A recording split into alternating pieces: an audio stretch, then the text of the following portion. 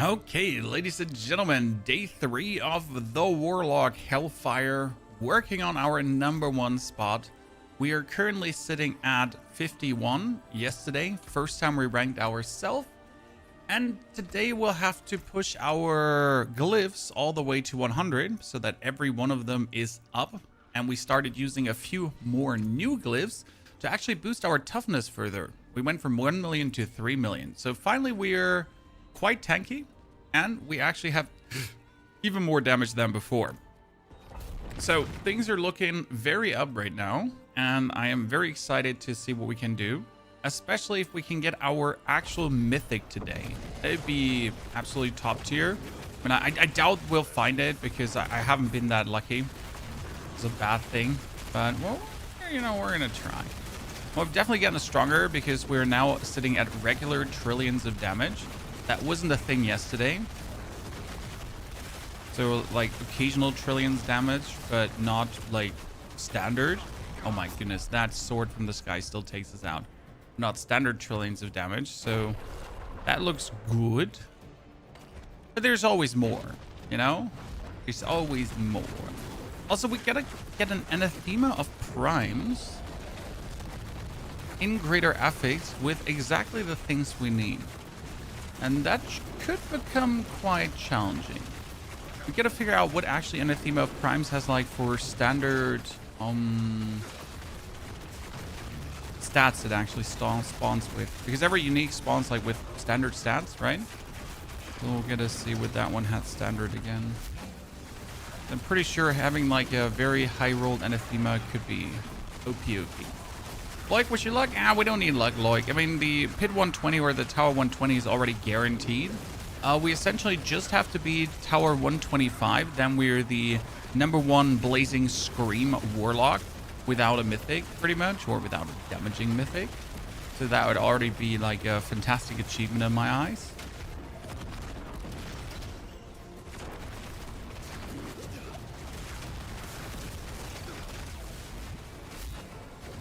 I think we're on the right way because currently we're playing the highest damaging version, the tankiest version also on the market, which is quite interesting. And I've seen quite some people try to replicate a similar build as we're playing right now, but all of them are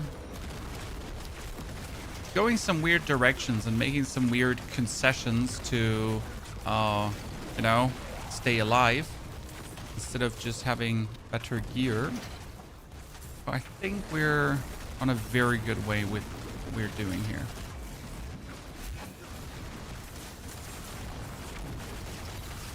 And obviously, let's try to hunt those mythics. I mean, yesterday we got 3 mythics in a row. You might not want to believe it, but 3 mythics in a row, ladies and gentlemen. And not a single one was the one we're looking for. And not even remotely what we're looking for, right? Just literally completely useless drivel. Like, imagine actually finding 3 mythics and it's like, oh yeah, well, so that's useless. Okay, so this one has the golden shield, and you know what the golden shield means? Well, you might not, but the golden shield means reprisal. It's going to throw damage back to me, and we really, really don't want that. Super annoying.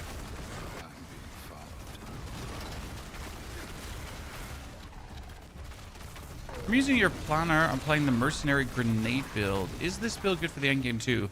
My friend, I put the mercenary grenade, the latest, what was it called again?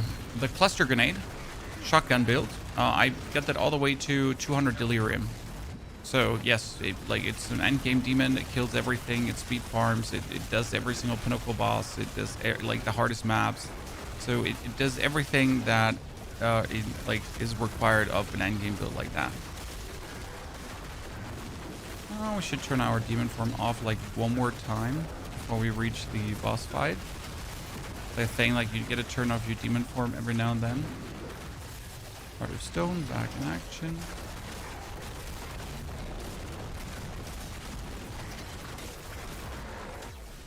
Back to the Butcher.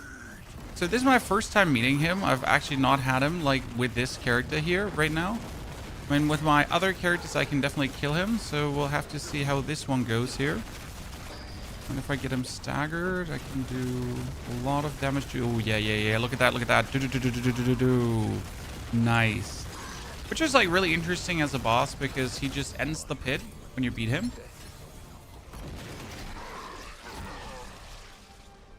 Okay, so I get an Anathema of Primes, and I think it has core skills, doesn't it? Let's see, patch notes. What the Anathema actually has.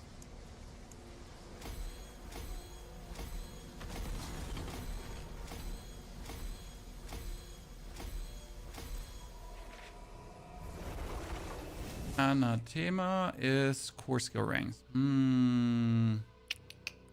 I will have to see how high we can add that. I need Diablo filters, and I need to look up where you actually get the Anathema of Primes. Primes is from Enderial. Well, we gotta see about that. Hellties.com. It's only up for a minute. Well, it's we can't kick some Enderials because we're missing the keys. So I would have to farm like lesser layer bosses for a bit, trying to get some more keys, probably down the line.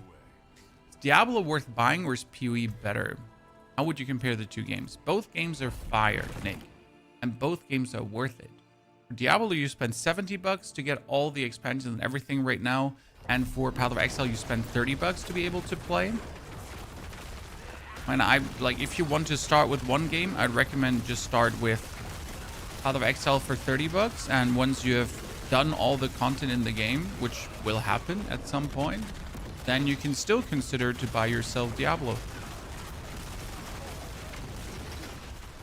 And that's probably the most efficient way to go about it. And then you wait for a potential Diablo sale and buy Diablo when it's like super on sale. Because why would you ever pay full price for something when you can buy it on sale, right? That's how I'm looking at these things usually.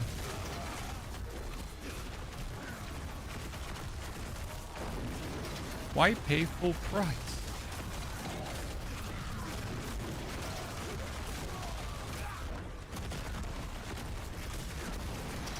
And you can have it for cheap.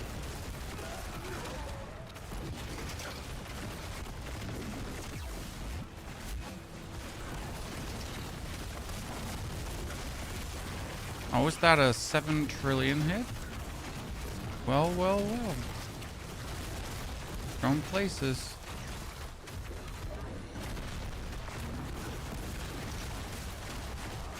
This is getting like more and more efficient with every run. I like it.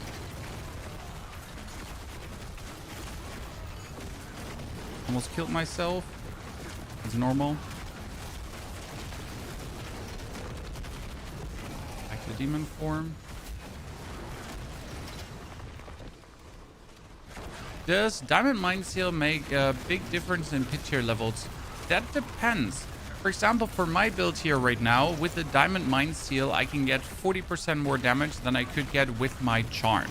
And I get more damage reduction. So realistically, yes, the Diamond Mind Seal for this build makes a difference. And there are a lot of builds that actually get better, especially when it comes down to the damage reduction component.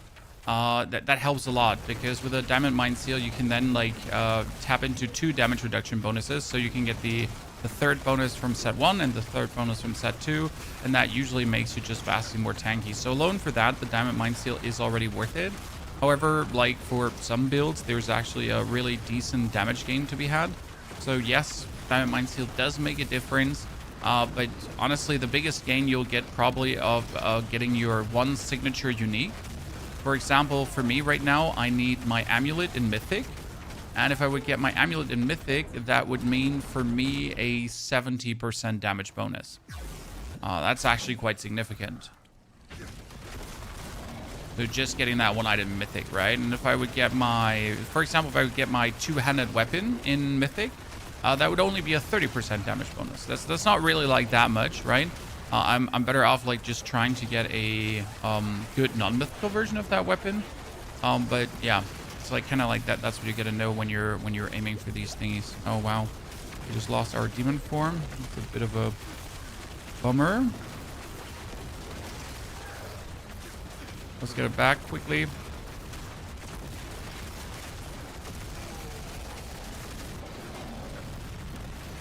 My best part is we're here in an area where I can bounce my fireballs back and forth, and we're just killing him instantly. Oh, that's so good. Poor guy. Oh my goodness. There's so much damage on the ground that I don't see. Okay, so we get this one all the way up as well. So like almost all of them 100 now. It's good to see. This build looks fun. 80 is super fun. I mean, it's definitely better than the Lunatic build in terms of fun. Because the Lunatic has gotten old quick. Also, Toffer, thank you for the subscription and support. Appreciation. When you're coming back to PoE, mid-end of the month, probably. Not guaranteed, my friend. Again, there is a lot I still want to do in Diablo first. Streams have been going great, my friend. Yes, thank you for asking. Your truck broke down. I don't like to hear that, my friend. That's never a great experience, I reckon. Okay, let's go into the Hell Tide. I've been watching your Dune videos. Do you think you'll ever come back to Dune? Yes, in September, Nick, because Dune is going then solo mode, and you can actually beat Dune completely solo. And I'm planning to start from the beginning again to build up my little beautiful Dune empire with all the improvements and things that actually have come there, and hopefully have a lot of people that want to be part of that journey another time. I think a lot of people are like me. They have played Dune on release, then they haven't touched Dune in a long while. And like being able to revisit the game and then have like your own little solo world going on, that's going to be fire. For example, right now I'm in the open world here, and I actually would like to use my Anathema of Primes to move a bit more quick through the areas, because right now I'm going like here with right now I'm going on foot and I can't teleport that much, so I actually do need to take my Anathema of Primes with me. The best part about the build is it's good for any piece of content, so it literally doesn't matter what you're gonna go for. Like if you're gonna play Hell Tides, Infernal Hordes, whatever, like Nightmare Dungeons, you're just flying through. Actually slowly developing into my favorite build. The only problem is it's very Paragon hungry. So like I even at this point I need another like 30 Paragon points. So I need like to be Paragon 260 to 270 to really get the most out of this. So that's like the biggest thing with this build. Like when I'm now looking to max out the damage, it is so Paragon hungry. Like some builds are not. For example, my Druid is like really quickly maxed out. It didn't need many Paragon points to feel good. This one is, it needs the Paragon point, you know? I think this is something to consider when you're making a build, right? How Paragon hungry are you? What's your thoughts on the Dreadclaws build? Which Dreadclaw? You're saying like the Dreadclaws build, as if there is one specific Dreadclaws build that I should be aware of. Now, I am not aware of a specific Dreadclaws build, so might you enlighten me, my friend? What am I missing?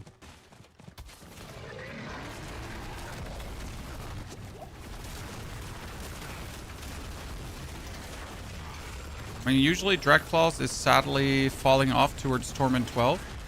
It can do Torment 12, but only with heavy investments. So not as simple as other builds for sure. But I'm not sure what the Dreadclaw build looks like. I suppose the max roll one. So I don't necessarily know all the max roll builds by heart, sir. And I make my own builds, so I don't really spend much time over there. Generally speaking, Dreadclaws is good to get you to Torment 10, but I wouldn't really try to do a lot of Torment 12 stuff with that. Avenger, the mobalytics is already updated for this build, so I did it this morning, but there is change coming today. So the update on mobalytics is pretty much with knowledge now, right? With the knowledge from this morning, but I am pretty sure that we'll find still things that we will wish and want to alter, right? Because we're just not like always done. There's just more that you could do, more changes, potential improvements, right? And I'm still not 100% happy with my glyphs. I'm definitely not 100% happy with that gear. I need a new helmet, for example, because I need to change the aspect on my helmet. Yeah.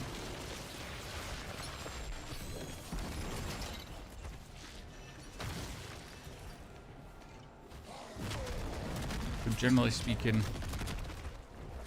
already out, but obviously subject to change.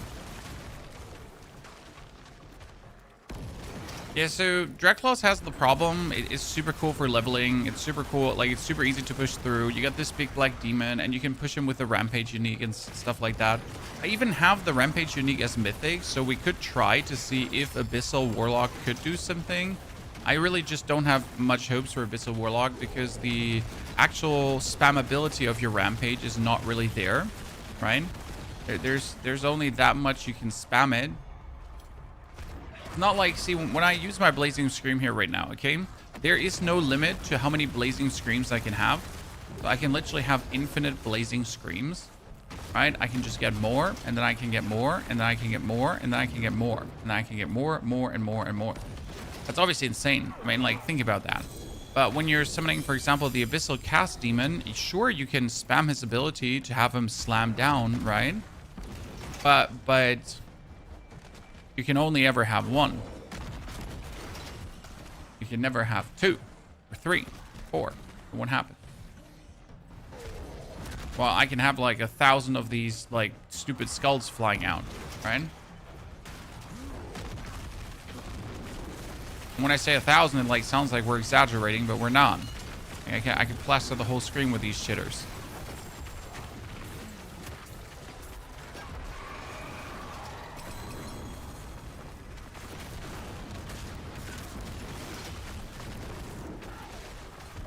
Okay, I'm looking for Hellworm. Ah, there. We're also farming XP for more Paragon points. I told you I need at least like 20 more Paragon points, so I think that's what we're doing here right now. Having an eye out. We need to fix our... We need to get the Anathema of Primes really quick.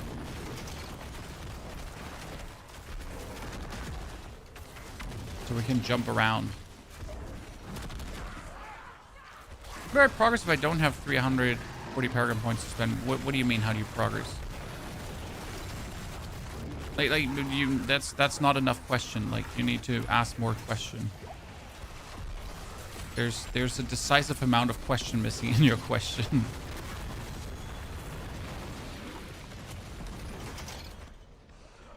And the Paragon board. Well, so the basic plan is that if you don't have a lot of Paragon points, you will turn your Paragon points weird to activate every single legendary node. You want every single legendary node activated.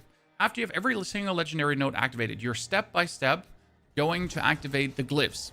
And then you're slowly also starting to turn the boards the right way. Because right now you have turned them anyway, just so they actually function and you can get to the legendary nodes. And after you have then turned them anyway, right, you're slowly going to start them turning the right way. So you can actually meaningful...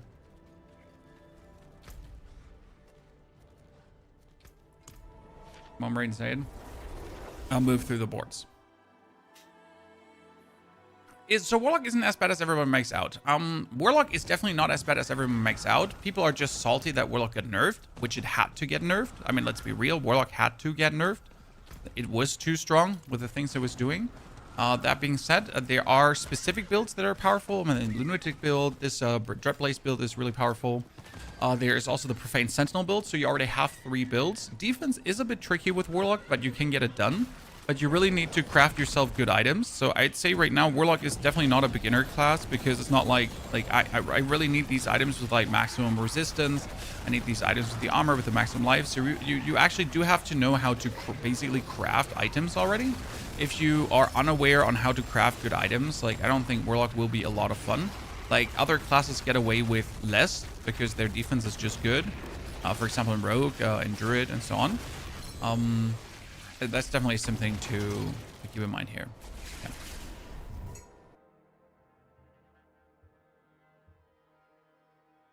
Speakers. Putzlappen. I'm using speakers from SteelSeries. But this microphone is like a directional microphone, so it's pointing directly in my face. And that is why you don't hear the sound of my microphone. It's here. It's pointing in my face.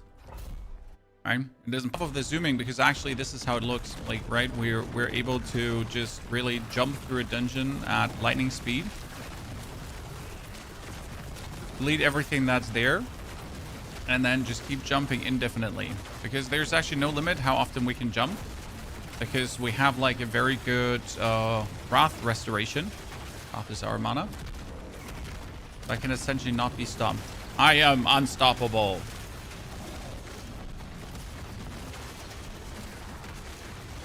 Like Thanos.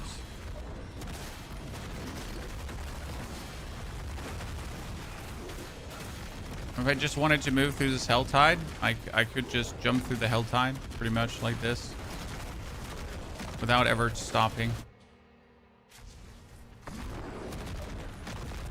This is my standard mode of travel. So if I'm like in a nightmare dungeon, if I try to do a nightmare dungeon escalation, you can imagine how quick I'm going to be smoothing through that. I mean, like, this is definitely my fastest nightmare dungeon escalation finishing build in any regard.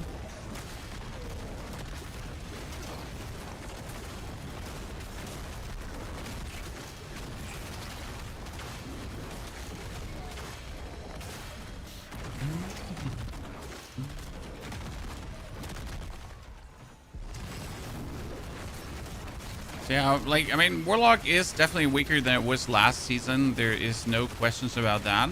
But I think Warlock is just something that you need to know how to build, right? Other classes are easier to build.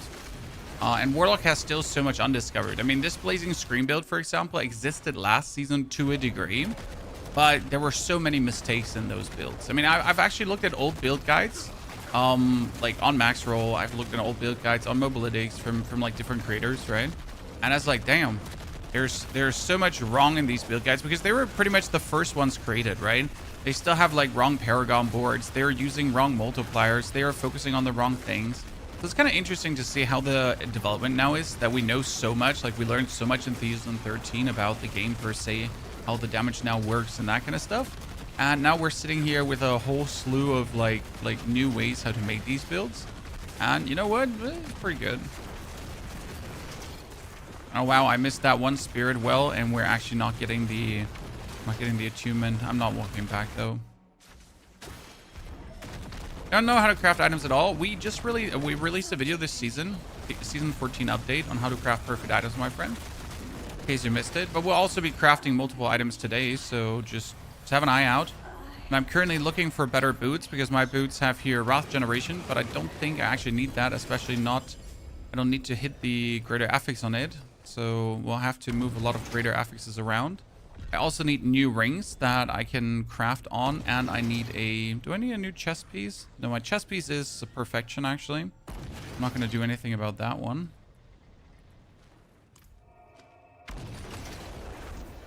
Maybe still a lot to, improve.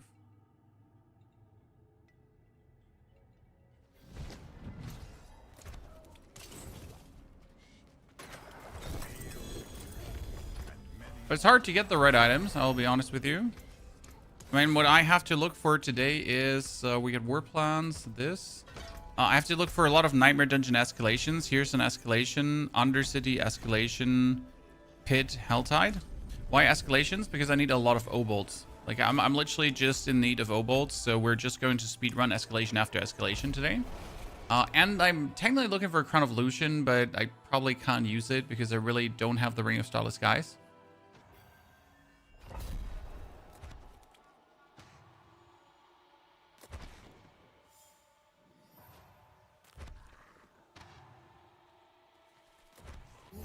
Oh, wait.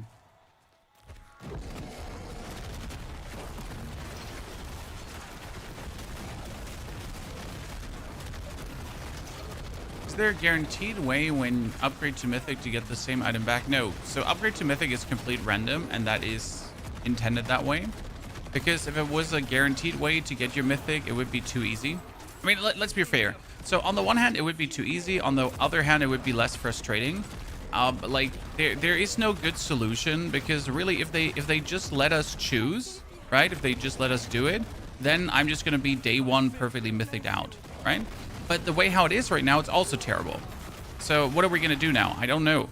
I mean, we are waiting for the patch. So there is a patch coming, in case you're not aware of this, on Tuesday next week, probably.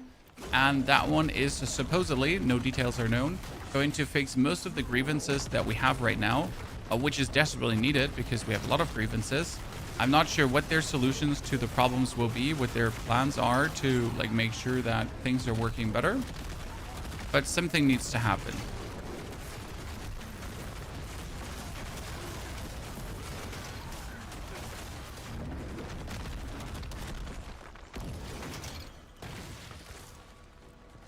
If you're happy with Torment 10, how good does the equipment have to be? Shoddy. Shoddy. Torment 10 is super easy to achieve with this build.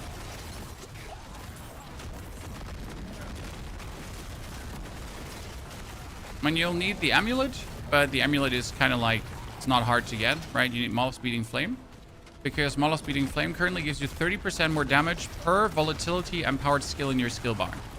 If you're paying attention to my skill bar, how many volatility empowered skills do I have? Exactly, all my skills are volatility empowered. So these are the skills that have the border around them, which means I got 6 skills, each volatility empowered, 180% bonus damage. It's kind of like a big crux of the damage boosting here.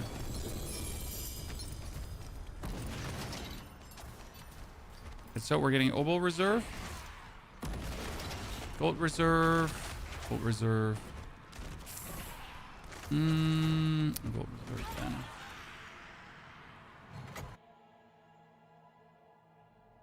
Specific affixes, Darkness Skills, Chills, together with Maximum Life and a Critical Strike Damage Multiplier. The fourth one is optional.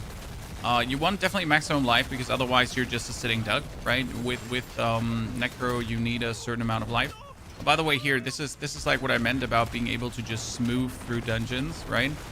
I am just speed bumping. And you can speed bump over walls and everything.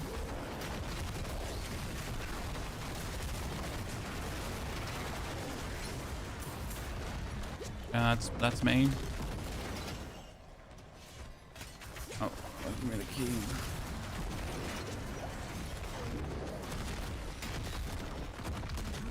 Running overrated.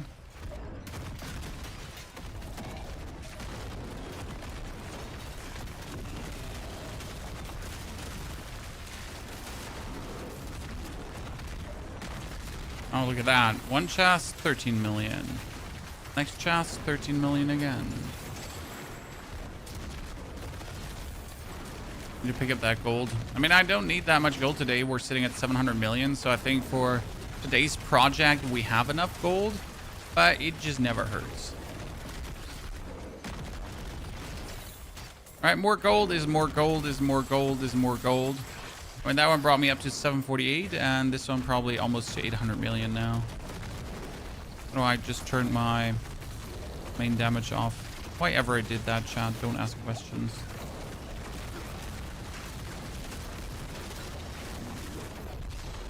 Hello, Slither. Welcome back. It's super cool when the boss gets respawned, because then you're getting like double the gold reward. See? 800 million. Because the final boss gives you the dungeon reward again, right? So if it's a gold dungeon, then you're getting gold. If it's a gems, you get gems, and so on. And if it's obolts, you get obolts. Obol Reserve, let's go. There's certain Paragon point level and gear for each Torment level. I have like 100 Paragon points and a few Ancestrals, but my Spiritborn seems to blow through tier 5 already. No. It heavily depends from class to class. So some classes can do different Paragon tiers earlier than others, and that's just as simple as it is, right? So like, for example, the Druid will be happy with like 140 Paragon points. The Necromancer is happy with 120 already. I'm not sure about the Rogue. The Warlock needs at least 180. So different classes are happy with a different amount of Paragon points to boost themselves early. And that really varies heavily from class to class, and then how easy they're powerful early on.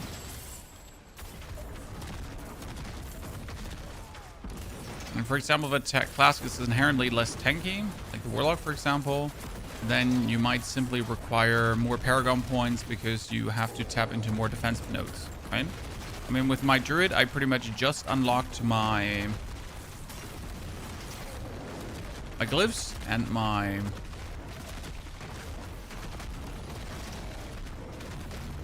legendary nodes, and after activating my glyphs and my legendary nodes, I was so strong that I didn't even need to go for any more damaging nodes, right? I could just focus on defense, defense, defense, defense. So with minimal points, I was already maximum defense easily.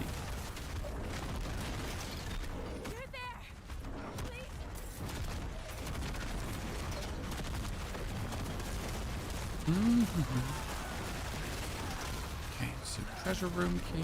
And that was our first Nightmare Dungeon escalation to start the day with.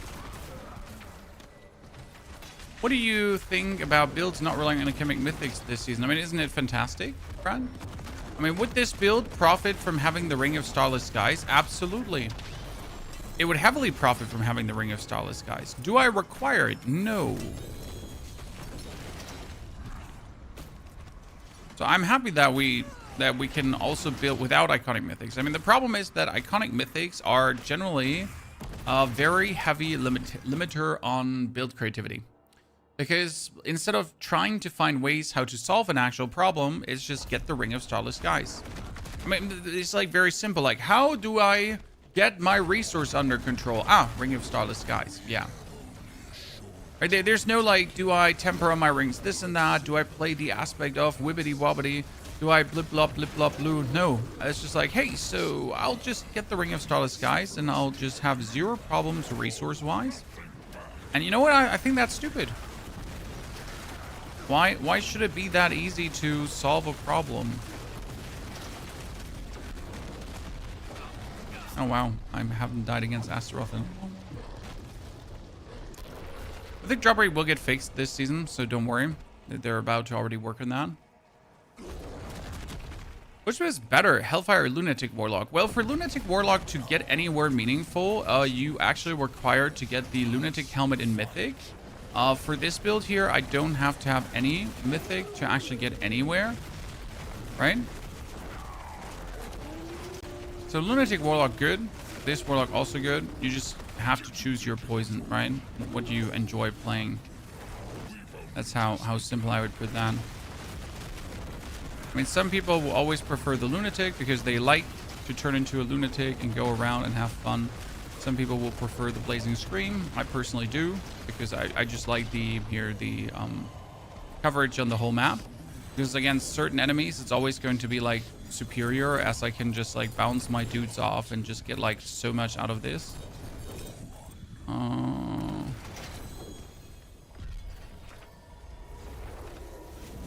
can get like many keys even though we choose like the super key one. Druid is so tanky it's stupid. It is. Okay, helmet. Maybe a better one. Sigil of Summons, no. I could try to reroll the things, but we're not going to do that. Critical strike chance and critical damage multiplier. Similar to what we have going on there, so we'll have to keep this one, but it's going to be too harsh to roll around with. We get an Anathema, but not what we're looking for. This one, we're hoping to actually get the Aspect of Heavenly Strength finally in max rolled. We still don't have that. What's APOC doing this season? Fantastic, but nerfed.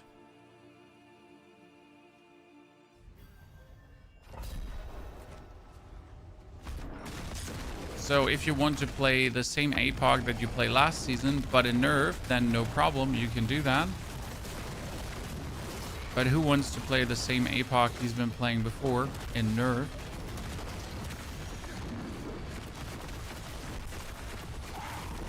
I mean, the only good thing that APOC had going on was that it was OP. I mean, it was neither a smooth skill to play, nor was it a fun gameplay loop in some way, right? It was just APOC clutter screen completely with Ginormous Explosion, and Ginormous Explosion do trillions of damage, right? If you take the damage component out of APOC, it's like very sad.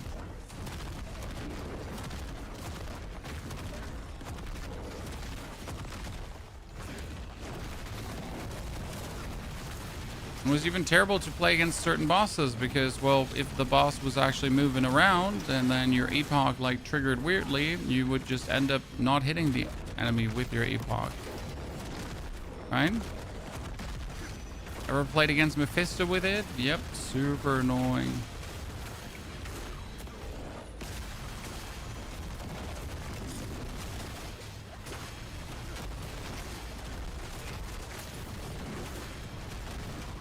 Who likes that?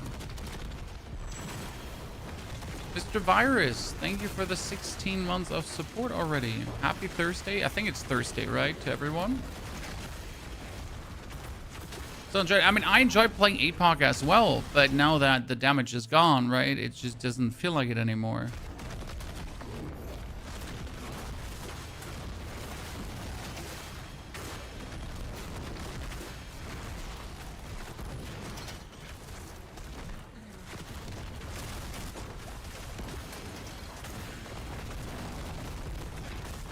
Which bit is best for the start? Well, I started leveling with Hellfire and then I continued playing Hellfire.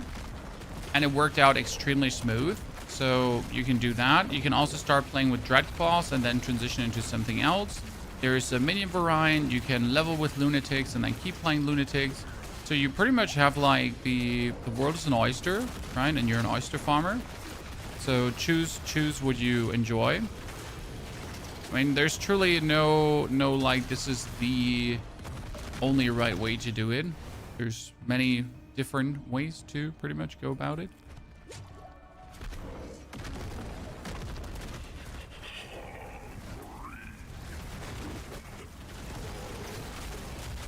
Dude, he just got killed so fast, poor guy. Which build was the most fun this season? Army of the Dead. Then we had the Druid with lightning. And now we have this particular build that I'm absolutely loving. So good.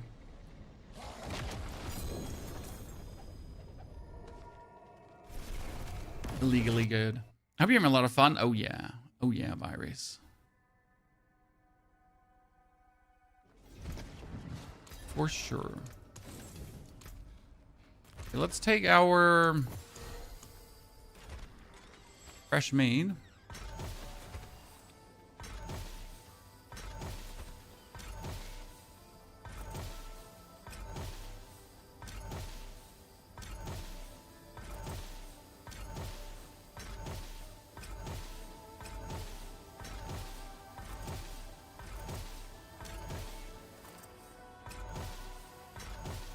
Not a single. Not. I mean, these are all ancestral. Actually, one ancestral version too, John.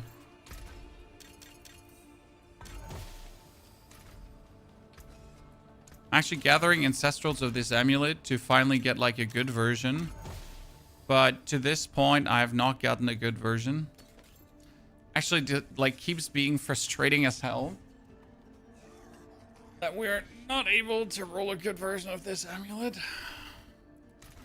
You don't even want to know, Chan. It's bad out there. When I'm willing to waste like all my superior layer keys to pretty much just, you know, go through and see what we can do.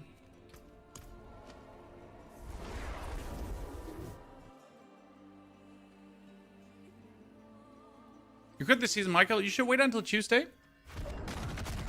Tuesday is the big update for the season that might or might not improve things. Now, might not is actually an option.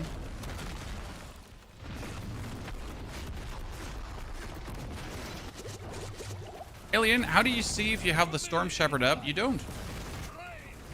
You just look at your damage, and if everything is just dying 500% faster because you do 500% more damage, then you know Storm Shepherded up.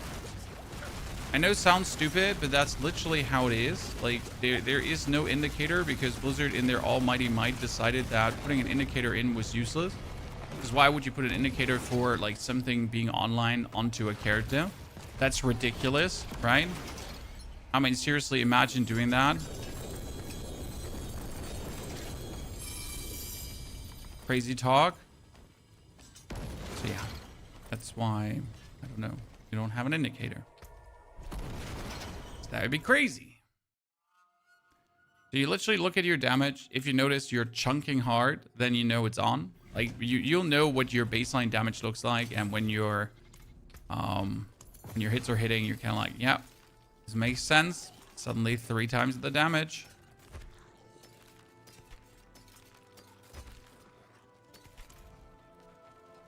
Goodbye.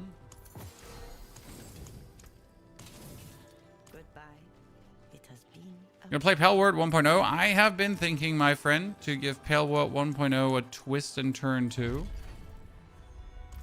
Okay, what I need is, I need technically better gloves that have crit chance and attack speed.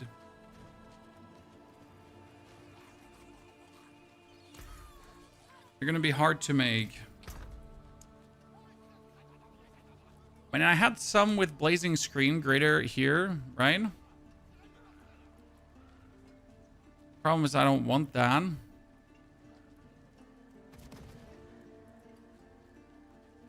Because I had to remove the willpower from that, you know?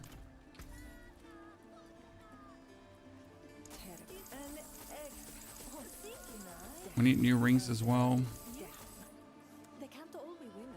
And we need a new helmet too. You know what? A helmet might be easier to get. Helmet. I need just a maximum life helm.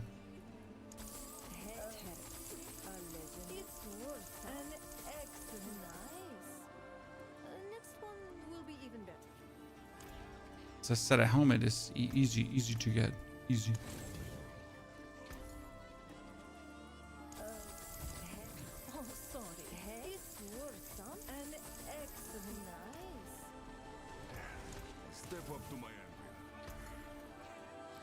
Helm, banana phone, helm, banana phone. Remember I said that a helm is easy, and I actually lied to you? But who would have guessed that we're getting so majorly unlucky? Wow. Any kind of helm like lying around? Alien, thank you for the $5 donation. I know the answer is not as satisfying as there is actually a marker. Just follow that, right? But sadly, it is what it is. I mean, we're hoping that Blizzard will introduce a marker in the update to see that the 5% is active. That is max life and armor. That's great. Look at that. That's a killer one. Because now we can do something cool. So watch this, chat. Okay, so we have max life and armor. We're going to remove the healing received. Healing received is utility. And the healing received, like both are utility. Then we're going to add all resistance. And resistance is actually going to add all resistance. Then we're going to focus reroll until we have the resistance to elements in a high value.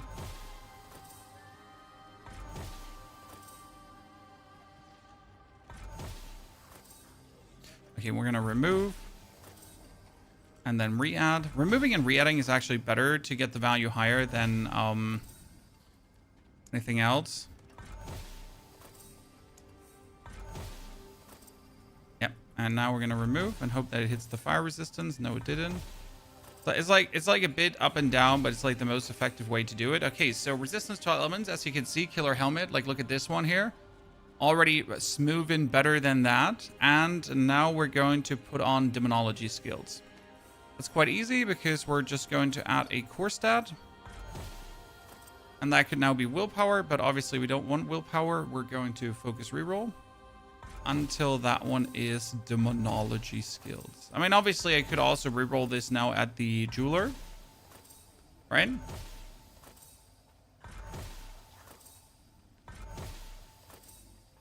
Vigil of Summons, Abyss, willpower.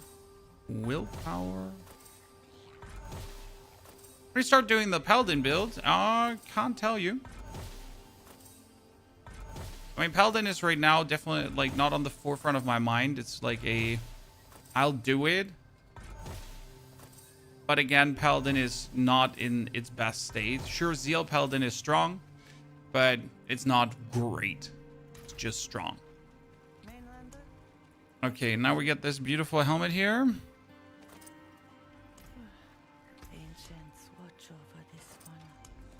Temper on maximum life.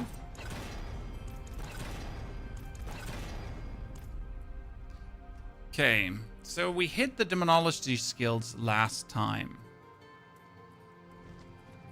I have to upgrade this to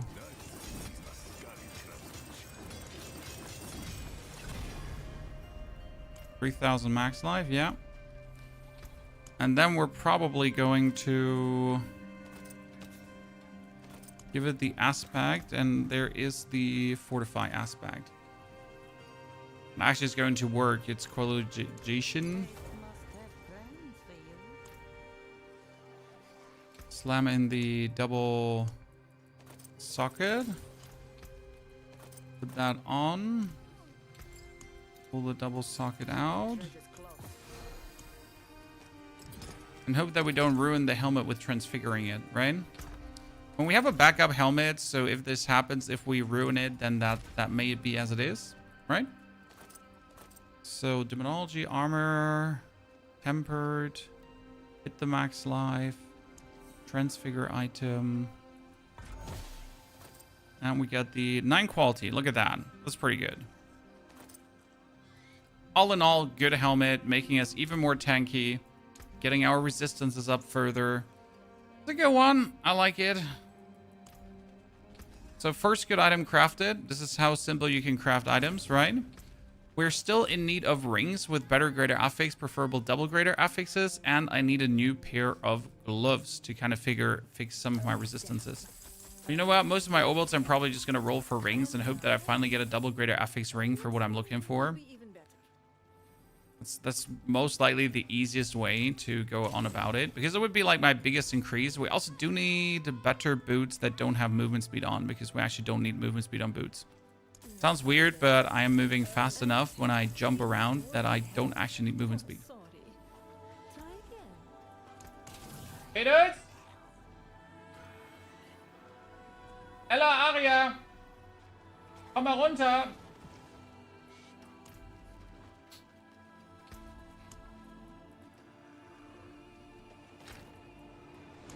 Okay, see, that's an obol reserve right away again.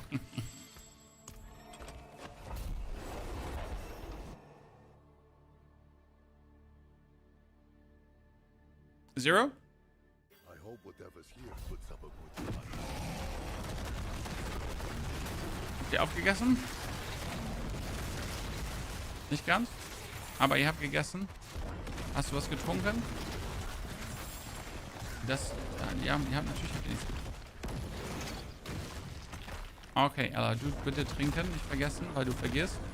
Fernseher erstmal Pause machen. Zähne putzen, Hosen anziehen. Folge zu Ende gucken, dann erstmal Fernseher aus. Okay? Zähne putzen, Hosen anziehen und vor allen Dingen mal vielleicht eure Bücher rausholen. Ein paar Seiten machen. Danke.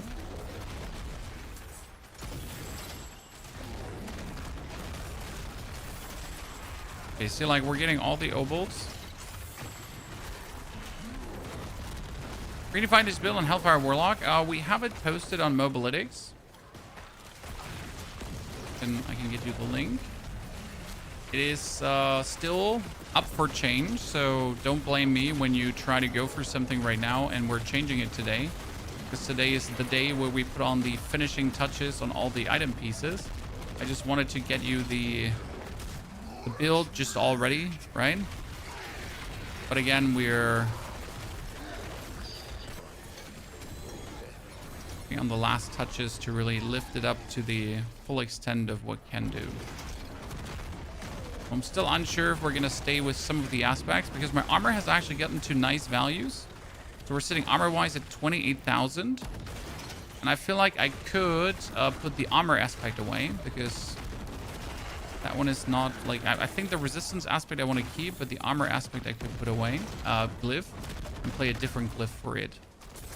And our willpower sitting at 2.8. 2.8 is amazing. Because more willpower is more... Kaboom. Casper, thank you for the brand new support. Casper, dankeschön.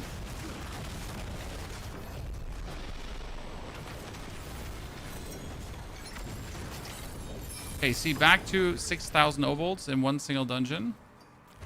Another obol reserve, strong room, obol reserve, obol reserve. Let's go. Do you think Hellfire is better than Dreadclaws? Yes, 100%. Not even close.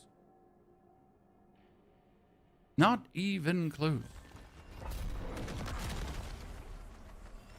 I mean, like, if you look at my damage here in my demon form, I am sitting at easy trillions of damage. Like when we're doing the pit, like we're doing at least 500 billion plus, like with the up to 10 trillion outlier here currently, and that's insane. Considering that most builds worked on an overpower stick, right, last season, and we're completely working now without an overpower stick and still getting these numbers, so that's really happy. That's also without having an offensive mythic, right? So that also does play a role, but like because having an offensive mythic would obviously make us vastly stronger. But we don't have one. And we do have a defensive mythic, and that does help too. Not gonna lie about that.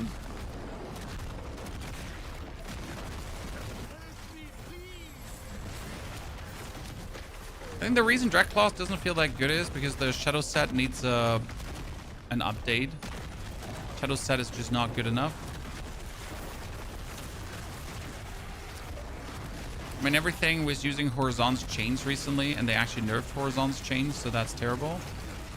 Right? I mean, imagine like you've been using that one set that was actually good because you could slam like a lot of demons into each other, and then Horizon's chains just gets nerfed. By the way, yes, you can see despite like being actually tanky, right, and thinking about removing like that one defensive aspect, there's still a random death piece possible. At the end of the day, we only have like 4 million toughness. Sounds like something, but 4 million toughness is like not much. Curious Merle, Obol dude. Oh please, Merle. Let me have your back of Obol. 0. Thank you for 20 gifts. 0. That's a lot. That's like a lot of money. A lot of money. Thank you very much, 0. Very kind of you. What's your opinion? Best way to get charm sets? You can do Seer's Reach dungeon above Themis for gems and charms at the same time, for example. Very useful. You could be doing Undercity for charms, or you could just kill lair bosses also for charms. I mean, many different ways to actually go on about it. Tree of Whispers helps too. Tree of Whispers will always get you, I think, 1 charm, even if you're not, like, if you go for Chaos or if you're going for Talisman, obviously. Right, Nightmare Dungeons as well, they're helping too. So Nightmare Dungeon escalations, as you can see here, also charms. So yeah, they're kind of everywhere. Another Obol Reserve. Okay, that's overdoing it, but I want 25,000 Obols. I mean, if 25,000 Obols are not getting us a better ring, then I don't know what we're looking for, right? By the way, Yunku Music, I completely missed your membership. My apologies.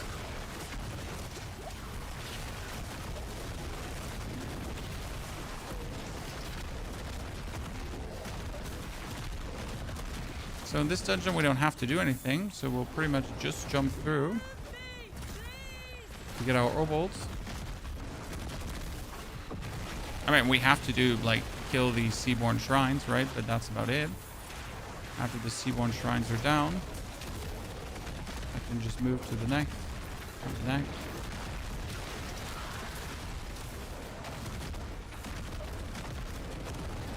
Make sure we're not missing out on the chest.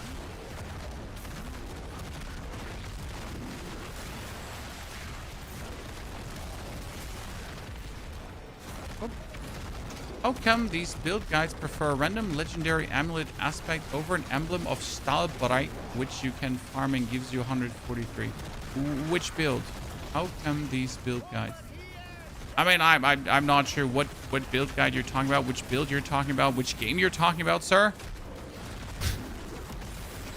You missed out the beginning, the end, the middle of the sentence. Information, sir.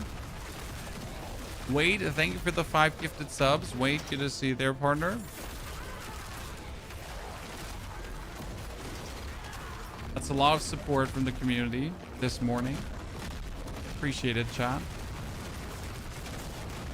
Take him down.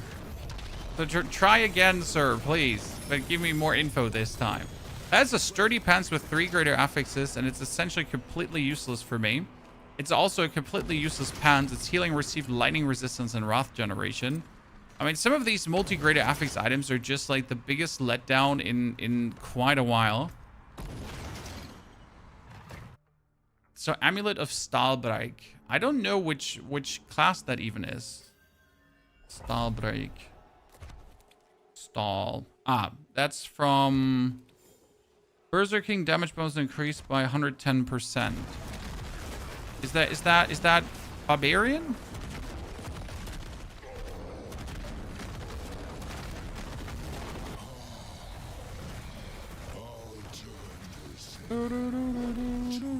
We're doing no damage. Now we're demon form and we're doing damage. It's a big difference, like if I'm demon form or not, obviously.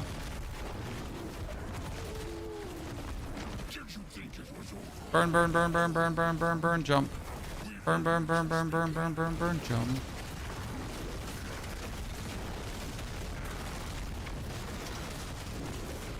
By the way, we tried this version also out with less attack speed, and it works. Like you can, there's an aspect that turns your attack speed into attack damage, right? And it's kind of funny because it lifts up your trillions of damage here. That's a 9 trillion hit, by the way. It lifts up your trillions of damage to double-digit trillions, but you're attacking like an absolute slowpoke. Right? It's like, oh no, my enemies are moving. This is so unfortunate. It's kind of weird. Didn't like it. Leipzig, thank you very much for your subscription and support. Leipzig, thank you for the 31 months. You and your family are fine. Yes, we're doing great. I mean, I just spent the day yesterday with the children in some like indoor playground amusement shenanigan. And they had a great time. The wife could get her nails done. Life's good, you know?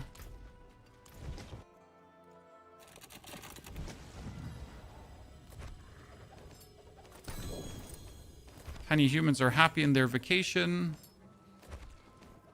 I might potentially go to ExileCon, chat. Woo! Wasn't actually planning to, but there's a world where I might go.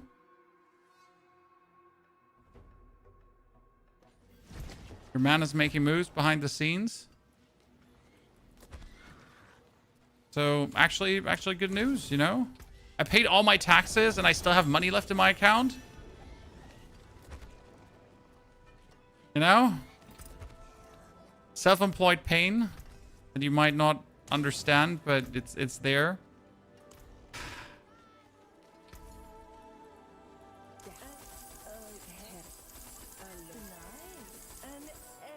So it could certainly be worse, you know? Yeah, it honestly, it could be worse. And when it finally doesn't feel like you're working for nothing, so... Woo. Always a good feeling.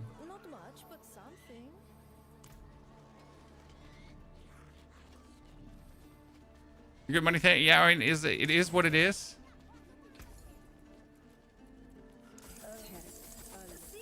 Taxes are part of life, unless you live somewhere where taxes are not part of life.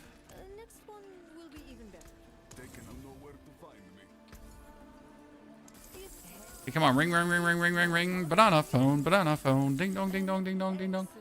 No, still not. So what are we looking for? We're looking rings with greater affixes to critical strike and attack speed, but preferable both of them, right? And it's like, it's gonna be harsh to get them, but it's not impossible. Again, I could also look for boots because we technically don't need the Wrath generation on boots. Or I could move the Wrath generation here over to somewhere else. But what we don't actually need is the... see, like, I transfigured these boots, so I can't actually move anything. So we need different boots that have a greater affix to life as well.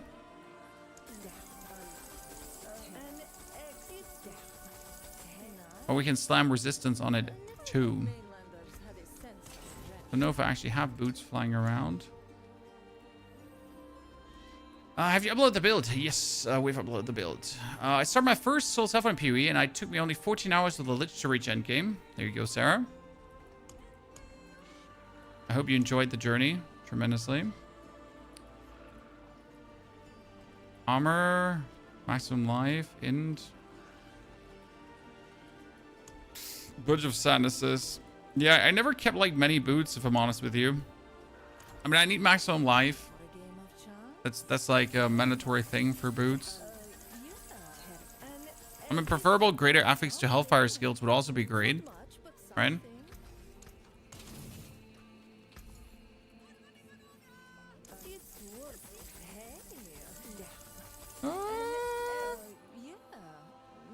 That's maximum life, but I would have to reroll all the other stats into something useful. That's armor and resistance to all elements. I mean, I can take the armor, but like the problem with maximum life on this character is that it's damage, right? So I'm not just stacking maximum life for nothing. I'm stacking maximum life for damage. And that's why I can't even remotely think about not going for it, right? It's just mandatory.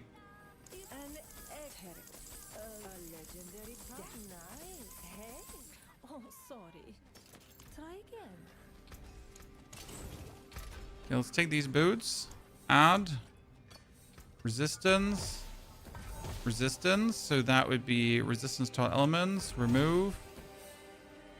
I could be higher.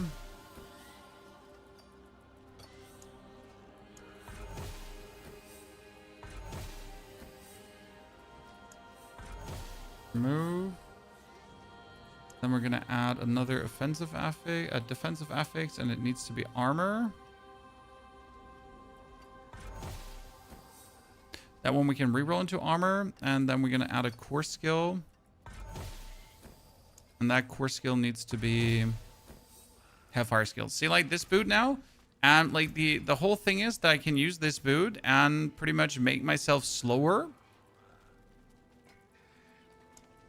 Like life regeneration, I would reroll into armor. Okay. This would make me slower, realistically, by 36%. But since we're jumping around when I need to go somewhere, I wouldn't feel the lack of mobility. So I feel like, oh shit, I just actually hit that max roll the first time. And I didn't even notice. Because I did not expect to ever hit a max roll temper first time. I'm sorry, chat. I didn't see that one coming. I mean, some movement speed you obviously want to have to move some, right? Even though barrier generation would probably be better than that.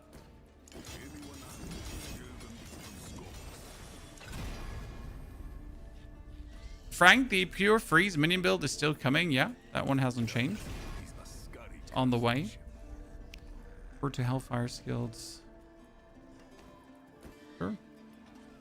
And then we're going to have to put on the Undying for now.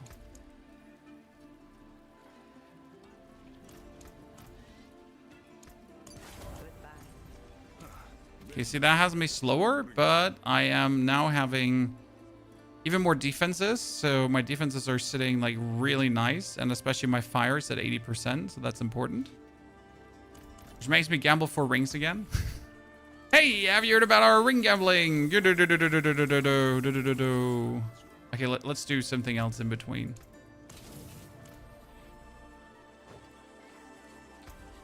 We're still farming 115s. Why 115s? Because 120s we do like we did yesterday in 8 minutes. Now you notice how we're walking slower, right? Oh, I forget to put on my other set bonus. Let's actually see how quick we can do this now. So we're currently playing like without the nameless set. That's different in damage, but also different in tankiness.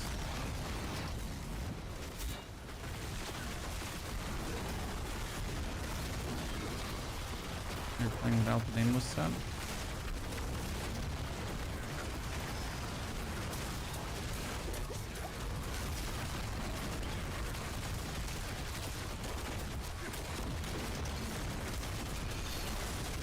I'd like to pick up the stone again, but there's like too many opponents that don't want me to pick up the stone right now.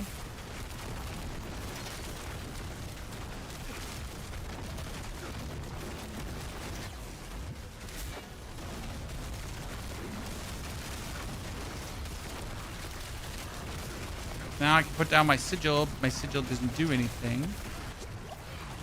Oh, it might be time to leave the demon mode. I'm gonna bother you with the PoE2 question. I mean, you're not bothering me. You might just not get the in-depth answer that you're hoping for because we're not currently playing PoE2. Should I upgrade Spell Totem or Grim Pillars? You have to upgrade the Grim Pillars to do more damage, and you have to upgrade the Spell Totem to get more Spell Totems. So if your spell totems is not level 14, then you're not natively increasing the amount that you would get from them. Also, if your spell totems are too low level, then they barely have any kind of survival, so they're just going to instantly die, right? So again, you kind of have to upgrade both. But your spell totem technically never needs to be above level 14 or above level 21 or 23 when it's level boosted. But your Grim Pillars needs to be max level. If your Grim Pillars is not max level, then you're not going to get the most out of it. Okay, something in this dungeon is just like kicking the stone out of my hands every single time. Don't like that. Playing softcore or hardcore? I don't play hardcore. I have no interest in hardcore.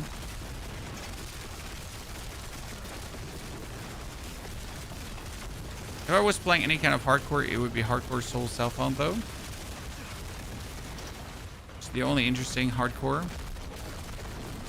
I'm really happy for the Soul Self-Found players to, the hardcore Soul Self-Found players to have gotten that mode. Because it finally like validates what they've been doing, because also in hardcore you have real money traders. Which seems like crazy to me, you going for real money trading in hardcore when like literally one single death can actually delete your money. I mean, each to their own what they like to do with their money, but like, you know, real money trading in hardcore seems like gambling to me.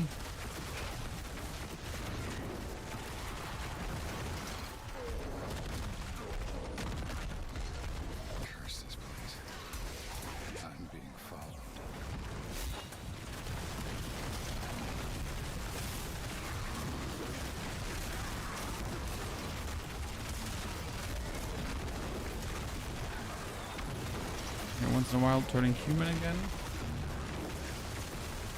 This is where I'm definitely missing the set of the nameless, because if I now would turn human, usually I could just spam my sigil to volatile empower everything, and that'd be useful. So I guess for pit pushing, nameless is required. That more and more now. It's a particularly slow clear. Returning player from season 1. Is Warlock good first char? I mean, if you have all the expansions, like you can only play Warlock if you have the DLC, right? You can't play Warlock without the DLC. I think the free weekend of the Warlock is already gone. So yeah, if you have the DLC, then Warlock is definitely a fantastic char to play. Not sure how good it will be for a returning player that hasn't played in a while and pretty much doesn't know how the game like functions damage-wise right now, because it changed a lot how you scale your damage. So that's something to keep in mind, right? You're pretty much joining and you just don't know everything about all the multipliers and how the multipliers multiply with each other. And what you should look out for. And you shouldn't just stack your crit damage multipliers. You should also stack the others. How the Horadric Cube works. And if you don't have the expansion, you also don't have the Horadric Cube, which would be horrible. I don't want to go into the next level. I just want to get like enough experience here from you dudes now. So thank you very much. Okay, so like this area here is perfect for this. Because when you look at it, I can just fight this dude. But I can bounce my skulls so that they're literally going back and forth, right? So you bounce them off the wall and they'll just hit him again, and then they'll just hit him again, and then they'll just hit him again, and then they'll just hit him again.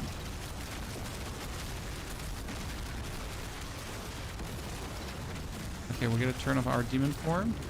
One thing I notice is how we're actually running out of resource at times here right now. I don't like that.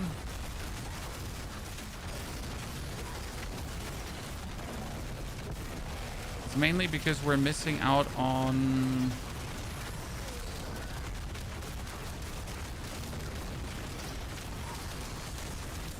one glyph that we exchanged. We still have the lucky hit chance to produce resource. That one is working. I think we have to put Wrath back in. We have Death Aura. I could probably get how How much would Death Aura lose me? We're sitting at 5,000, right? Currently, resistance-wise. Put Death Aura off.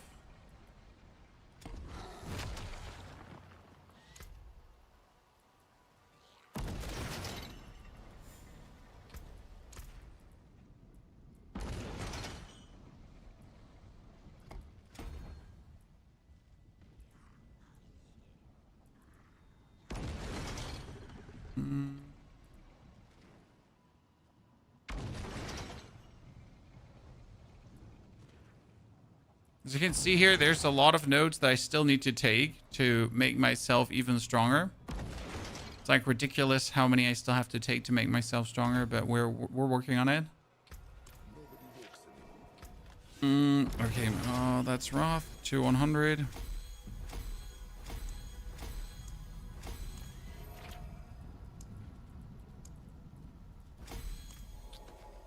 Is build good for Torment 12 Mephisto, Damien? Yes, you can absolutely demolish Torment 12 Mephisto with that. We tried it yesterday, and yesterday we were weaker than we are right now. The problem yesterday was that our defense wasn't like up to snuff for Mephisto, so he would actually hit us. I will say that there are better builds to kill Torment 12 Mephisto, but I will also say that we have the damage 100% to like hurt him good.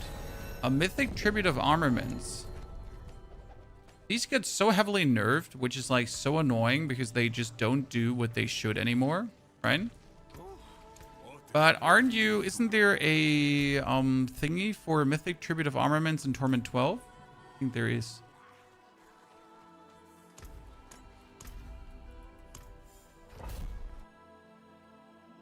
Let's see. Got my Anathema on, right? Let's see where the minutes are for timers, because I've had sometimes this dungeon and then I was trying to kill things, right? And there was like literally no timer minions around. It was horrible. I was like trying to get like time and I couldn't get time. Like in the first floor, pretty much like not a single time minion, right?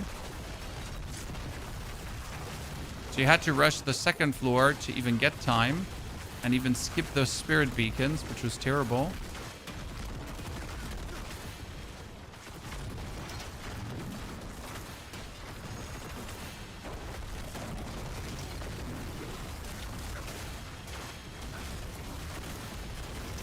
This is also like an indicator if a build is doing well or not, because if you can't do a Undercity tribute like a Torment 12, if you can't do a Mythic tribute in 12, then like what's your build even doing, right?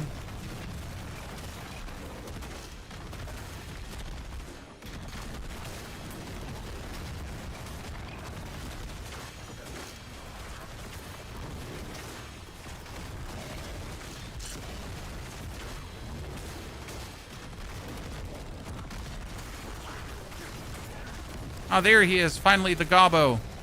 So that's a bonus chest, ladies and gentlemen. They nerfed the whole thingy, by the way, in case you are not aware of this. So the mythics from the chests are not guaranteed anymore. It is completely random now, and like it's terrible, to be honest.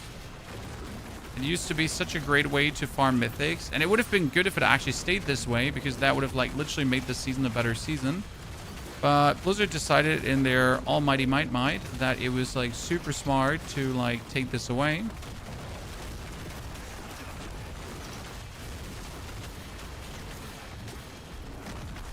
I think what they feared is people like sharing mythic tributes. So, I mean, you could have made them like, you could have removed that they can be shared. I guess worst case scenario, right? Bone Spirit Necro. I mean, Bone Spirit Necro is definitely weaker than last season due to the loss of the overpower. So like it might have gotten some buffs in the bone department itself, but the buffs in the bone department itself are not significant enough to make up for the overpower nerfs. So that's just something for you to know.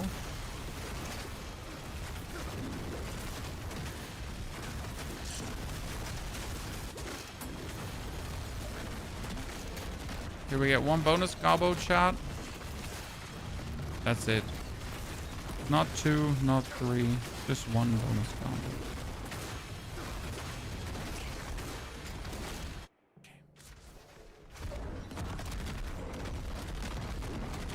They take the jobs and then they take our mythics. I mean, I actually haven't heard like of any Diablo members being let go so far, but maybe they're still shocketh. See? One mythic at least, John. A ring. Oh god, it's gonna be the same ring again. Wait for it.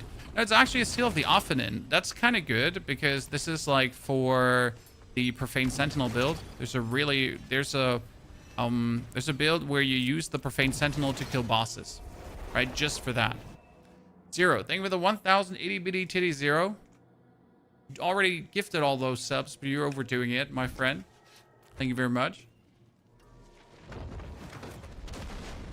Wait for the next patch, Mentic? I mean, you could wait for the next patch, or you could just play and have fun.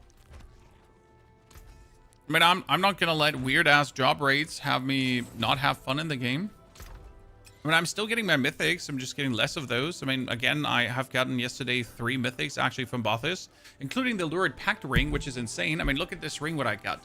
It says Rampage deals a 312% increased damage. Each enemy or demon killed by Rampage increases the size of the brute and it smashes by 50%. Also up to 50%.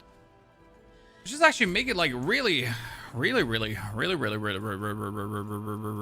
good. But the problem being, you burn keys now or you horde for patch. I mean, keys come, keys go. You might as well burn them. I mean, obviously, totally like your own decision. I burned all my keys yesterday, my greater keys. I mean, it's not like I don't have keys. I currently have 133 lesser keys. So if I just would like to throw on a movie and farm like lesser bosses for like an hour or so, I'd have like tons of greater layer keys again.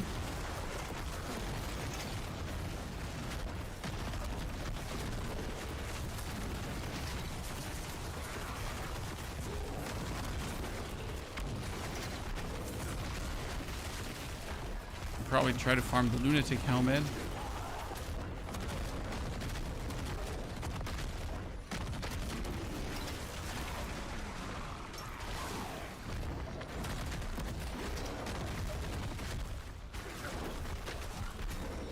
How do I get up there? I need to get up there. There was a jump over, wasn't it? God, I hate this. I hate this area here with a passion.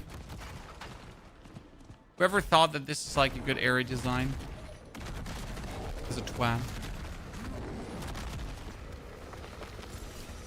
So we remove Iker, put Wrath in. No, not Wrath in. Wrath was actually the wrong one. I wanted to put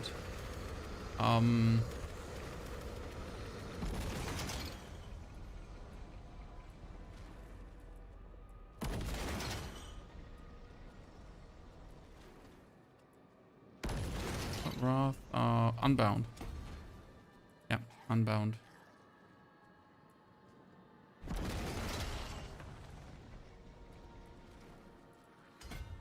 Unbound gives you resource generation more, and that is very useful.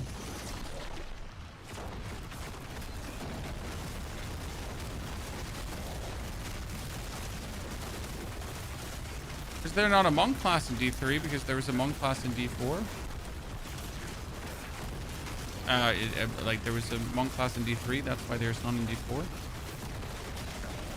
They're trying to be original.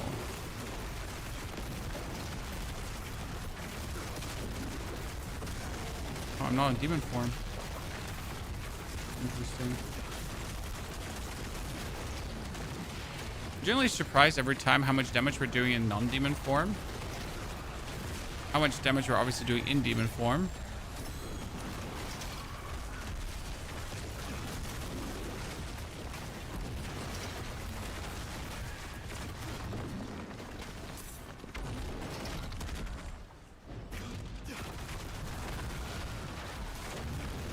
Witch Doctor more fun. I've never played Witch Doctor. I have like zero opinion on Witch Doctor.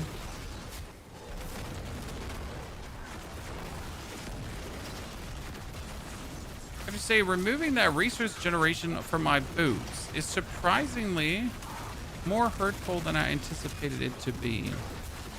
And as long as we have enemies to kill, we're like more than happy.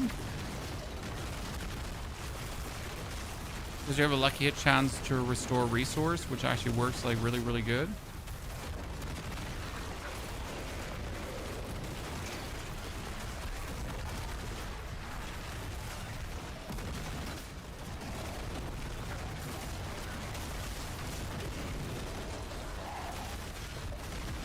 Fried chicken? Nah, I have no interest in D3. It's an old game for old people.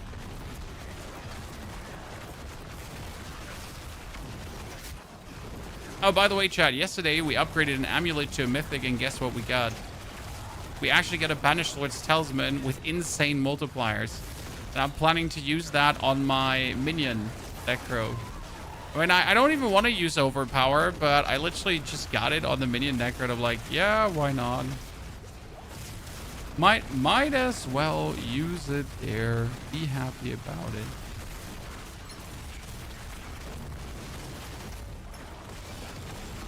What's the worst thing that could happen, right?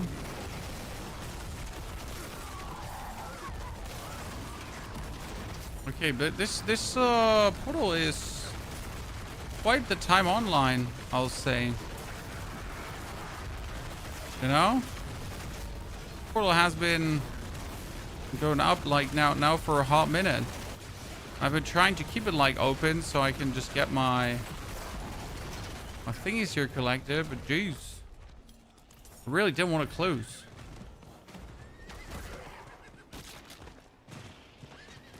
The Warlock concept is my favorite class alongside Necro. What I like about the Warlock is that it feels like you have options, right? Let's be fair, like the Necro just doesn't have the options compared. No other class has options compared to the Warlock. It's like, it's insane. Like it can do so many different builds and things, and like skills actually interact with each other, and you can cross-pollinate skills over everything and just like see where it goes. I mean, yeah, sure, some of the ultis are definitely not viable, but all in all, like there's so many. Damn. Well, it's just the most thought out concept next to Paladin. Obviously, Paladin get nerfed heavily though.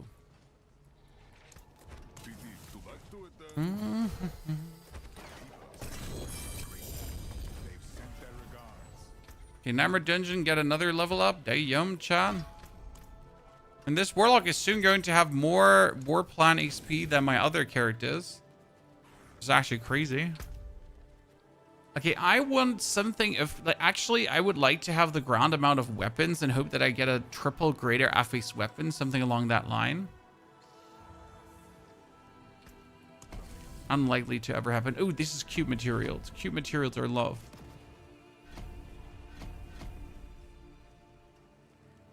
Yeah, I mean that's cute materials for days. Don't have to worry anymore. Oh, gauntlets. Still trying to get a better gauntlet.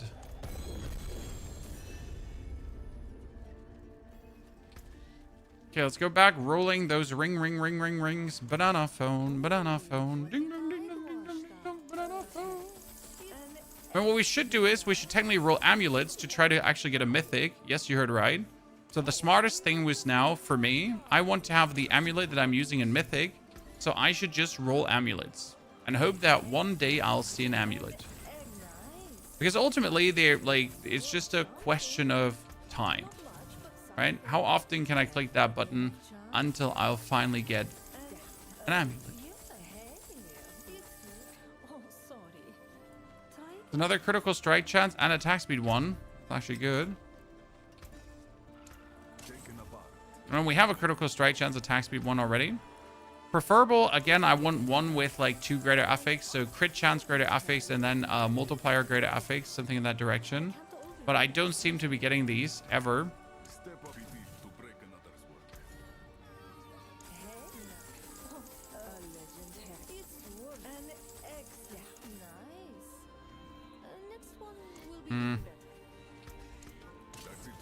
Before you ask, yes, they can drop with multiple greater affixes. But obviously the one specific ring I'm looking for is probably worth hundreds of billions of money, right? When attack speed and crit chance greater affix, or attack speed / crit chance plus a damaging greater affix, it's just not happening a lot. Zarbinzet to see what we got there.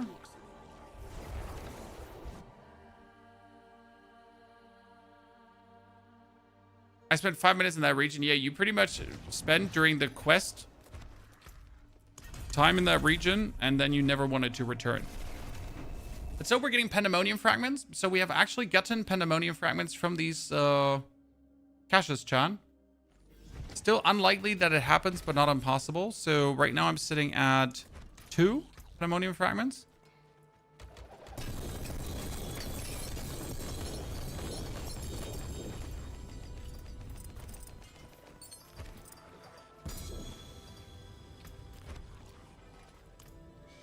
Now we're sitting at 7 Pandemonium Fragments, so it actually worked.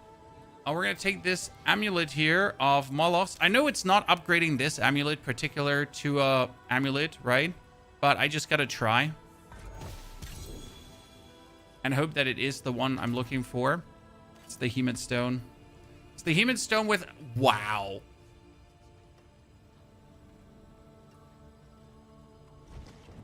That's insane.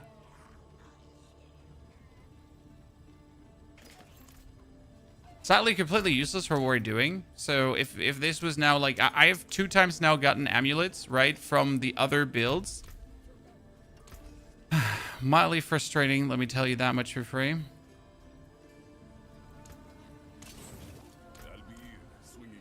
What's the amulet, my guy, dude? I don't even want to talk about it. The problem is, even if I get my amulet in Mythic that I'm looking for, it's not even guaranteed to be better than non-mythical amulets, right?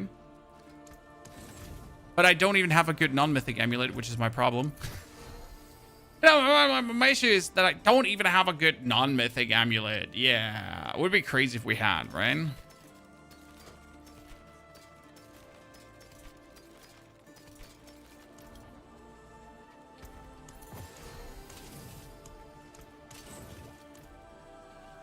Okay. Got Robadoodle there. This one, there one.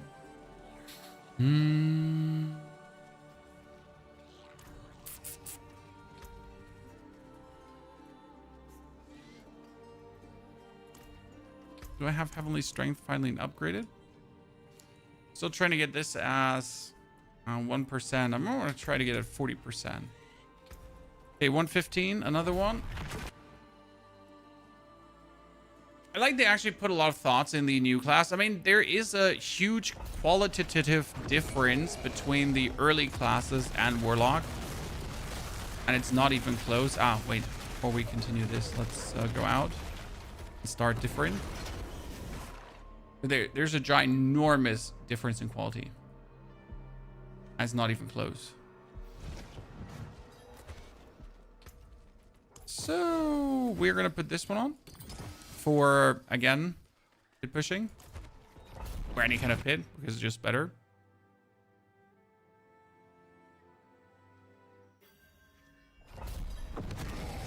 Because now if I put down the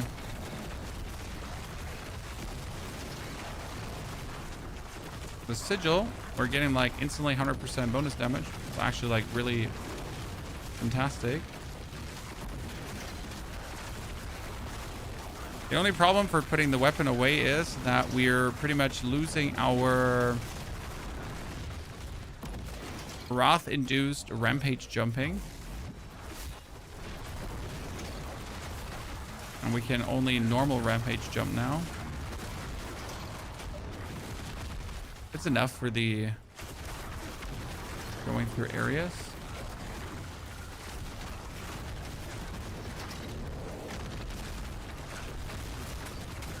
Planner for this build, yes, but the planner is subject to change with everything that we find out today.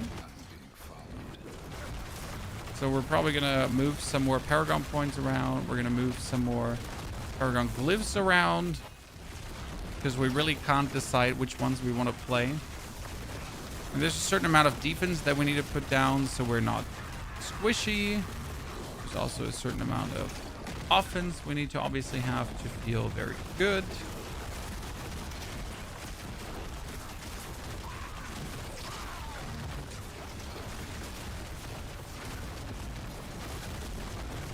turn off the demon form for a second.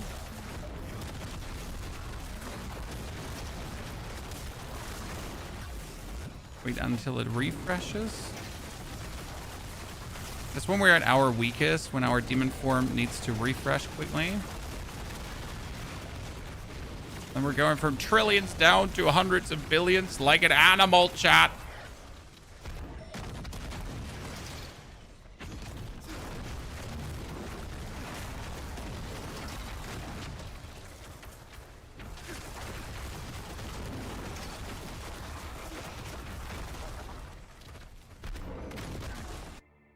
So the plan is going to change like tomorrow. No, as soon as we're done with the stream today, we're actually going to sit down to record the video about this build.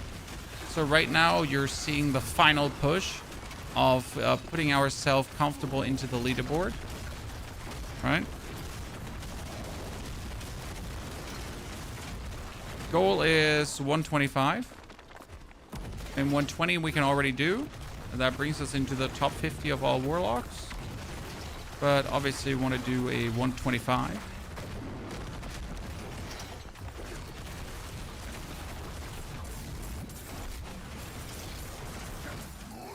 Ah, the butcher. Nice.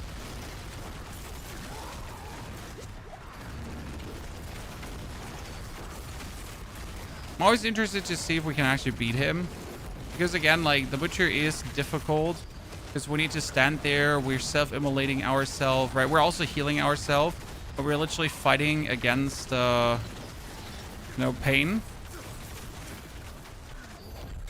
Okay, good finisher.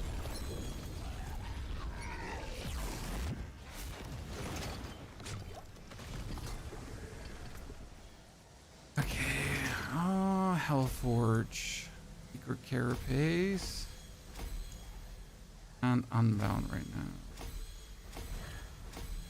We then wanted to keep Unbound or not. We decide to play another class when we're done with the current class. Yo, resource sustain is crit plus wrath. My resource sustain is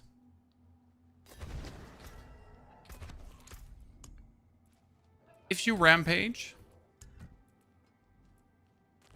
your lesser demon skills generate 1 wrath per hit, which means my blazing scream is a lesser demon skill. Then we got in the Paragon board a Paragon board that reduces my wrath cost by 50%, and we got a glyph that increases our wrath generation by 25. Now, I'm not sure if the wrath generation is better, or if it would be better, for example, to play the wrath glyph, which gives me critical strike damage bonus, for example. Skills that critical strike generate 1 wrath.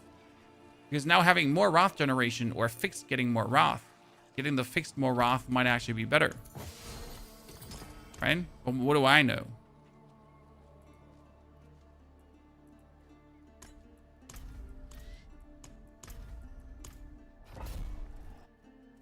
Is there a way to put 2 sets of charms if you get Mythical Seal, which reduces the number of charms needed? Yes. That's what we're doing for pit pushing. And obviously you want wrath per second on items that you're using.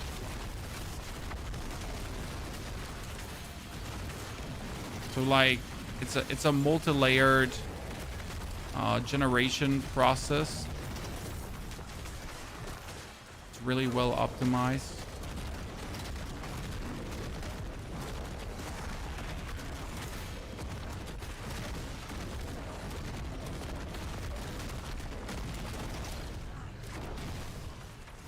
I was playing more wrath per seconds a bit ago because my plan was that we wanted to play the Crown of Lucian, but in order to play the Crown of Lucian, I literally need the Ring of Starless Skies, and I just don't have that. Now I could try to roll for random mythics, and we might do that. I mean, I have the money, so you could like roll for 4 random mythics and see that we get something. Because what else am I gonna use my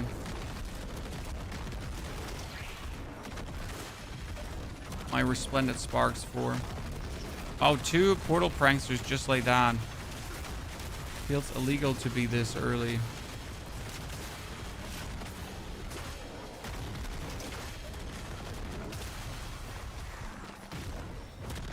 great that Warlock can better leap than Barb. I mean, it's a demon form. Which sets would it be? We're playing the Nameless set for Sigil synergies. And we're playing the Abaddon's Flesh for demon form boosting. Because the longer I'm now in demon form, the more life I get, the more damage I get. It's actually kind of cool. Like you're literally turning these take damage in demon form, like these stacks, you're turning into strength, right? And that's like what the build actually does, because you have like these stacks here that have you take kills, build up damage, and then you have this here, take more damage in demon form, right? So I have 24 stacks of that. But if I start hitting a boss, as you can see, like these stacks, they just go down and they get transformed over into more damage. So we're actually stacking up that more DPS easily. So much good I would have done. Okay, so we get this one and we get that one. And we finished this one, ladies and gentlemen. Let's go. Holdry Hody, ladies and gentlemen. We are donezo. I mean, technically with a season. Wrath per second seems like a waste stat for you, but Wrath per second gets upgraded by a Wrath generation, so definitely you want to have one item with Wrath generation. It's like too good to not have. Okay, let's see what we got here, Chan. First three.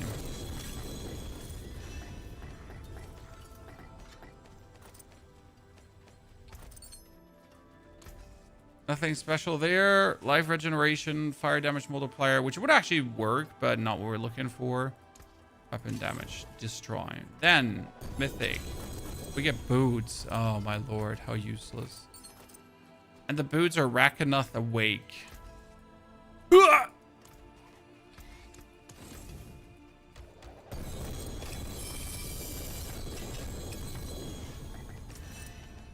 Pants with 3 greater affixes, also completely useless.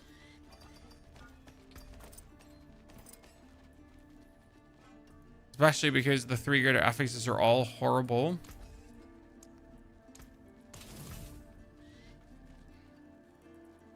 I don't feel so well, Mr. Stark.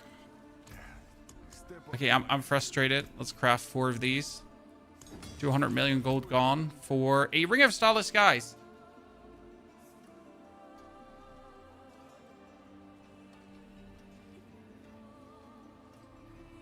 Interesting.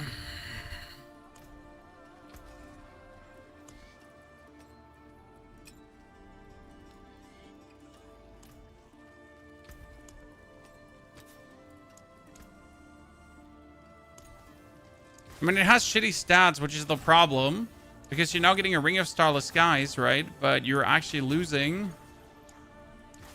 like your good ring with a crit chance and all that kind of stuff. So it's even like, is it even worth it to go for that? Or you gotta hard consider this. I mean, it would help us with the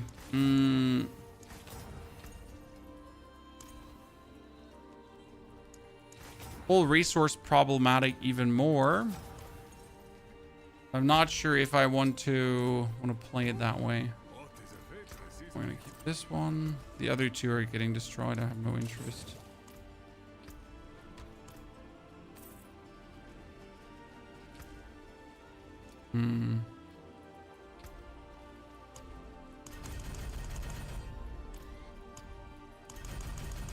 Bitte, mein Kind? Ja.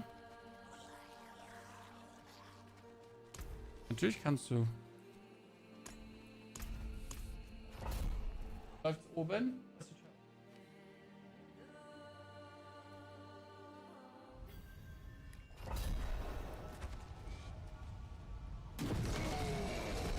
You can cover all single target Wrath generation by using Fallen Rush on basic skill slot.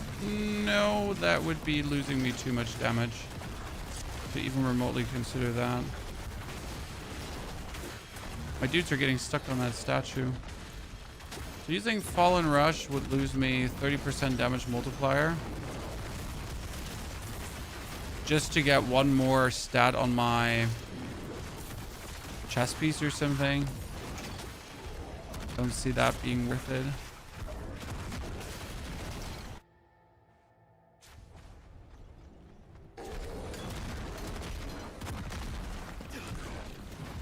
Personally.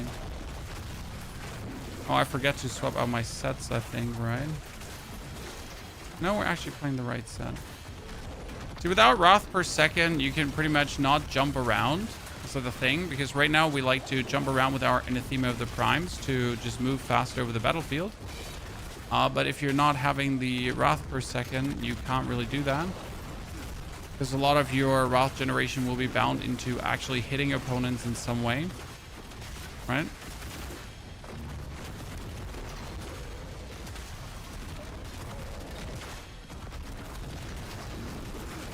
So yeah, do that.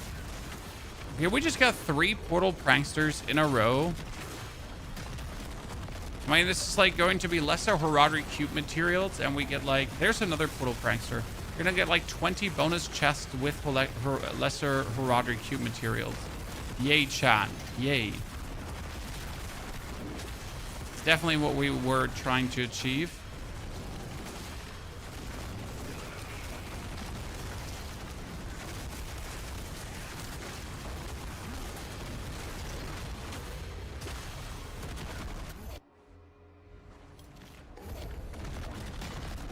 I mean, sometimes you just gotta be happy with the weirdness that the game provides.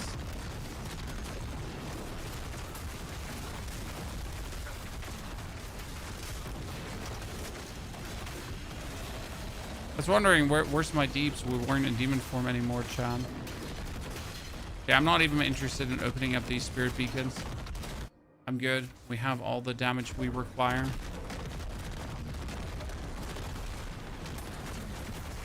I think this is like when we're in demon form, then that one glows orange. Yeah, okay, so I just need to look into my skill bar and see if I see the orange glowy symbol. Look at this, chat!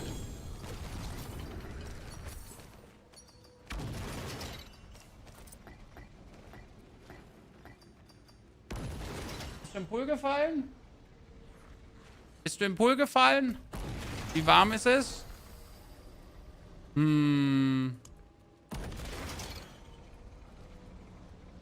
That's a skill with a cooldown. Avoid health damage.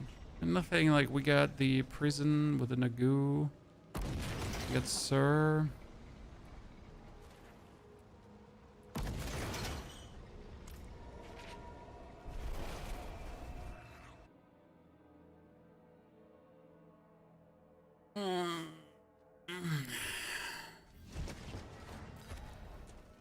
All our glyphs to 105. So we're going to open this up. We're going to swap back in our nameless.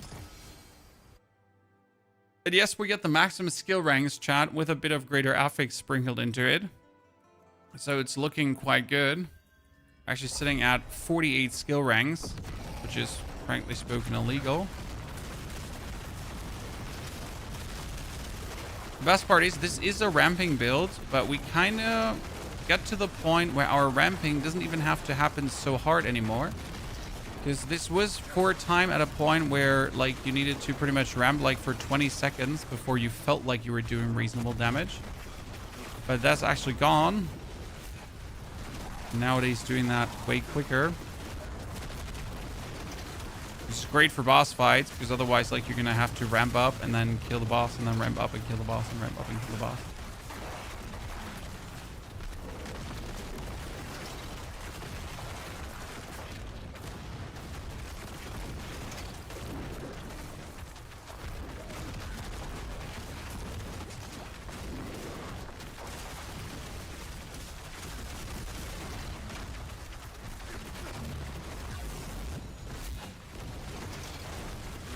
Tencent is slowly ruining PoE2 as well. That's a weird statement to make when PoE just dropped one of their best updates that everyone seemed to enjoy.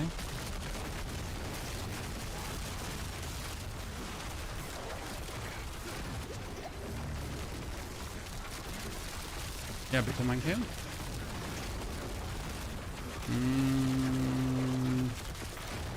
Weiß nicht, wie viel ihr gegessen habt zum Frühstück.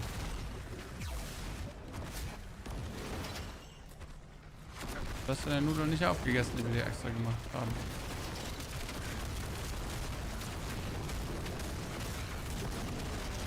Ella hat vergessen zu essen. Kommt ihr denn an die Milchshakes ran? Dann ist das aber eure große Süßigkeit heute. Ja?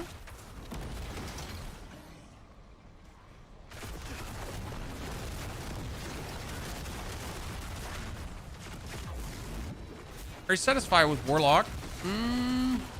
I wish there were more defensive options for the Warlock, because they're quite limited. But I'm okay. Like, I like the defense of the Warlock. I think I generally don't have a problem with the defense. I just have a problem with defense in Diablo currently in general. I think defense is in the dumpster, right? There's no discussion for me about that. Defense has been in a horrible state since they decided to put toughness in. This is actually nothing to do with the DLC. This has nothing to do with the updates. It's like, since they decided that toughness is the way how they want to do defense, defense has been weird and shitty. And I do genuinely hope that we'll see another revisit of the defense system, or Diablo will finally understand that that system is just not going to work the way how they're. Okay, can you stop doing reprisal on us? I can't leave here because I need to pick up this stupid thingy. So this dude has reprisal. That means that every hit we do to him is going to be reflected, right?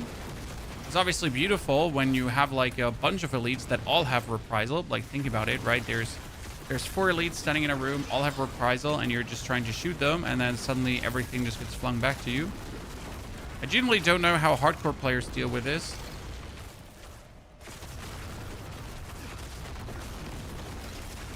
This is such a random weirdness thingy. Dann müsst ihr kurz warten, weil ich kann gerade nicht anhalten. Sonst werde ich vernichtet. Okay. Ja. Was tut ihr oben?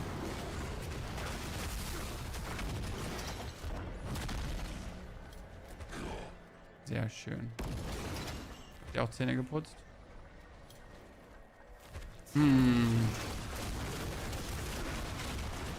Nein, ich habe gesagt, Zähne putzen zuerst. Das heißt, ich mache jetzt die Milchshakes auf und dann müsst ihr erstmal Zähne putzen, bevor ihr Milchshakes trinken dürft. Oder ihr trinkt Milchshakes und dann müsst ihr Zähne putzen, aber ihr müsst Zähne putzen. Okay. Zombie.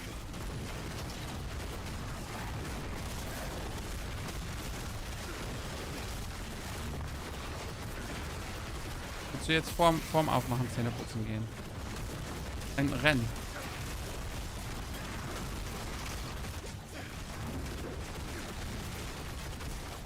Tiny sheep need to be herded, Chan. Okay, more! Where's the DPS? There's the DPS.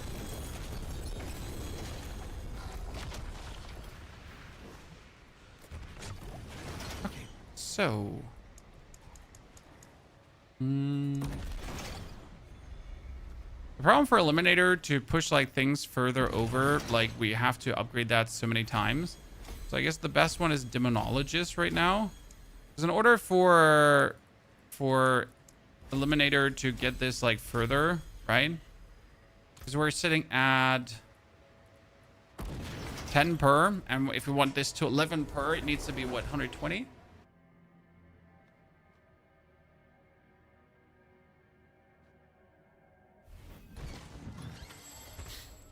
In fact, kids are teach them how to run Nightmare Dungeon escalations. No, they are busy playing story-driven games. My friend, the humans, the tiny humans, are busy playing story-driven games. They don't have to play the mindless games. No mindless games for tiny humans.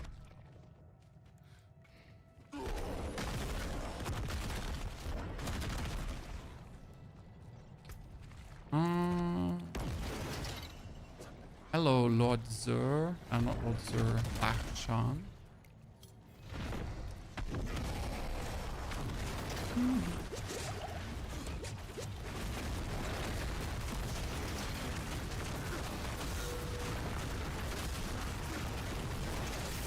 It meant about the reduction of the initial ram stage, because usually like the first boss fight is always slow, right? And then the second boss fight is 400 times faster because you're rammed up. Vintage for Abyss Warlocks. I mean, Abyss Hell Fracture is pretty strong. We played that last season. It was super fun how good Abyss Hell Fracture actually was. Not sure if that's something you're interested in, but Abyss Hell Fracture.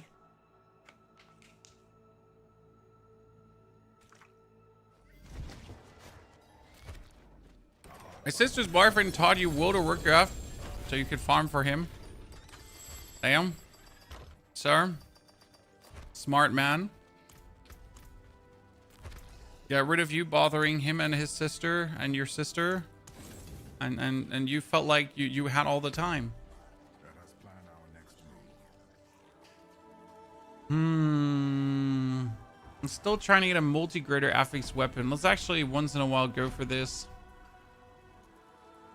See if we can get anything meaningful out of that. Okay, with this pit, we're gonna do a 120 tower in a second. So let's finish this war plan and then actually try to do a 120 tower.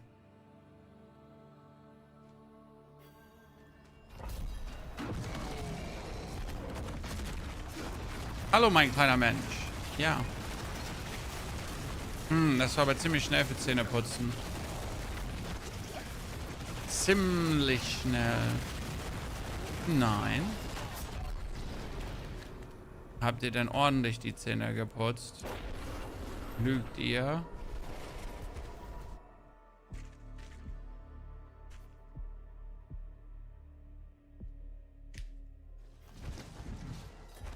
Einmal abtrinken.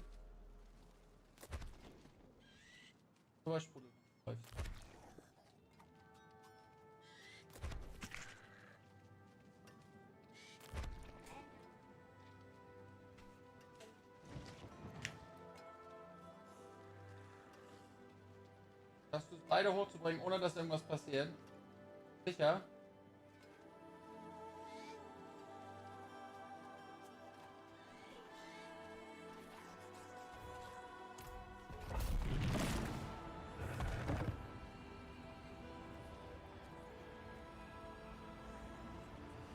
Good.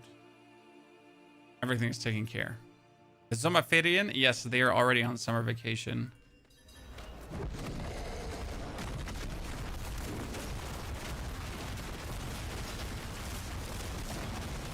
And mom is currently at work, so dad has to proxy take care of children while playing computer games. The worst kind of father. Look at him. Scoundrel.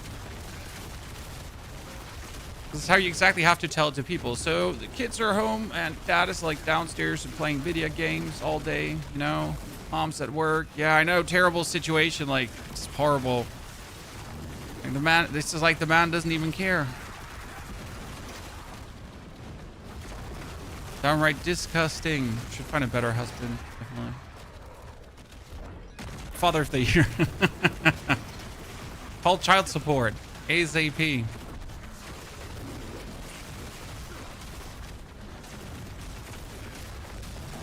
Ray class misses your presence. The Ray class is gonna get enough of me, brother. Don't you worry. It's not like we have left the Ray class behind for good. We're just taking a momentary vacation. Also, I get good news this morning that I might be actually traveling to New Zealand in November, ladies and gentlemen. Just for me, a 24-hour flight. What the fuck? Yeah. But I might be able to go to ExileCon and actually maybe be able to look at Path of Exile 1.0 early. So quite excited. I mean, the year has just gotten even better this morning after checking my emails. Not that this year is actually looking in any way boring, because we got quite the games releasing. We got No Rest for the Wicked 1.0. We got Pal World 1.0. We got Dune single player mode. We got here some more Souls games, like what Phantom Blade Zero is coming. That other one that's not Phantom Blade Zero that I forgot the name of. Mortal Shell is coming in August. I don't know if you've seen Mortal Shell, chat. Amazing game.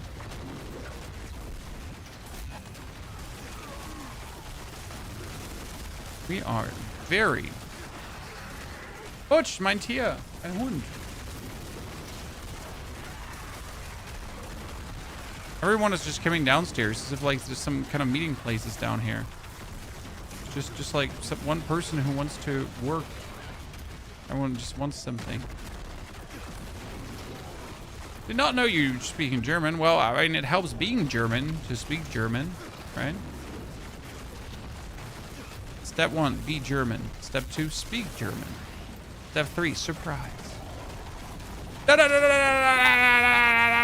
the problem is I don't see shit right now, so I don't actually know if there's any like kind of ground effect going on. Oh, it's him with the freezies. I hate him with the freezies, so we're just going to kill him really quick. Okay, everything is dead. I win because I am the chosen one.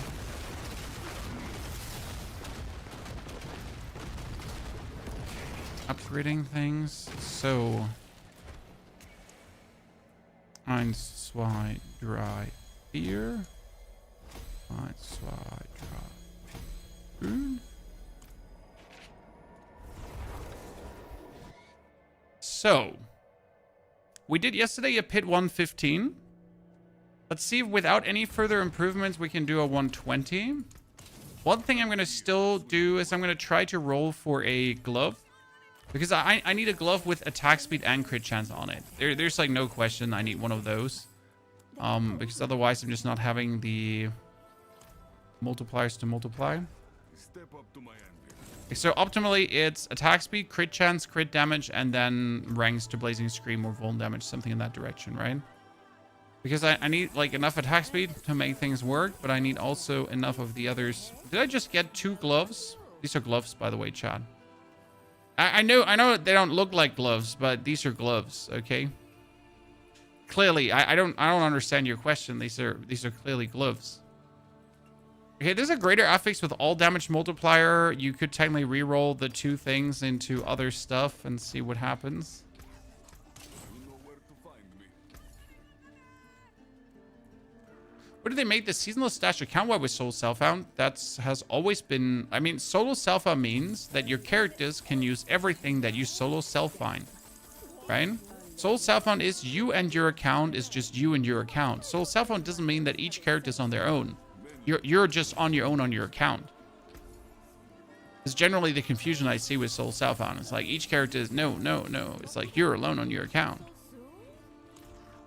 And you have no way for outside influences to help you. So the only thing that you can do is help yourself, right? And that's why then something like the share between your characters makes sense.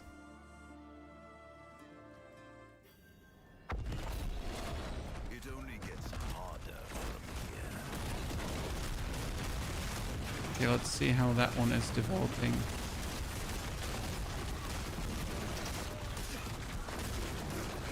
So we've already cleared a 120 pit, but we haven't tried clearing a 120. Okay, this is annoying, the Hellbinder, because I am not unstoppable on this build.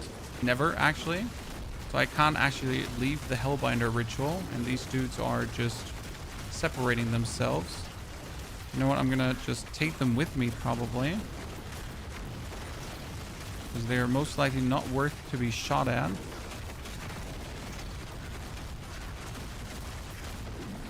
I mean, look at this, right? They're 2 separated.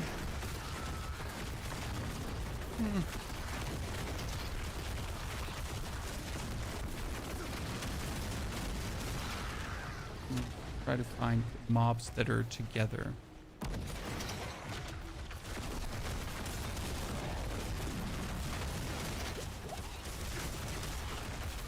So now we're fully rammed.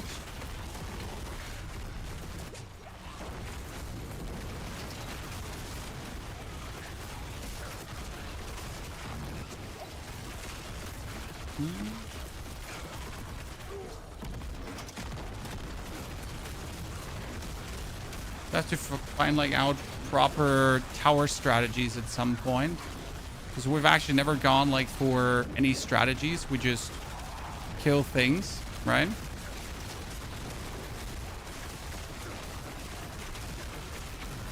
Without much caring about things. Now all our ramps are ramping. So we have like 6 different ramps that we kind of need to ramp up. That's why you see like our damage spiking in different directions, right? So you get like your Fathomless, where you have to kill enemies and demons to get that rammed.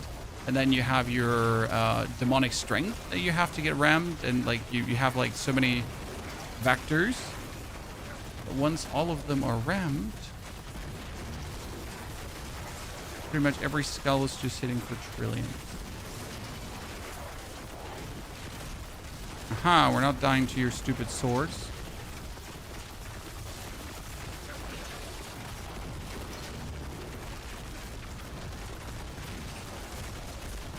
Oh, there was a 12 trillion. That's a high score.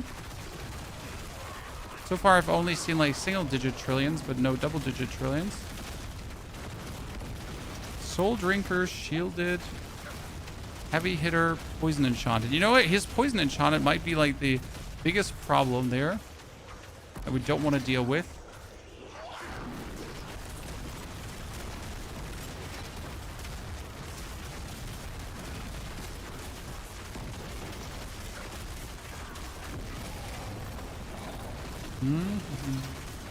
You kill like everyone, and you're going to kill that pylon too. Not sure if it's like still worth it to kill the pylons, right? But I just like to destroy them.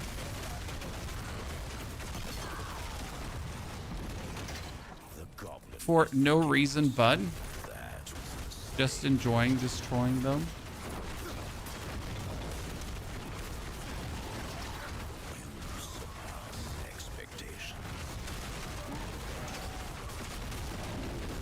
I always played Soul Southbound on D4. I mean, Zepster, I always played Soul Southbound as well. The only thing I did is per season is sell one item for billions, so I just don't have to care about the money farm, right? Did that from a content creator viewpoint because like I just don't want to be bothered like having to farm money. So I just take the shortcut of like trading for a bunch of money, which reasonably just accelerates the way how I can play the season and have fun in this season, right? Now, obviously, we can't do that because we are playing solo self-bound, so we have to farm the money. But since money farm is relatively easy, once you get like the hang of it, we're fine.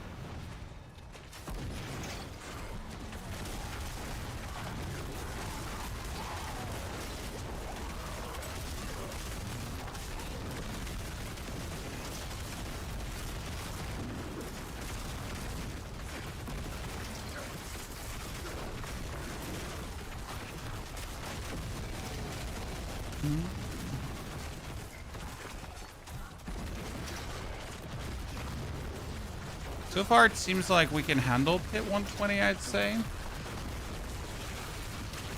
Oh, great. It's the Lightning Brigade again. If someone, like, freezes me, unfortunately, I'll just die to these lightning dudes. Because we don't have Unstoppable on this build. Probably the biggest weakness.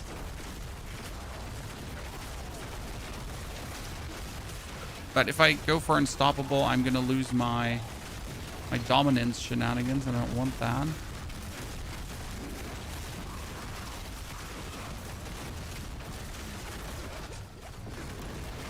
Die, good sir.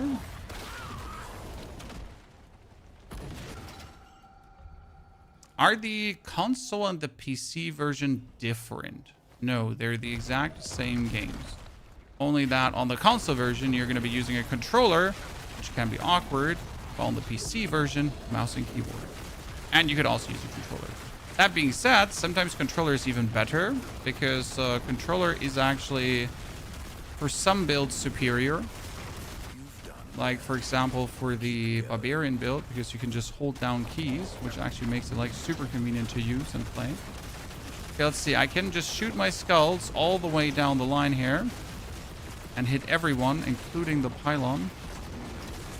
Even though the pylon doesn't do anything for us. Right, that's a channeling. Channeling doesn't even give us more power.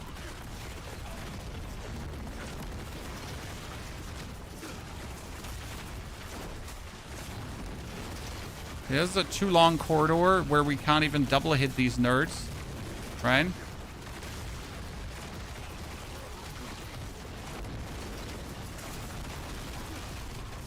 Just teleport out of things. I don't like that. Okay, 3 minutes.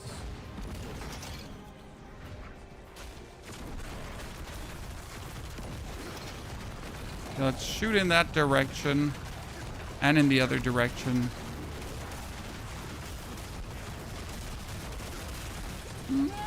We might be at the limit of our burn here right now.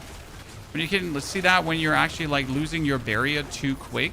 That's usually like when the burn that you're inflicting to yourself is getting quite severe, right? Because then you're burning like your barrier essentially to crisp.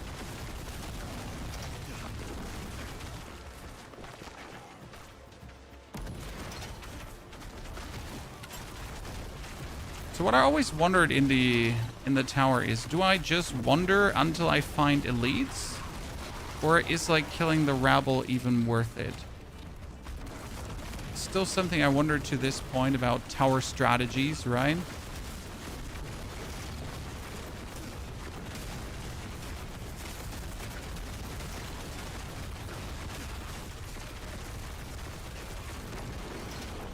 Because the elites give you obviously the blips, right? The blips move you faster forward. Normal enemies, they don't just seem to do enough for your tower progression to move you meaningful forward at times. At least how it feels.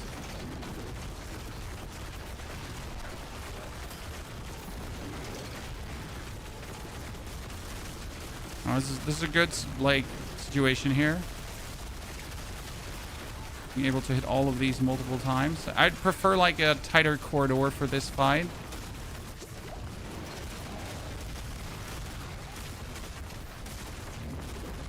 If I kill them, I need to turn off my demon form or I'm going to kill myself. Oh, there's a 20 trillion hit, chat. That's new.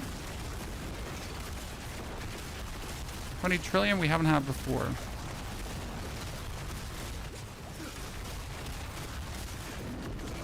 Okay, demon form on, demon form stacking. Kill the dudes really quick. Let's see how much damage we're dealing to the boss. That's the real interesting question, right? Oh, these elites were just annoying to kill. So there's him.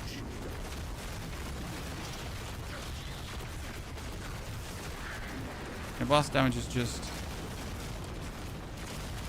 decent. See, like they're the trillions rolling. Yeah, we need those new gloves that I'm looking for, preferable, I guess. We still need a slight improvement for this to get that 120. Boss damage is always nice, right? So we're looking here for the top 37, Chad.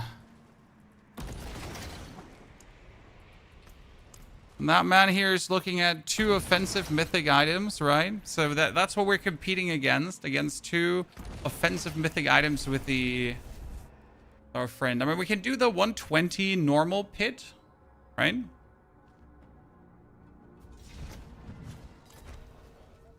To level our glyphs further.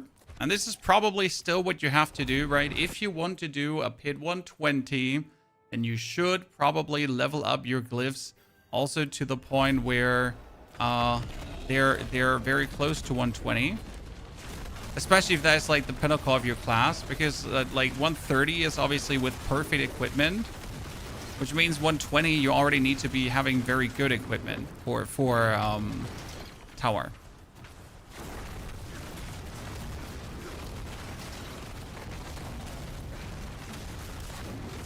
No, we should be able to get there. I'm still hoping we can pick up the Molochs today, because that would be great.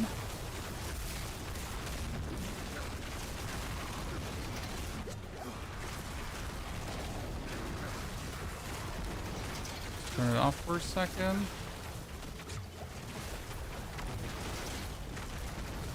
Oh, one of them has reprisal, and I'm gone. I just refuse to fight against enemies that throw damage back at me. We decided that. I'm not even bothering with that anymore.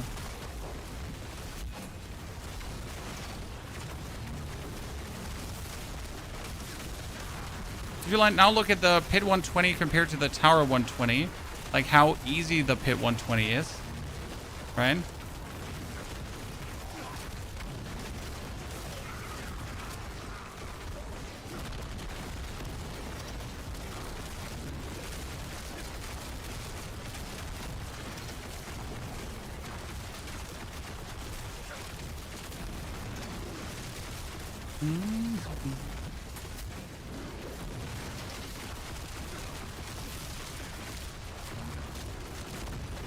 Oh no, I lost my stone. Give it back. Give it back. Give it back. Or did I just turn my demon? I did just turn my demon form off. Sorry, Chad. Does happen in the occasional fat finger.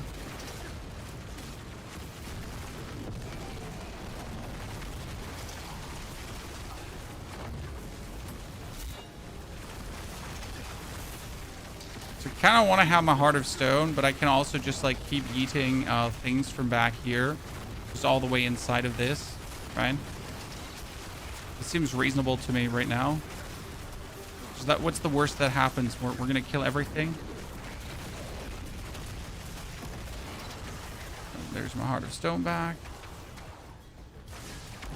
Is there a build where you never turn into a demon, or is this best DPS? Well, so the reason why we're turning into a demon is manifold. First, every single Hellfire skill cast does increase our damage by 6.4%, okay?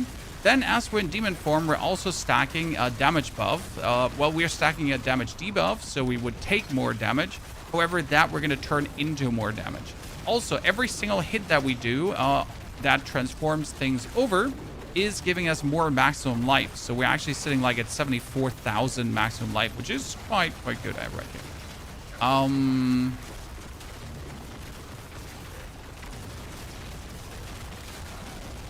So realistically, does this, like, could you also play non-demon form builds? Absolutely.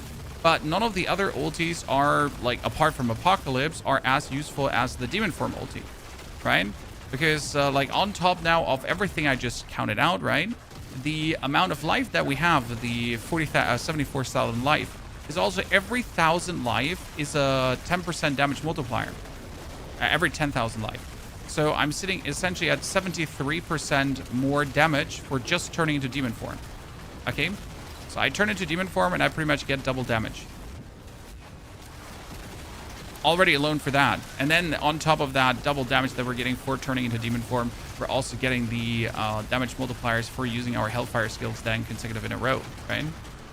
So that's actually pretty impressive, I'd say.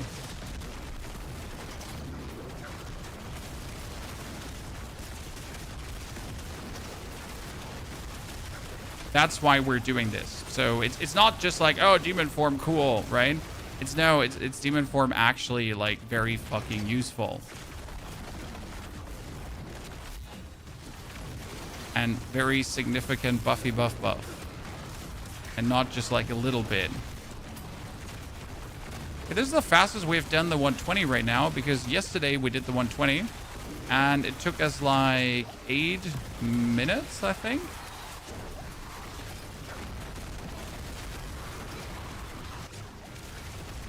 To do it.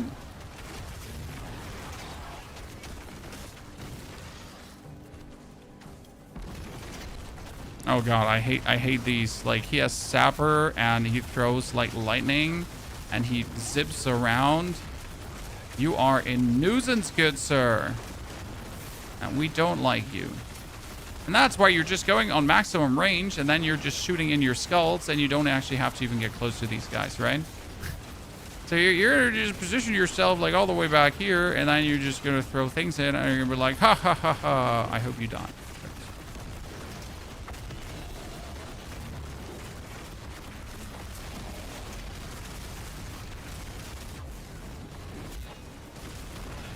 Wonder if I could just get the boss summoned here. Probably.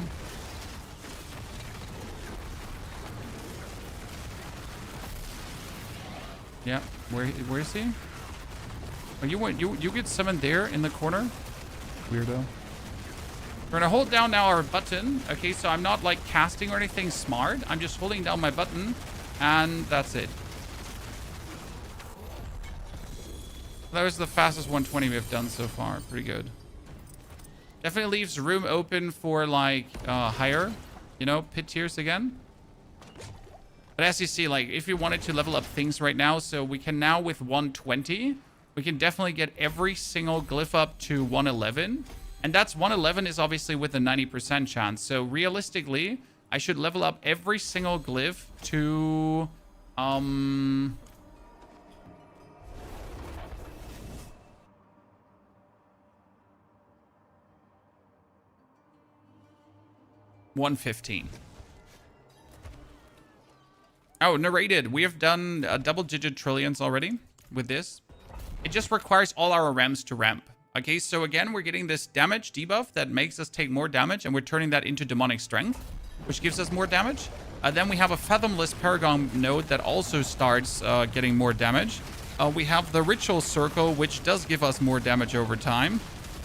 Then we get like every Hellfire skill cast giving us more damage, right?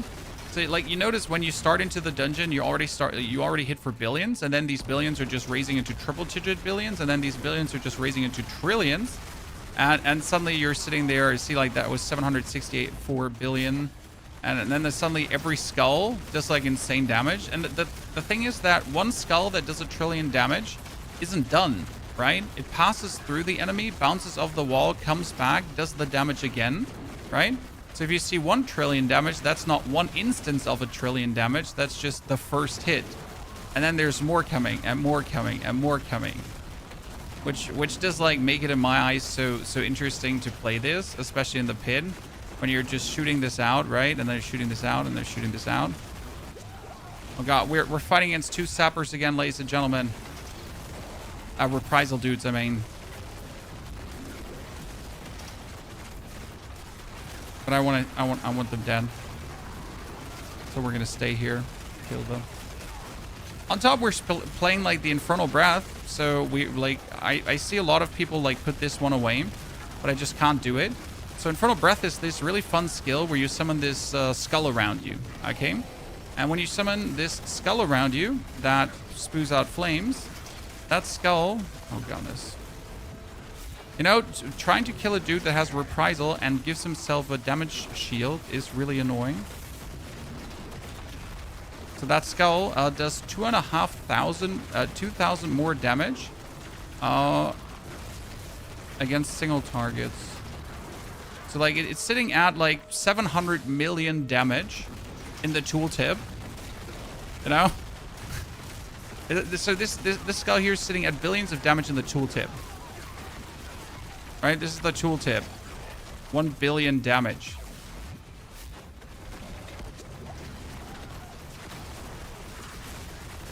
That's why I can't let go of it, because it's just too cool. Hey, do you want to have like a 1 billion damage skill just like that? I mean, your Blazing Scream is sitting like at 2 billion damage, tooltip damage, right?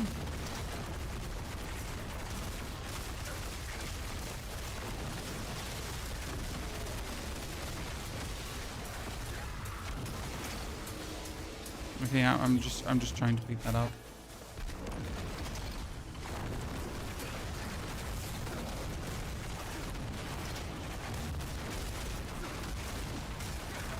I was like, you know, it's quite cool. Did you notice, though, if the dungeon design is, like, optimal for your build or not? There's, like, something, because this one here is, like, quite split, right? There's not one corridor. So these one corridor nightmare dungeons where I can essentially just nuke down my dudes down one corridor, they just go so much faster for us, right? Because you're essentially just like, oh, yeah, please, all stand in a line, no problem. I'll just send my guys packing through you. Right, because you're essentially doing that, right? You're just here, and then like it just goes through, and it just hits everyone. And then it bounces and hits everyone again, and then it bounces and hits everyone again.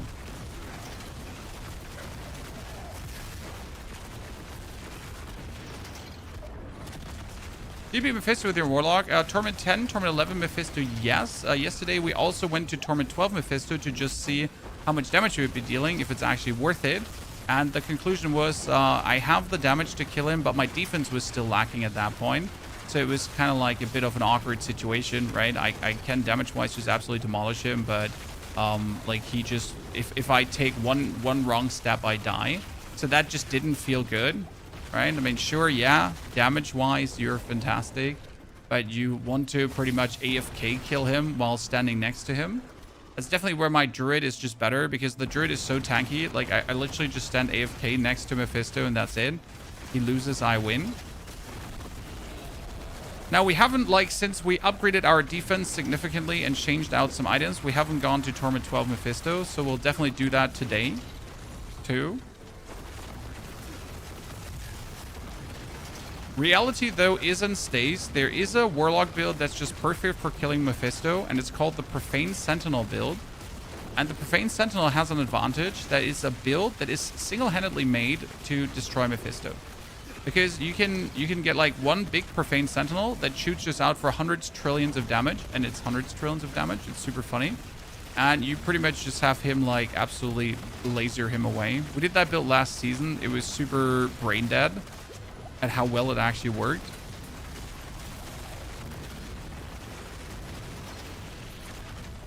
Okay, my Heart of Stone is somewhere like in between of all these dudes, and I can't grab it because there is all this poison here on the ground.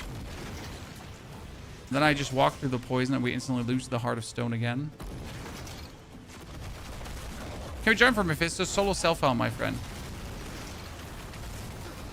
Also, if I already lack the defense to survive him alone on Warlock, I would definitely not have the defense to do him together with you, you know?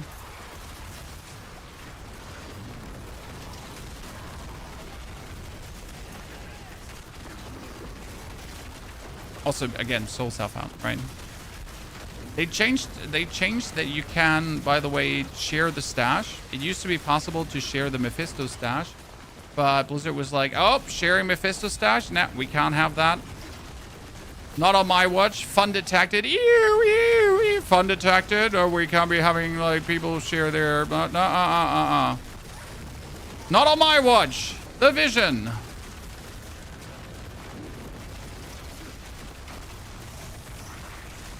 Like, you don't even see how much damage he's taken because it's, like, happening so fast to him. But due to, like, all these skulls, like, bouncing in and out of him, right? It's, like, trillions. That's what I like about the build and the boss damage.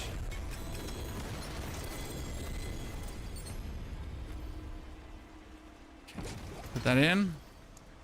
11 again.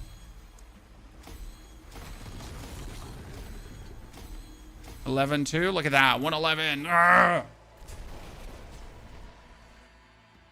You bounce off environment, not off enemies.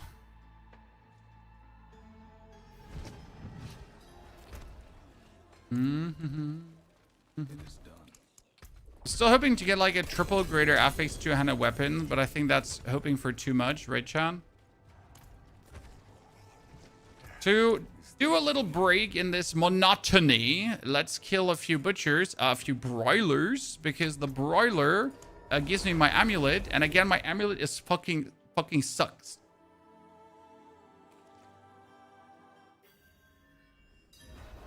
I still don't have anything good.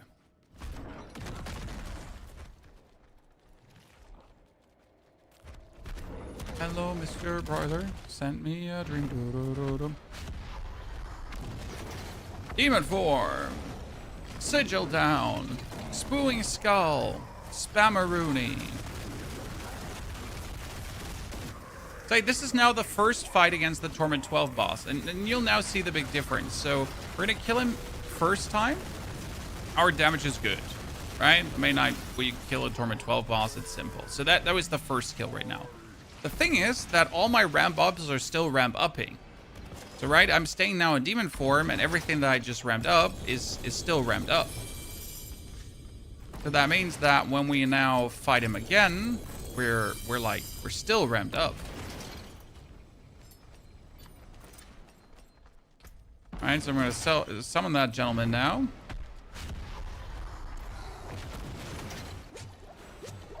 And we're gonna get the dude out and the sigil. Like, see the difference in damage now? And that was the second fight, but there's also the third fight coming where you're even further ramped up.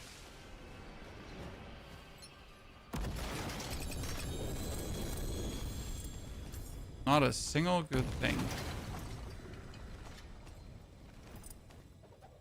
Let's do, like, let's not open this because it doesn't summon Belial. So this is now the third ramp up, okay?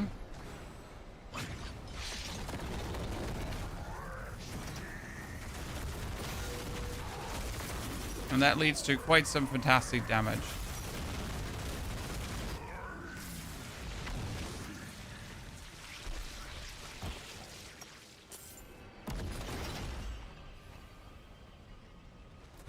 Oh, self-narrated. No, I can kill enemies in complete open areas.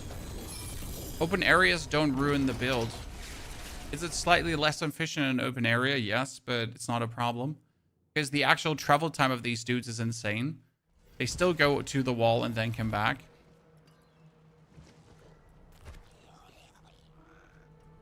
Okay, we got one single one here. And it's a terrible one. I mean, it has critical strike damage multiplier, but the rest is just shitty bang bang. So we don't even want to know.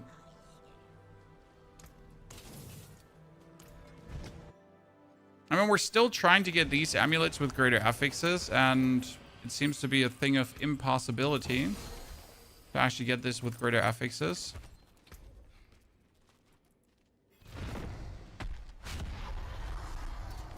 Bunch of sad.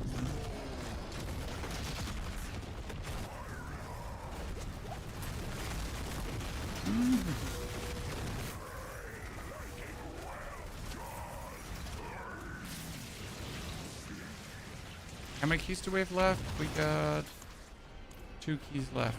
Well, never say never. Could maybe get a Belial invade. Don't think so.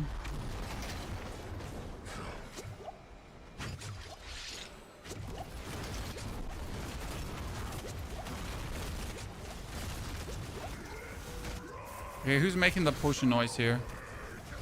It's not me. I'm not drinking potions, but who's now making the potion noise?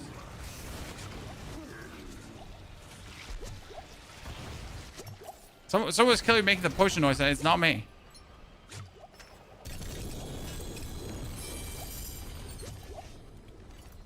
Slowly trying to drive me insane, chat. Flee! Flee! Fine enough. How far have you taken your Hellfire build? Okay, we got one with resource cost reduction. Absolutely fucking not.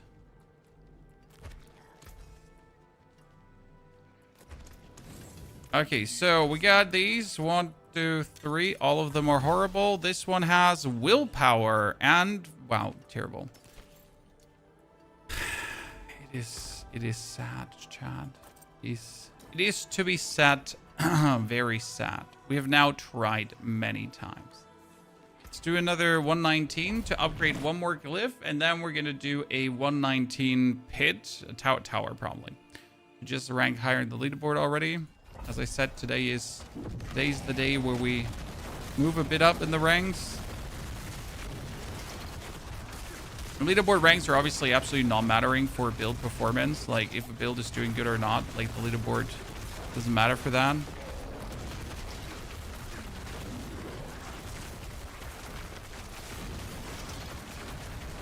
To get our demon form back.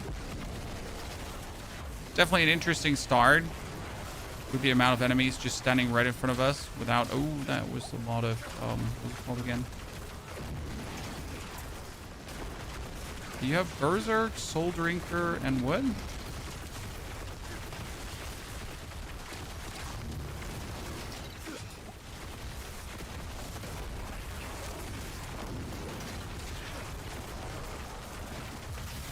On my Heart of Stone. Do they have Shock Lens, Teleporter? Someone... that's Executioner. That's happening on us. That dude who's like jumping around, he's just like not taking any damage. Probably because of the Soul Drinker, right? He just literally refuses to die. At least everyone else is dying, but damn. What a terrible way to start the dungeon, huh?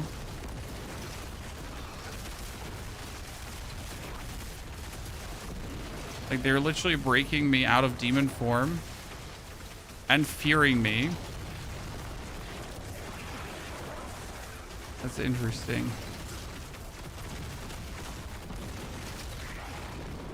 And if I now would believe in fishing in Nightmare Dungeons, then we should leave this one.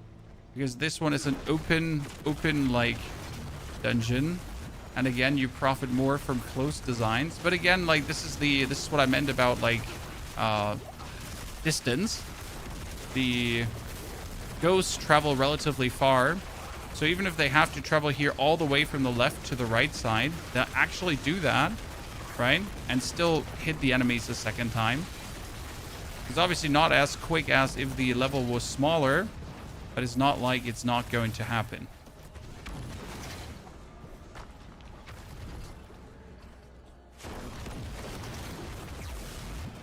Damage scaling is so atrocious in a game. Well, the crazy part is that, like, the first expansion was supposed to be a stat dip, right? Because we were doing billions and trillions of damage before. So Diablo was like, hey, let's do a stat squish so that the damage is not getting out of control. And we're essentially back to still doing trillions. So not sure what the original stat squish now did, or if we would then sit at quintillions, right? But yes, I'll agree that it just feels weird to do trillions of damage, and the trillions of damage are essentially doing nothing. Now, you gotta consider that you're doing content that's also only purpose is scaling HP to the max, right? I mean, pit content is boring because it is only HP scaling. It's not difficulty scaling, right? So enemies are not hitting harder. Enemies are not hurting you more. You're pretty much just getting like more and more damage sponges. Because obviously my trillions of damage in the real world is hitting like crazy and destroying things. Just in the cut-off world of the pit and the tower, you're just throwing pebbles at enemies and hoping to see an HP bar move.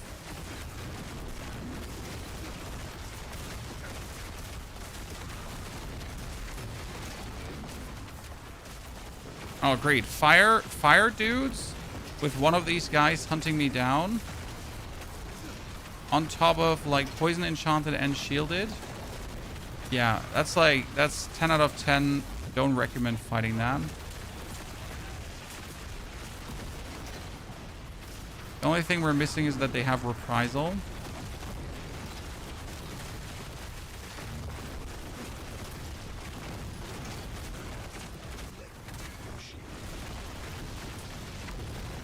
What do you weirdo have going on?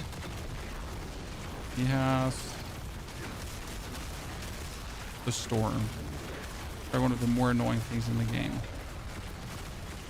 I need my stone. And I want to move to the second part of the dungeon. It does not have these kind of opponents here. You know? Let's move to the second part of the pit, where the enemies are not these enemies. And they're like less annoying.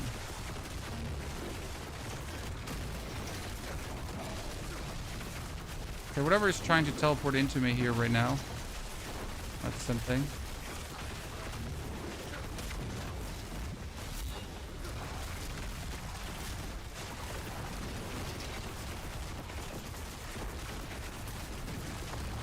This whole dungeon is a very intriguing experience right now of how enemy types and area can be tremendously against you.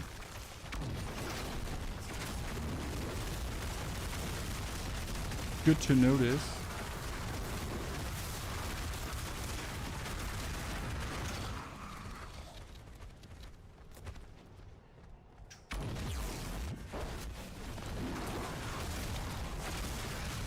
You're on BlizzCon this year? No.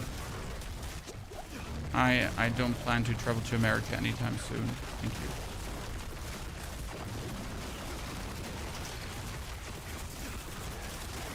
This gun also does not have enough to offer, to be honest. You know?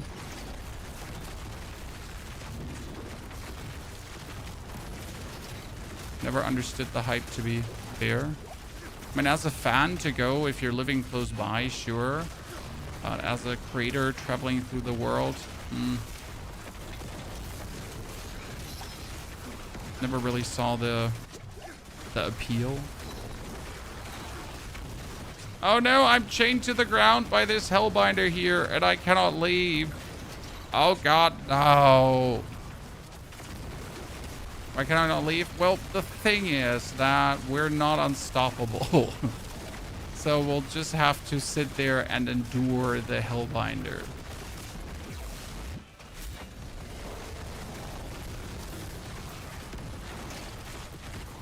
We'll summon all our friends. Physical resistance, corruption orb, and hellbound. These dudes seem so content on like not taking a lot of damage. It's actually quite intriguing.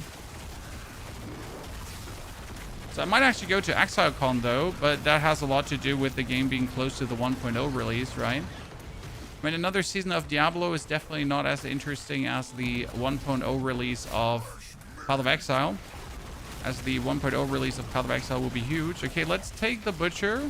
Let's get him like here in this small corridor where I can throw the things against the wall and have them like bounce back and bounce forth and bounce back.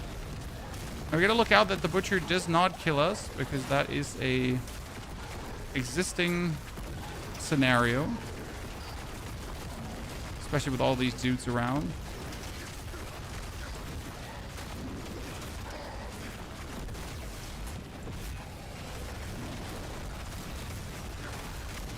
Okay, tier 119 Butcher. We've killed him in 115 already. There he was like really sturdy, but we kind of like staggered him and he instantly died. Wait, the actual Guardian spawns with the Butcher? I thought only the Butcher spawns. But the Guardian spawns on top? Okay. That's a first for me. I wasn't aware of that.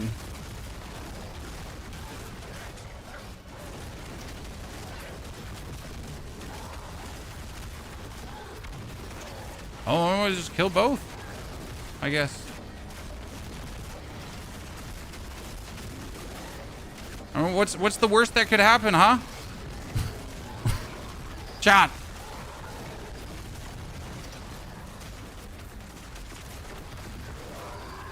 I mean, usually the whole idea behind the Butcher is that he would trigger earlier. So you would like fight him and then you don't have to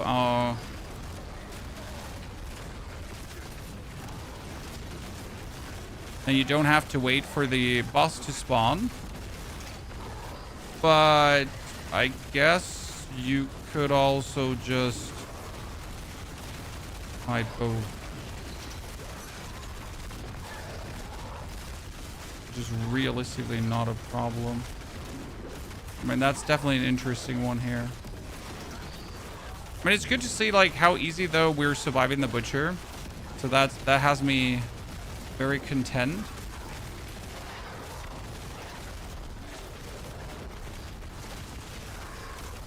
Okay, after we kill the Butcher, the dungeon is over. But I wonder if we still have to kill him too. Usually after you kill the Butcher, it's over. But since the boss spawn, we actually have to kill. That's so stupid. It's a one-time scenario. I've never had this happen before. So it's like, again, the Butcher spawns early, right? And then ends the pit. But obviously now we had to kill the Butcher and the Guardian. Wow. What an absolutely unfortunate coming together of circumstances.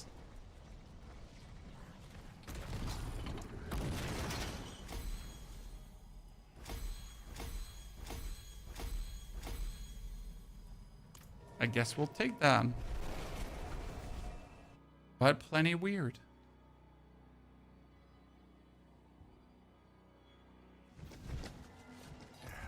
Step up to my anvil. I'll be here, swinging away. Spoon does taste quite a cheap.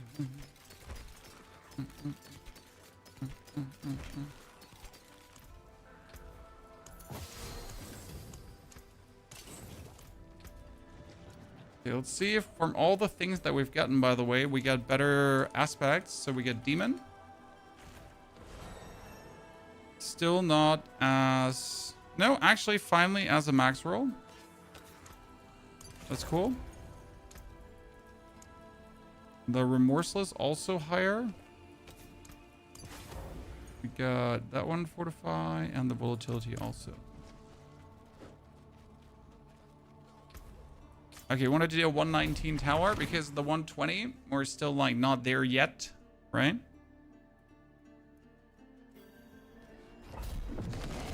Human form, jump.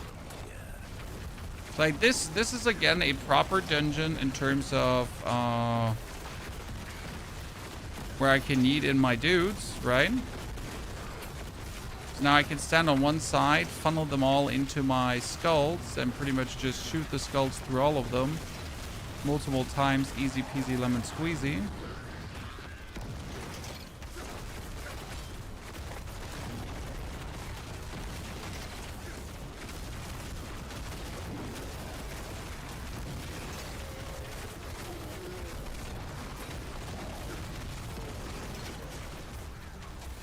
Very useful. Like the dudes are dying before we're even getting to them. Because like they're just traveling down the whole corridor here, right? They just don't stop.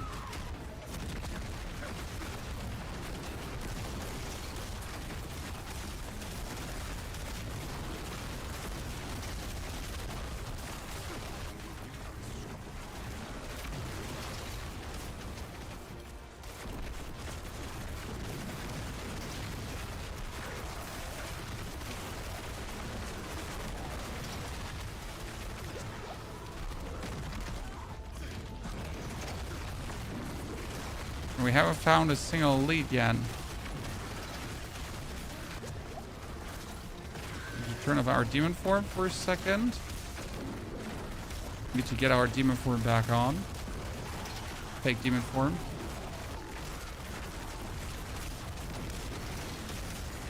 I mean, Diablo 5 is still many, many years out. And Blizzard just like they gotta milk this product here for more still. I mean, Diablo was definitely not milked enough yet. And too much investment and development was put into it to already abandon it. Especially since it is still selling well, it's still making money, right?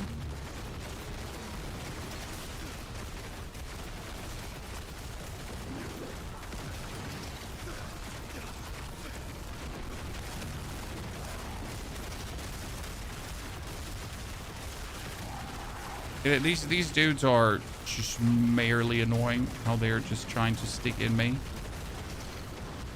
Okay, did these guys here not take a single point of damage yet, ladies and gentlemen? These dudes with their shield, they somehow have managed to avoid every point of damage. Well, that is a thing is beyond me. There is a 10 trillion hit. Little symbol, we'll just kill him now.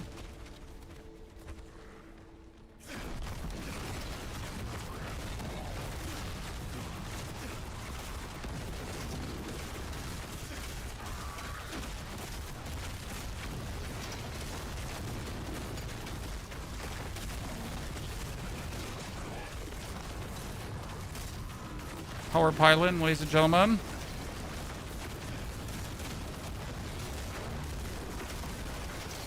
Power pylon against an annoying enemy.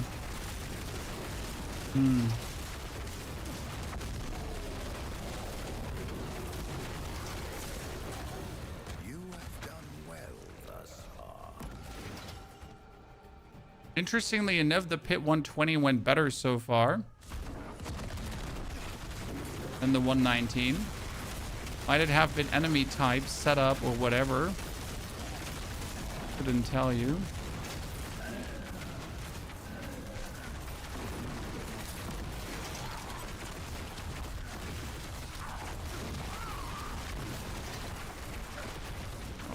I hate the debilitating storm. Get off me with your storm. That was more for fun than a challenge.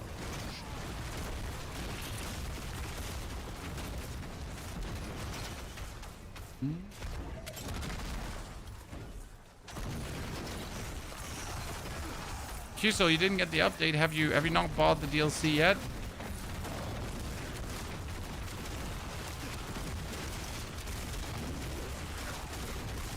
Actually, you can play Demon Form like in PoE 2, but still, like, you have low HP, massive regen count, the mouse, so it's no go for me. I wish we could find a way to have the Demon Form Eternal on, right? That we could actually offset the burn forever, but it doesn't work because you're just going to a point where it's impossible to offset, right? You can only do this to a degree.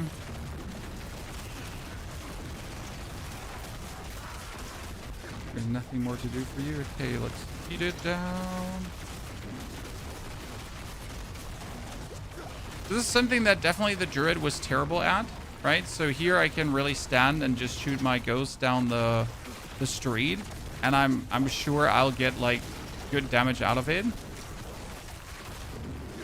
While with my Druid, I cannot just stand still to do a pylon. Oh, 116 trillion. How? How did I do hundreds of trillions of damage with one of these ghosts?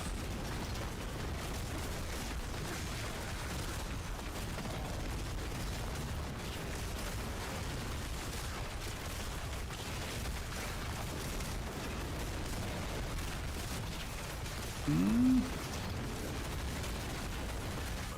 impressive. It must have been an absolute outlier hit there.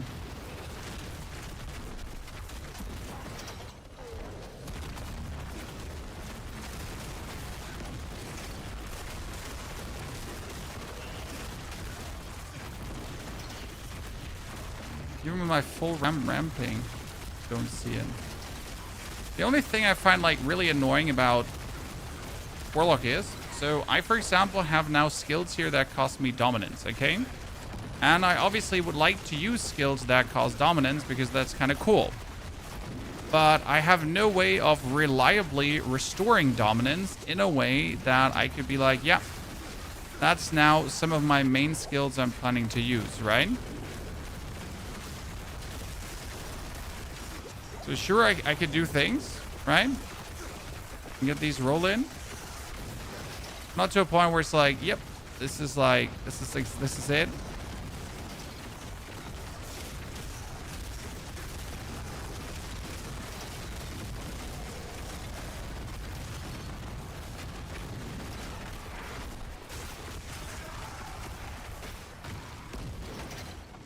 No, this was bad. Now I gotta run around in a circle. You're done with Druid already, sir. I mean, we gave you a build that's absolutely insane overcome, and now the only thing that's left for me is farm the mythic items, but farming the mythic items obviously is not happening in the current patch, and we're waiting for the patch to actually hit that will fix the mythic item farm, so it's worth it to farm mythic items. So I'm not done with Druid, it just makes no sense to play right now until they're introducing the actual, you know, new patch with the new drops and everything. Ah, come on. We were just like fully ramped up doing so well.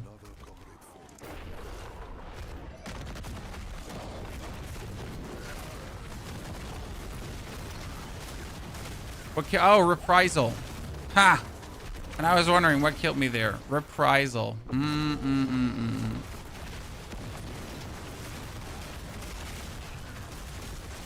And those fire bombs came raining back to you. And you just know that was shit.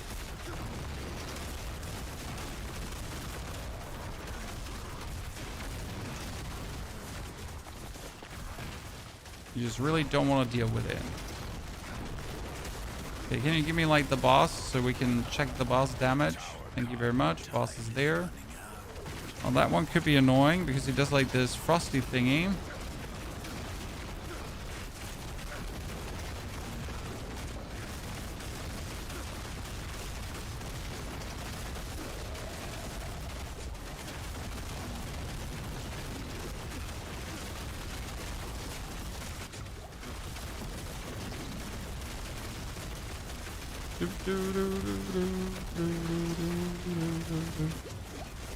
False damage is... Oh, I left my demon form. Why did I leave my demon form? Fat finger. Chan. Obviously, the last 10 seconds of the boss fight, I didn't want to have max damage, because why would I? Another step closer. That was terrible. I mean, this is rank 43, so we made it up, chat, but we obviously need to beat the 120s now. This was just to get ourselves in and get higher. So yeah, reasonably speaking, if you currently want to max something out, right? If you want to farm something out, it's harsh. Like for example, I want to have my Mollusk Speeding Flame in Mythic. But that I'm getting my Mollusk Speeding Flame in Mythic is just in no means guaranteed, nor in any ways looking like it will happen anytime. Hell, I can't even get it with the right greater affix, which is no ends of frustration to me. I do have, like, technically here more keys, so I could go now to the Pandemonium lair to kill the Pandemonium boss, to upgrade to Mythic, so we could kill 3 of her and then see if I get it. But I've already done it today once, and I did not get what I was looking for. So, yay.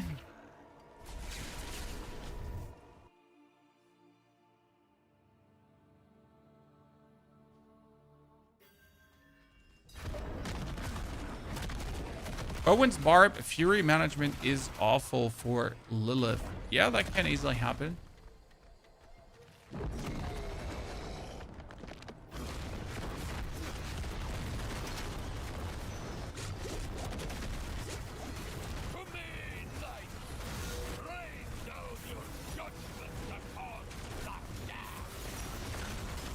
They end up in a boss fight where your management does not, like, live up to the hype.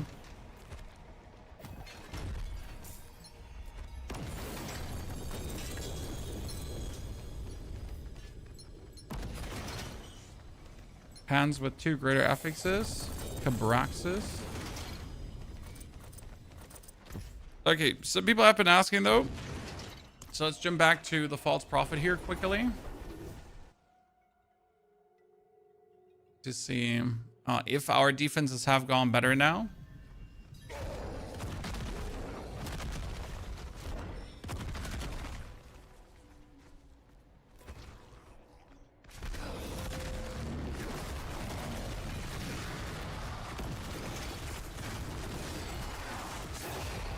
Oh yeah, so we survived that one. Because we didn't survive that one before, surprisingly or unsurprisingly. So you notice our damage is good.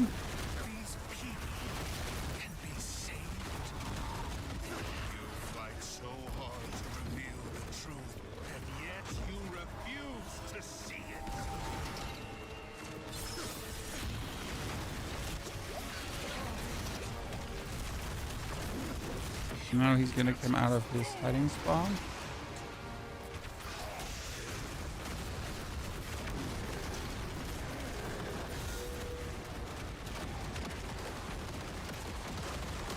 Almost too slow to survive that.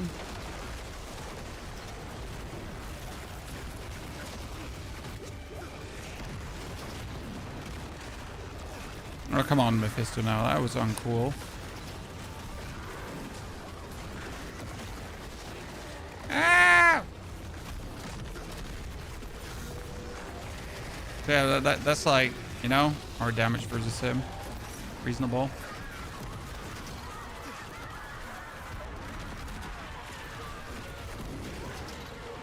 And we didn't even have to leave like our form one time, right? So we could actually stay in our oh, now see, like now we get crested, but we have like more than enough of the damage. Good.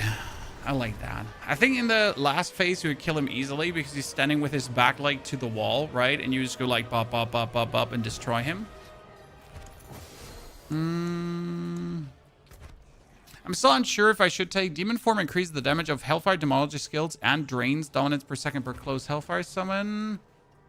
We've been like experimenting with all of these. So let's go back for Inferno Fragments and see how that one vibes. So we tried the 120 without Inferno Fragments. Let's see if we can do it quicker. So we now did like Inferno Fragments for a bit, but we're missing out on this area boop that you can actually do when you're...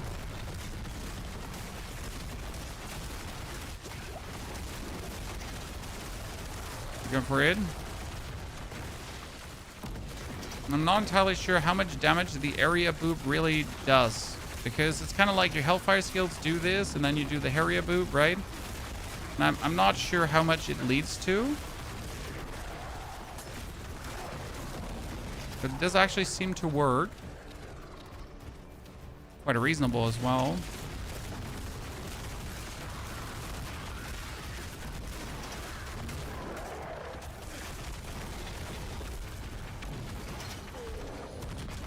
It's like, just have a hard time like quantifying it, if that makes sense to you.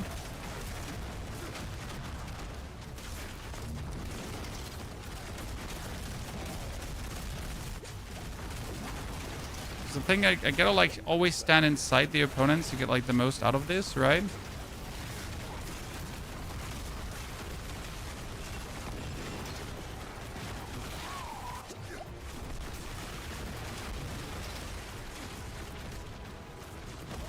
Something is slowing something down for me. Like now we're not getting this damage for standing like close to them. We also got to look out that they're not slowing us and killing us somehow. So now we're standing close, and we're getting that bonus DPS for standing close, I guess.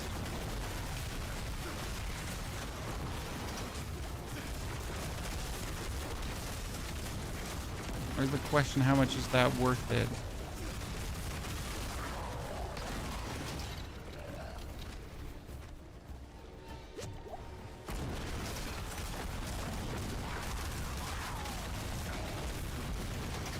And we're definitely doing the 120 faster now, so I think the swap is working. Right? Bloodwave is meta again for Necro. Yes. I mean, if you want to pit push as high as possible, Bloodwave. If you just want to have fun while pit pushing, then it's minions. Because minions are actually really strong this time. Never understood that Opal dude. Actually, I do know what he does, but I'm just unwilling to chase him down.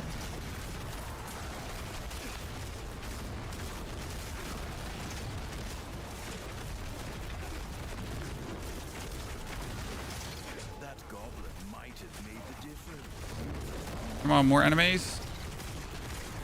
Coming out of their corners here, right? Unless we have all the enemies coming out of their corners is not worth it.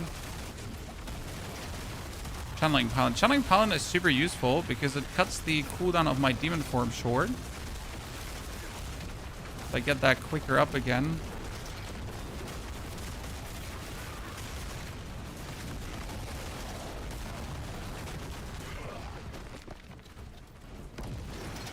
Interesting. Oh, that one has reprisal. Yep, and we're gone.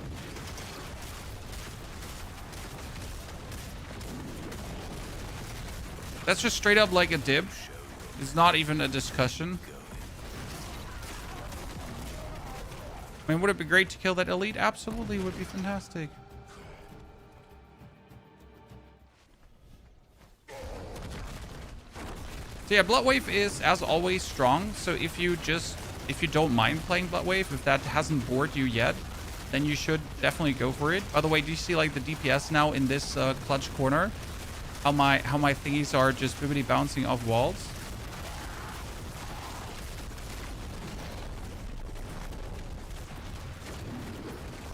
This is where you notice the real advantage of this, right? It's such a tiny corridor, it's just like...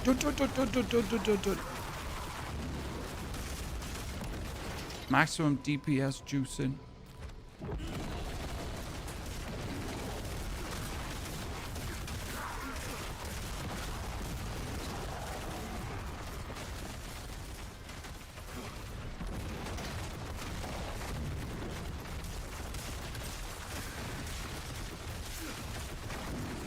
Never understood what Sapper does. Does someone know? As a monster affix? Because there's some of these new monster affixes that I just still don't know what they do.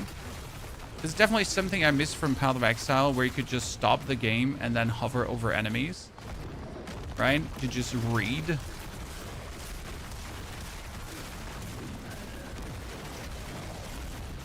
Understand what's going on. Like, how many people don't even know that these reprisal enemies pretty much exist, right? And just die to random things.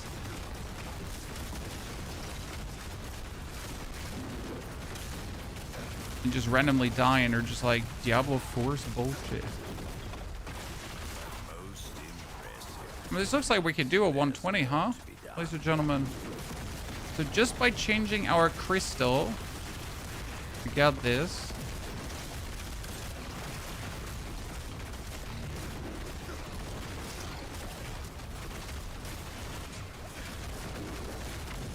This makes me wonder about one thing for pit pushing. If we could go for the... So there's an aspect, like we'll have to revisit that one.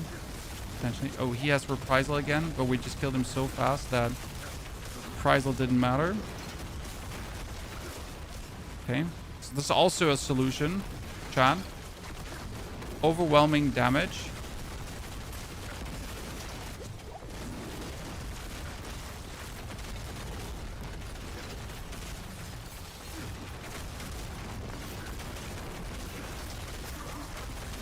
So much overwhelming damage.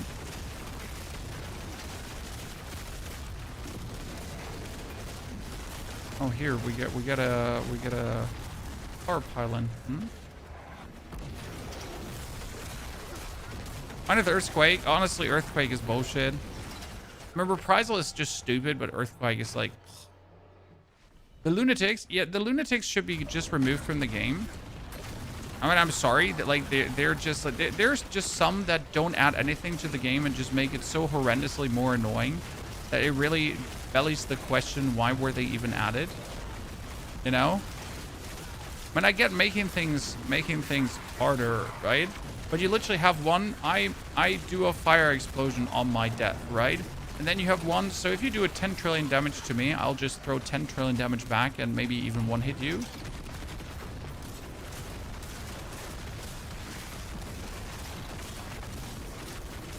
Then you have these stupid hovering swords that hunt you to death. Right here, these are executioners, right? They die. These swords hunt you to death.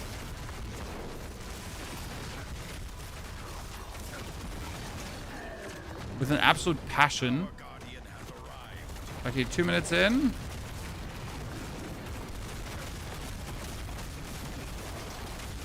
Let's try to stand like really close to him so we get like the most DPS out of our ability.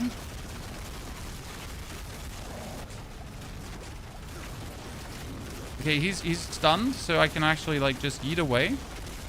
And then I'm gonna have to turn my... Dude, we've really used this. So now I've turned my demon form off. Because as soon as I turn my demon form off, right, every attack heals me and every attack barriers me.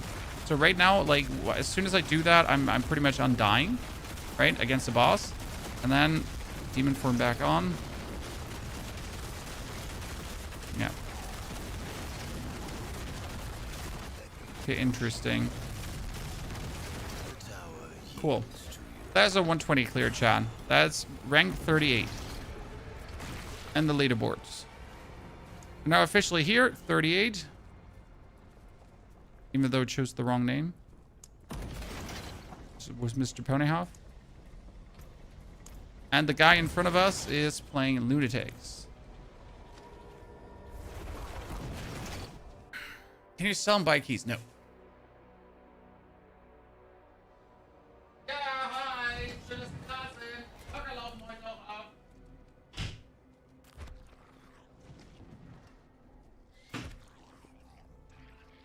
Okay, ladies and gentlemen, that was a good... So, what did we change? We went for the Soul Shard, Inferno Fragment. While you're volatile in demon form, Hellfire damage causes you to emanate fire for 2 seconds, dealing 30% of the damage to close enemies periodically. Does that mean if I hit a 5 trillion damage hit, that 5 trillion damage hit will pulse out of me? It does, right?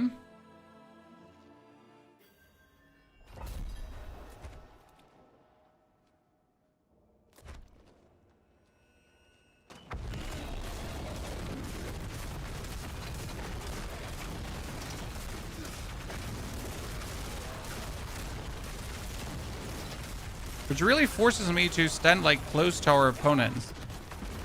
Right? Because if I'm not standing close to our opponents, then... I mean, close also means melee range. In case you never knew, what does close actually mean? Well, close means inside. Close doesn't mean, like, arm's reach, right? Inside. Everything that's not in melee range is distant in Diablo. Instant long-distance relationship vibes.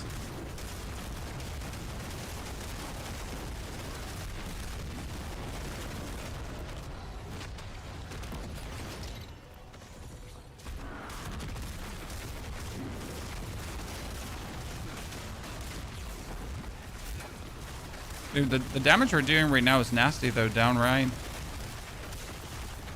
So our other soul shard experiment definitely failed. Because this one is just blasting out so much damage, it's not even funny anymore. Remember, we did that 120 in like 6-7 minutes? Oh god, he said 6-7. He did it!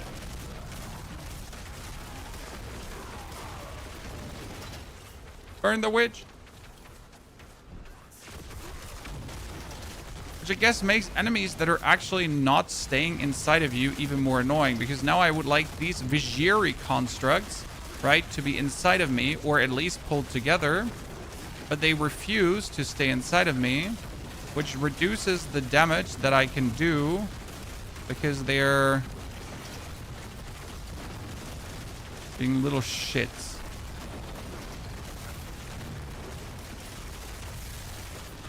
Interesting.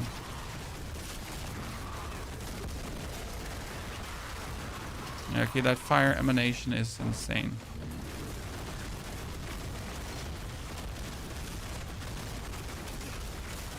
Is it even worth it to kill you?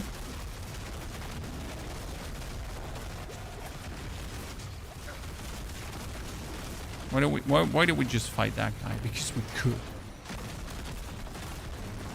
No other reason. Oh, I turned off my demon form. Okay.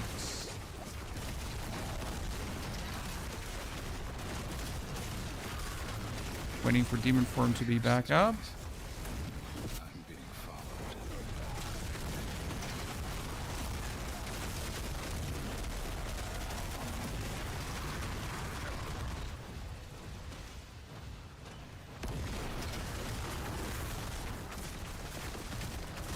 Triple tier here inside the little corridor of death and doom, ladies and gentlemen. Oh, that was 49 trillion? Did I see that correct? You're immortal? Basically.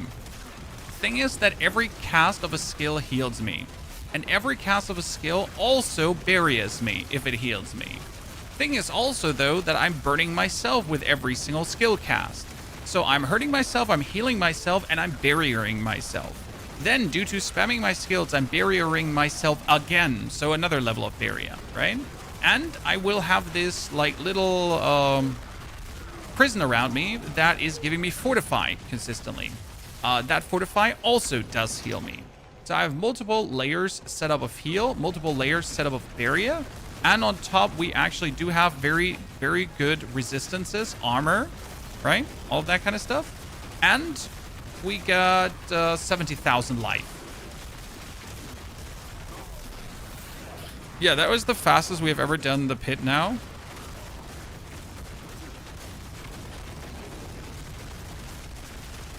Okay, we want to do damage. I need to stand inside of him. Confirmed.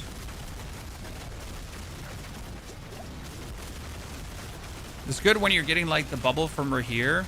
Because the bubble from right here is like, nope. You shall not die.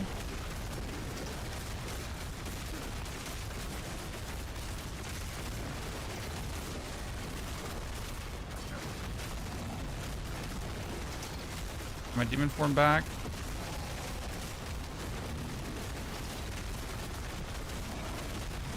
So that's where you can just stand like here at the boss, right? And I can essentially just be here AFK on him.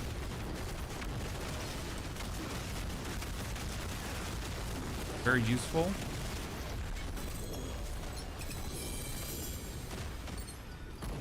Okay, this is the fastest we've done the pit 120 yet.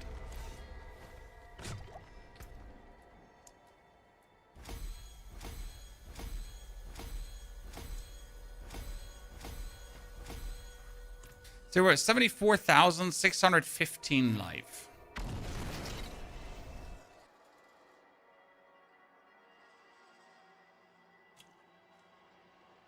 What's the best way to farm a seal? You take all your seals, go to the Horadric Cube, and then you 1, 2, 3 put them in and combine them until you finally get a +1 seal. That is generally the best way to do it.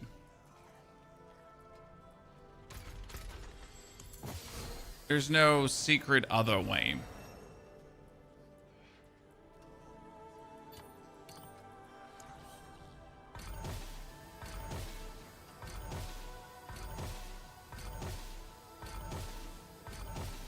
What we're doing here? We're rolling some points. Maybe we get it as a greater affix. Who knows?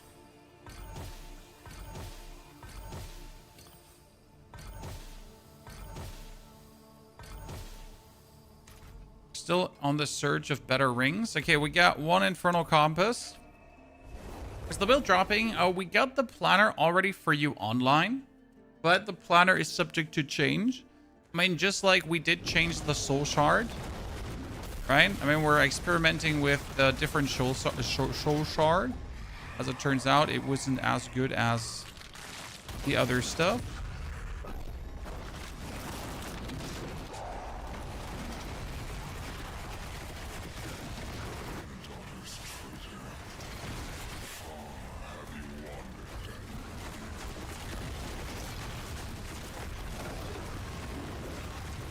Look, Mom, I can just destroy the Infernal Hordes.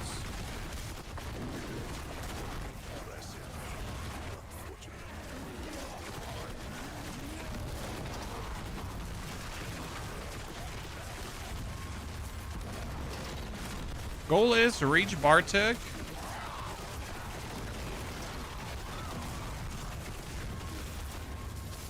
With a 6-way forward.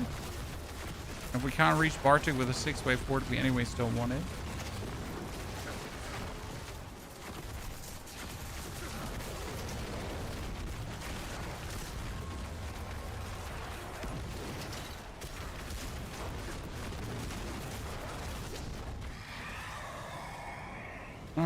There we go, ladies and gentlemen. So I choose here in my Hell Tide, Hell Whisper thingy, right?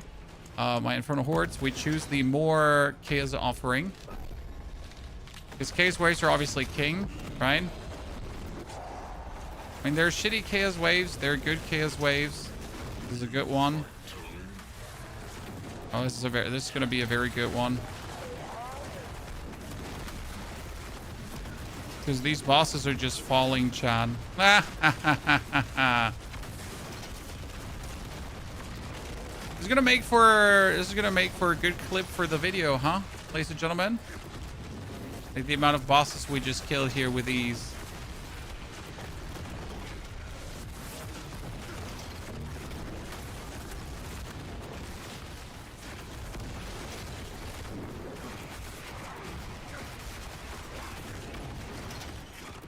Okay, easy Bartek, ladies and gentlemen. No chow.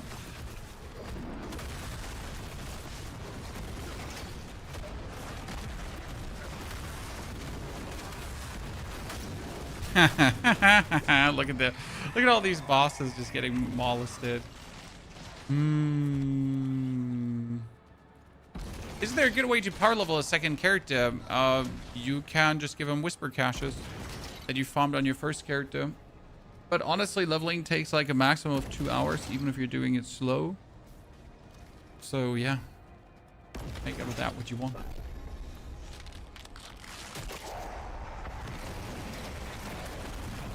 Ah, by the way, for Mephisto, there's a trick how to make this build even more tanky, chat.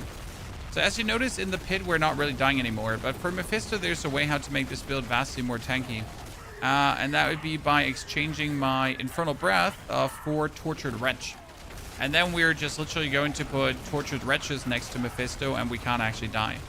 Now, that like, I don't want to do that because I wouldn't want to, like, actually play the Tortured Wretches, but it would be a way to, like, lower my damage but increase my survival.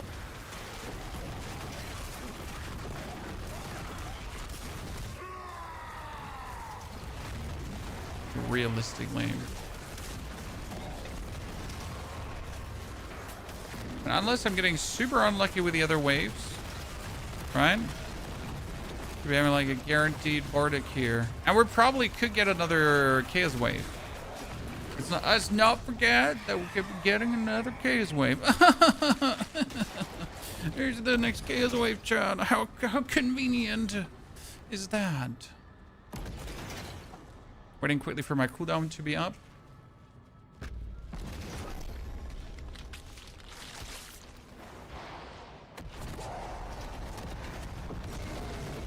Oh, terrible Chaos Wave. The worst Chaos Wave, to be precise.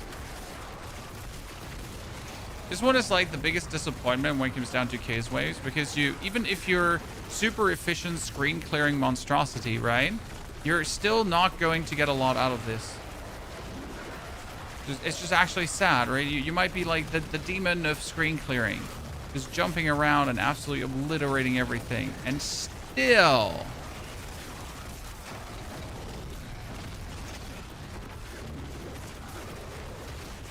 Compared to our first wave, this one is just a lackluster.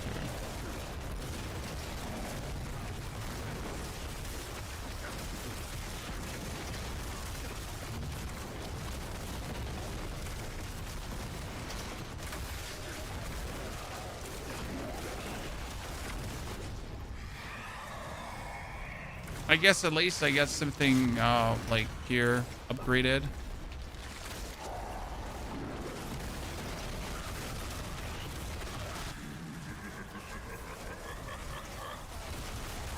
I started the wave without my demon form. That was a mistake. I'm gonna die.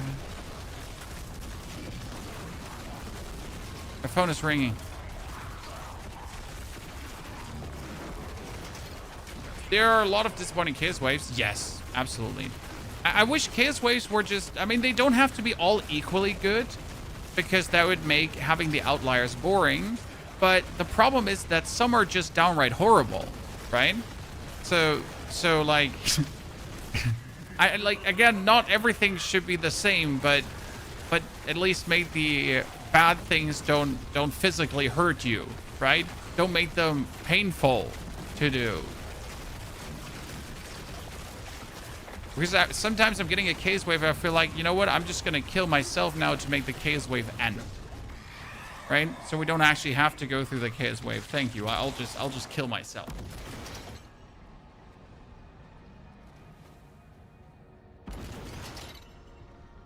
Okay, 3 Chaos Waves, chat, in a 6-wave horde. That's great.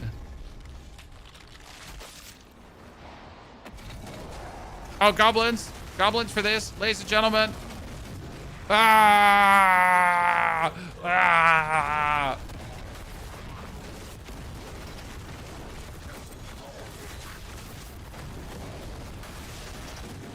So since my heads are just flying everywhere and just bouncing everywhere, they're just going to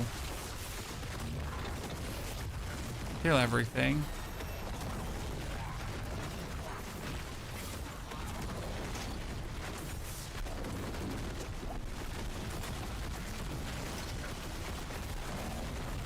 For some reason my volatility is gone, and that makes no sense.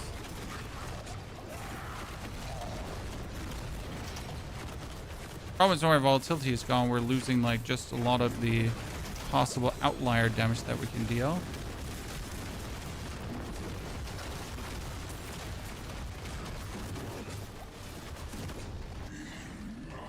Okay. That was a good one. I mean, easiest 6-wave horde ever. I reckon.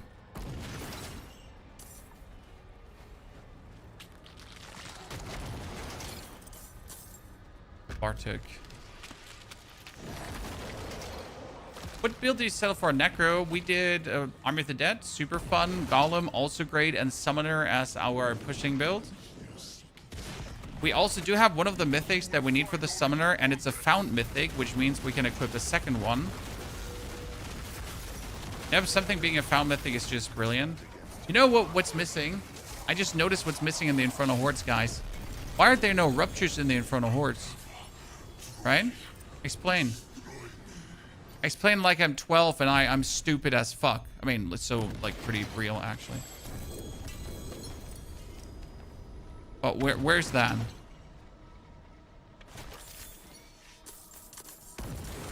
Wouldn't it have been great to have the ruptures here as well? It's kind of sad to not have them.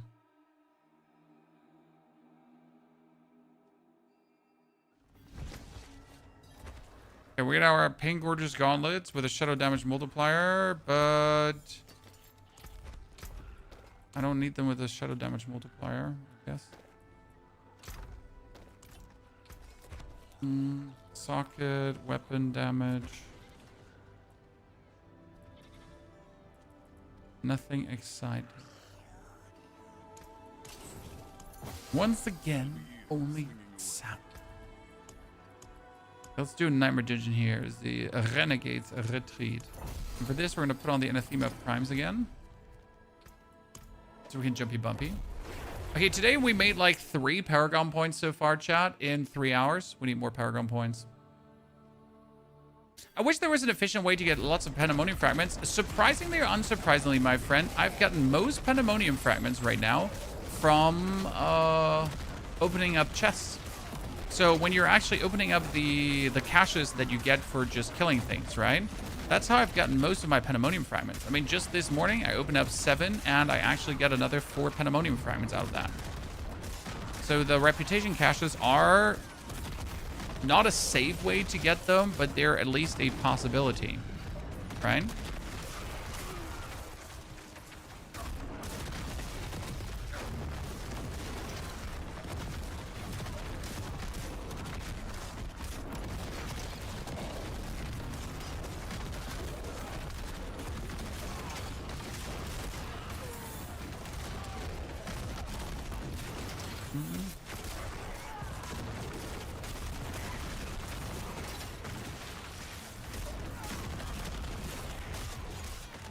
So I don't know if you have been regularly checking up on these caches. Maybe you have like 20, 30, 40 or whatever waiting for you.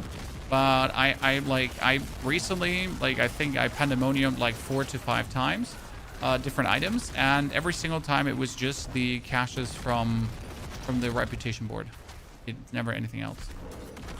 We try Assassin's Creed Black Flag Racing. So I don't like Assassin's Creed for Assassin's Creed.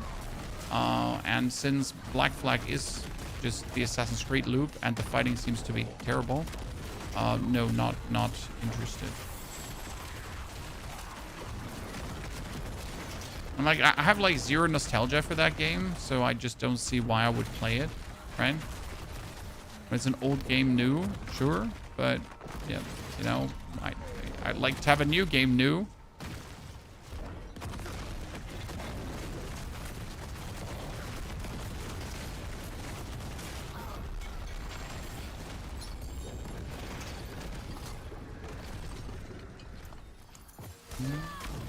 T-Bolt's will with demonology.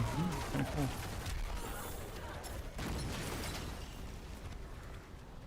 Okay, now we have to... Oh, we've finished a nightmare. Other than D4 and PoE, what else do you play regularly? I mean, I don't play anything regularly, Joel, because I play whatever is thrown in my way. But if we're looking here at YouTube right now, we had Diablo, then we had Path of Exile, right? Quite some Path of Exile. Then we had Diablo again. Before Diablo, we did actually have Windrose. So Windrose was super cool, great game. It was pirate survival game. Then before Windrose, we had Soul Mask as well. Then we had Crimson Desert, and there's a lot of Crimson Desert, right? Before Crimson Desert, we had Diablo. And then we had Soul Mask again, right? We had Resident Evil Requiem, and we did a couple of speedruns with other stuff. Super fun. Path of Exile. More Windrose, different ARPG. We got Where Winds Meet, and I miss Where Winds Meet a lot. Nio 3. So, like, right? There was Code Vein 2. There was, what is it called again? No Rest for the Wicked, and that was absolute chef's kiss. I love No Rest for the Wicked. So, we're, like, you know, we're just going through all the games. Like, whenever something interesting gets an interesting upgrade or something new is released, that is fun to play, we're there. And we're ready to rock and roll.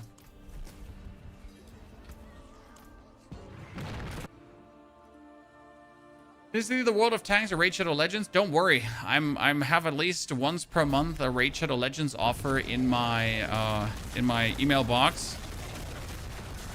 But I could pay my tax without Raid Shadow Legends, so didn't need to do a promotion. You know how it is. I mean, I'm not gonna lie, Raid Shadow Legends is a fantastic way to like, if in case you're in financial struggles or you need a quick infusion of cash, it's like, hey, have you heard of Raid Shadow Legends, Chan? Like, oh shit, I'm short a few for tax thingies. Like, how about Raid Shadow Legends? Yeah.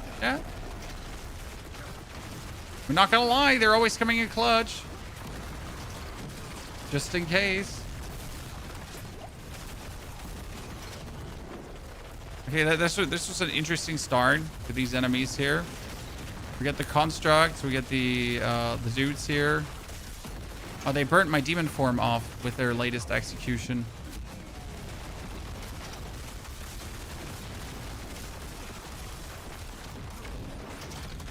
Oh, we're playing without the nameless right now. Let's actually see how well this goes. So this is technically the weaker version, but it can move more. Now the thing is that moving more is quite useless in Nightmare Dungeons, in the pit, because what's the advantage of moving more if I anyways have to stand on my opponents and fight them, right? I mean, I anyways gotta be here, and I anyways gotta kick your ass, right? So what does the more zoomy actually do for me in all reality?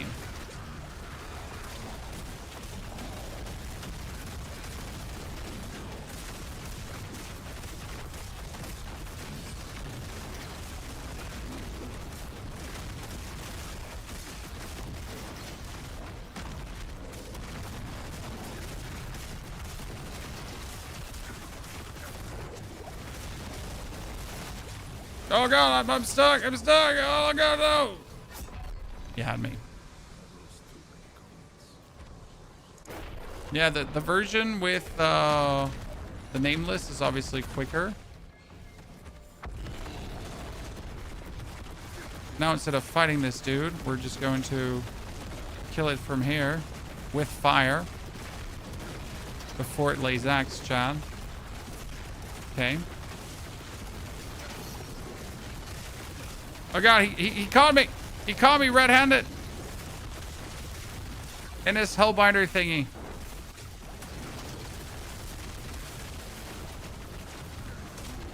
It doesn't help that he's like teleporting into me and then just strangles me with his hellbinder. Flee, pony. We don't want to fight him.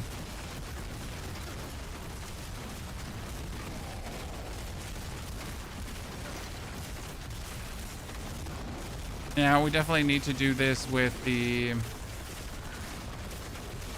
nameless version. The nameless version is just superior in every way.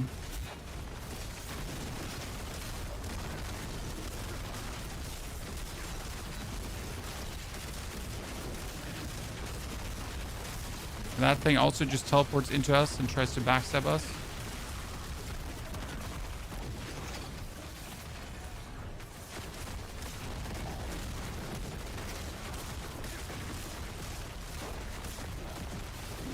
The fire be purged, man, that's the topic of the whole build, right?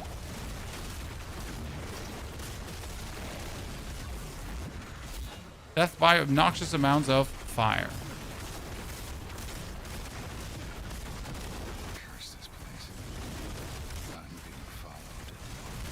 Okay, Saw Blades, Plague Bearer, Nerd. I have come to show you who's boss. We've finally taken him on, ladies and gentlemen. After all this time. Yeah, I think the biggest problem is that the ritual is not like a 100% damage bonus. It's a 100% damage bonus that grows to 200%. And without the ritual, I pretty much have a 60% damage bonus instead. Right? Now let's assume, what would you rather have in a pit chat? Would you have the opportunity to jump more around, or would you have 200% more damage? I mean, the answer is clear as day. You obviously want the opportunity to jump more around because you have issues and like you need to at least do 5,000 APM actions per second or your brain is going to implode. Right? So totally legit that you would like to rather be more movie than like do more damage. Totally understand your argument. I can see where you're coming from. Max tower with this build. I mean, the highest version a Hellfire build that is full of mythics has done right now is 128. So that means pit 130 is possible. You know, tower 128 is like good, but that means pit 130 pretty much. Because pit progression is easier than tower progression.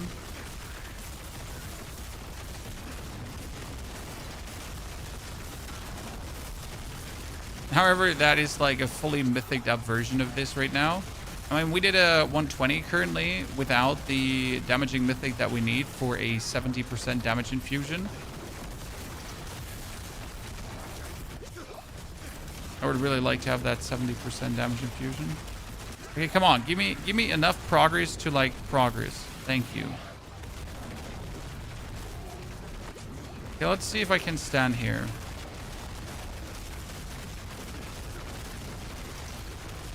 Okay, I need to stop the burn. I'm so close to actually dying. So right now here in this fight, you can see how he can't even break my barrier. I'm just going to stand here, and there's no way he ever breaks my barrier. And now we're going to start self-immolating.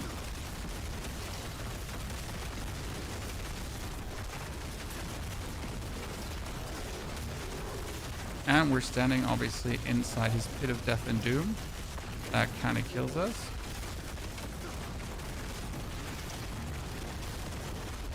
And this is here where we're missing the 200% bonus down. I don't want to stun him, because if we get him stunned now, then I don't have to go out of demon form. So we're going to stun him, stay in demon form, eat the damage out, then go out of... Oh, shit. I stood there. You wonder how much worth is gem strength? It's 30% now. So it still works. Reasonable.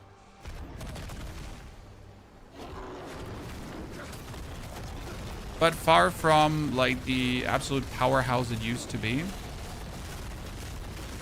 Which is good, let's be fair. So as much fun as it was to have gem strength, it was also stupid because it meant like you either had gem strength and you had a chance to compete and participate, or you didn't have gem strength and you could pretty much just give up on anything, right?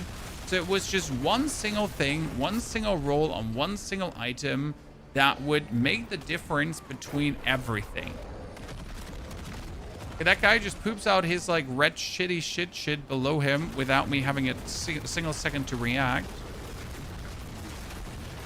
So that was like the biggest problem with it, right? It was one roll that would decide it all. Like you could have the best items in the game, right? You could have like absolute insane mythics and that kind of stuff. And you have greater affix items and that kind of like everything, right? But then, see, like that's what I said, he does it so fast. But then someone has gem strength at 150% or even 200%. Suddenly his gems are going from like a 30% multiplier up to 158% multiplier.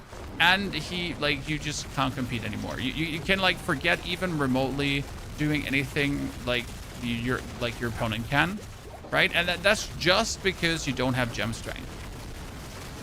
And that just doesn't sit well with anyone. I mean, like, imagine that's your competitive field, right? You're your opponent get a better pair of shoes and you're not able to get that pair of shoes because I don't know, you're not lucky enough, then yay, you just lost. Also, these red pits here, they seem to be keeping persistent, chat, even after the dungeon is over. Okay, finally, all of them to 111. Ta-da. Good. So this is what we like, by the way, set now about the Mephisto fight. Let me show you here, chat. So we would go back to, let's open up Tyro.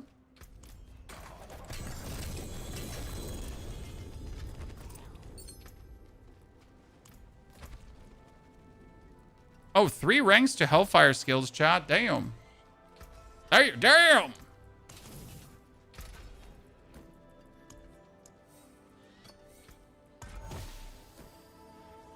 Resistance to all elements.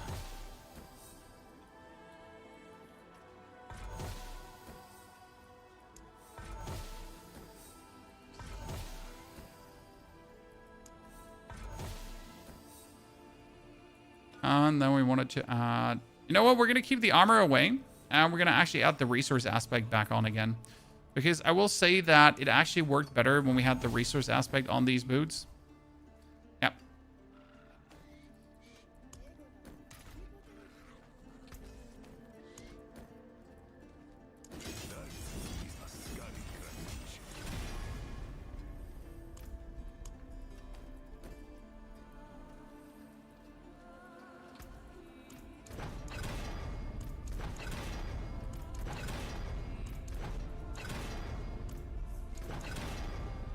Mm-hmm. 38% movement speed.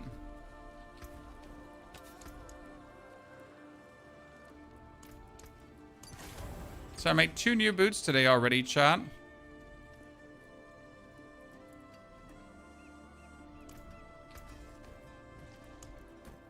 Wonder if I want to roll that over to the...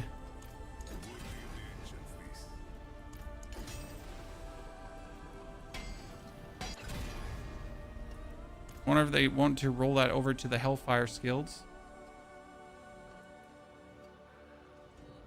Problem is, if you roll it over to the Hellfire Skills, it only goes up to 4, right? It doesn't even go up to... Yeah, it's not really worth it to hit that, right?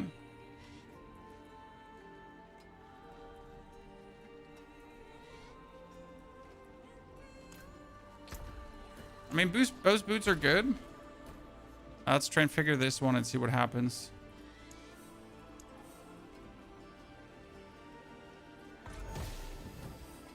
Indestructible. Take the other pair of boots. Transfer that one and see what happens. Willpower. You know what? Might actually enjoy them more. Because willpower, like 200%, 200 willpower for how we're playing the build is not like few. It's a lot. So yeah, here we're gonna save this now. You have a question about Necro? Ask away, my friend. So this is it, and then we go for a Mephisto version now. So what is different in the Mephisto version? We would pretty much pull all the points out of Infernal Breath. And then use all these points into Tortured Wretch. And get the Tortured Wretch to...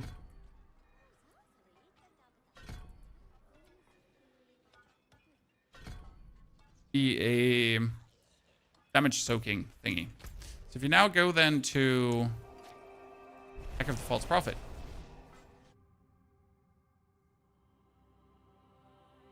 Does the Golem build you made depends heavy on the perfect affix? No.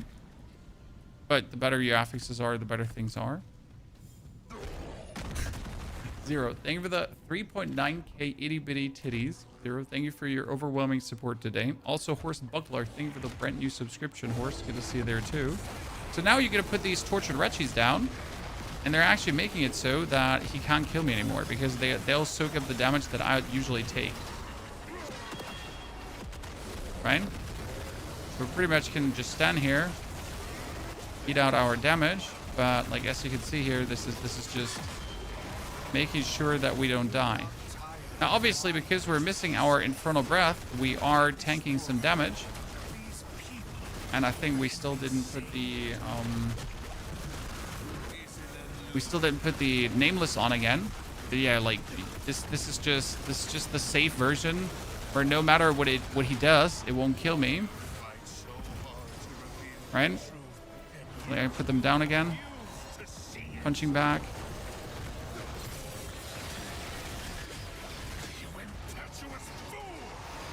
I wonder if they could soak up the whole of the fire thingy. They could actually. Interesting.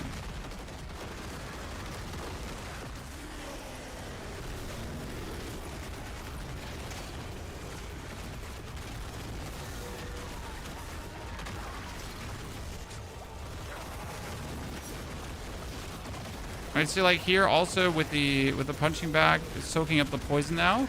I don't have to care about it. Right, it's like making, how do I make the Mephisto fight as simple as possible? Right, that I really can't die. I think that's like really interesting when you think about it.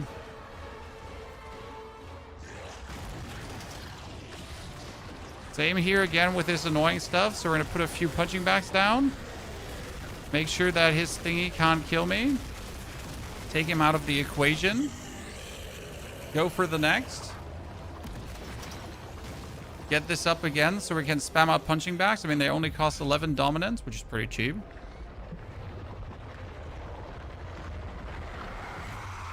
So we're going to jump down his throat. Punching bag.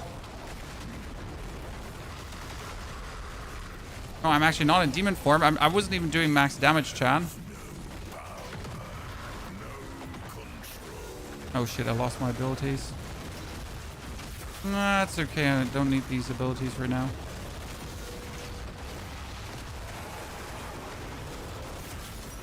Well, look at this right now. That's him, chat. That's it. We're done. We just won. Torment 12 Mephisto. And never had like any fear of dying.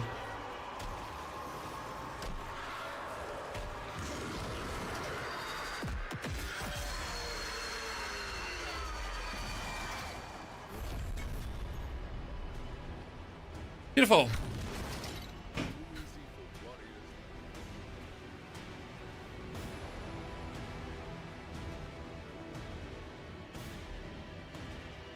But in my eyes, it's only needed like for Mephisto, right? I would not use this for anything else because for a normal dungeon, I like it's not required. Now, Zero, this is just like the Mephisto version. Obviously, it will be added to the mobilytics, right? Mephisto. But we wanted to do the... So how will we now get stronger? We still need our rings that both have crit chance. Yeah. That's something that we're missing. Because our crit chance is only sitting at 46.5. So we need more crit chance. I mean, preferable, I would now get like obolds from this. Because we know this here. This is like a grand amount of obolds. Oh, I could run 2 Nightmare Dungeon escalations.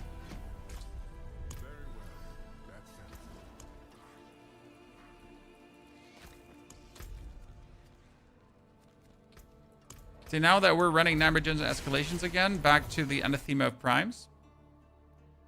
How to make Mephisto look like a normal monster? I mean, Ivan, the plan is always to put in the efforts that you just get in the direction of like you can make everything be not a challenge anymore. I mean, that's essentially your goal with every build. The fun part is this can still not push Pit 140 like the Barbarian can. But again, is that even something you're looking for? Because what you really want to do is you want to be able to face tank Mephisto, right? And not have to worry about dying. So you can finish your seasonal journey.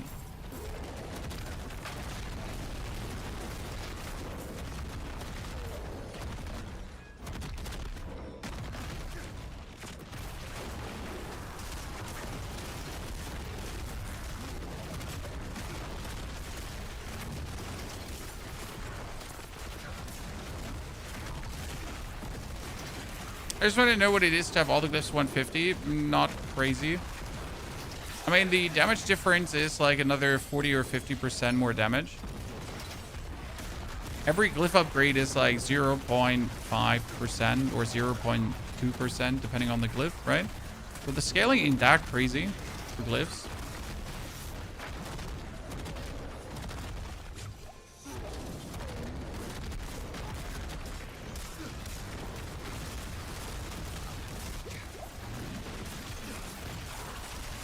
It's not like mental what the fuckery.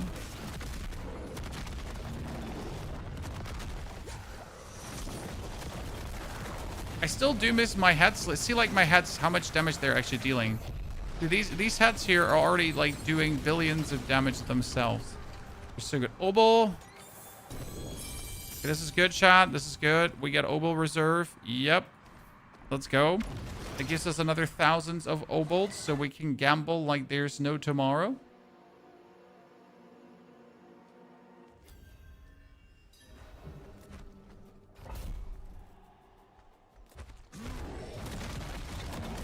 Two nightmare dungeons where we have to kill every enemy.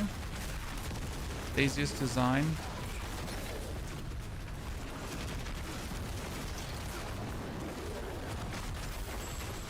At least this is one where you can miss, can't miss the obols, because like for example in the Nahantu dungeons, there's a lot of chance to miss things.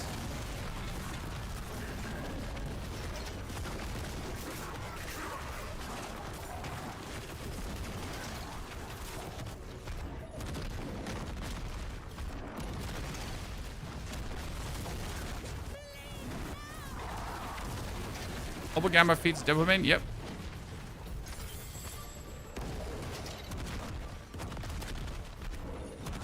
But we can check now after we do this Nightmare Dungeon escalation, guys. We can peep into the leaderboard because there is a player who's like there's a player in the top 10 who's playing something similar to what we're doing, but different. Playing it safer, but he also has vastly better gear. So it would be intriguing to see how much better is his gear. And what does he actually have that gives him the power? I mean, obviously you can't see his Paragon points, so might be that he's just sitting at 300 Paragon points, because I assume everyone who's actually high in the pit leaderboard, right, it has 300 Paragon points. Realistically, it's the easiest power up to farm, right? So you don't even want to have 150 pit, okay? So 150 glyphs is not the real difference. The difference is Paragon points. Why are Paragon points so important? I can show you in a second.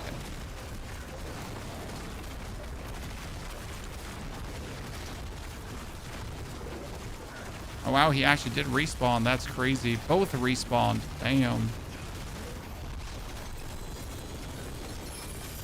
Because right now, for example, like I am missing 40 Paragon points. So this one could get tons of willpower. Every willpower point is 9.2 crit damage. Additive. Amazing.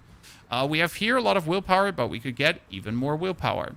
We have here a lot of willpower, but we can get even more willpower. We have here a lot of willpower, but we could get even more willpower. You know? So there's, generally speaking, just a lot of willpower waiting out here in the open world for us to just be taken, to actually take our damage like really up a notch again.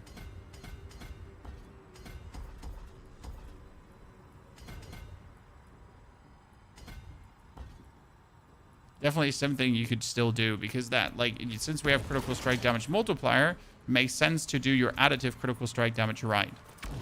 Okay, one dungeon just gave us 7,000 nobles. Equipment delve, Vile Splendor, and Gem Reserve. Gem Reserve to have or not to have? So that's like where the real damage difference comes in. So what I should realistically do right now is I should just go into the Helltide and farm Helltide like there's no tomorrow. I also wonder how much Paragon points can you make like in 30 minutes when you really dedicate yourself to it?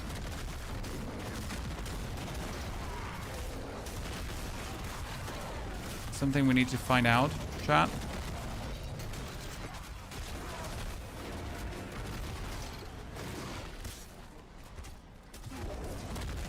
really dedicate yourself to the grind. Has any one of you actually tried to like see how much can you get in like in the 200 range when you're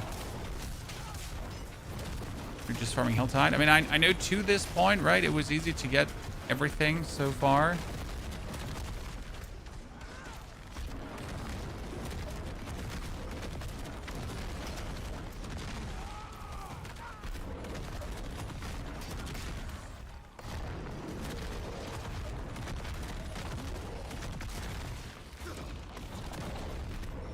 $280 is the halfway point. That is completely correct. $280 is the halfway point. I'm just wondering how much would I have to push now to get some more Paragon points out. I mean, we pushed this morning a bit, so we did 1 Helltide, right? But if we now say like spend our next hour in the Helltide chilling and talking to chat, how much would that give us realistically in that short amount of time? How to get better gear affixes. I'm not sure what you're asking for, Zero. So if you're looking for greater affixes, you just gotta be lucky, right? So you get an Obol Gamble. Obviously, like here, this Obol farm. Okay, how do I get all my greater affixed items, right? How do I have gloves with a critical strike damage multiplier and that kind of stuff? How do I get these greater affixed items? What I personally do is I get my Obolts from Nightmare Dungeon Escalations, as I do here right now, correct? And then I use said Obolts to just gamble.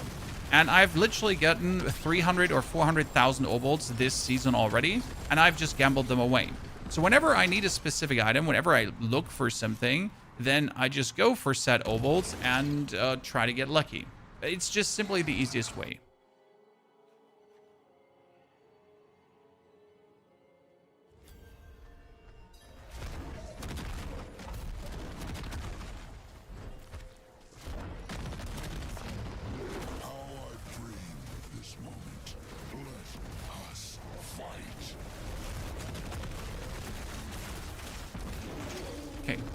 Team.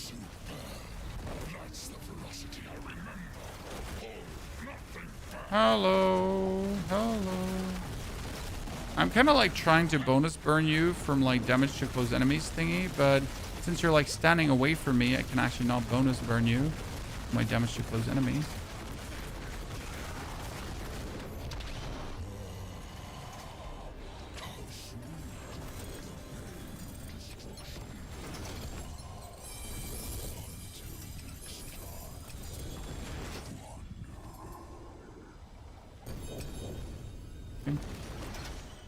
Nothing interesting. Everything else is sadness.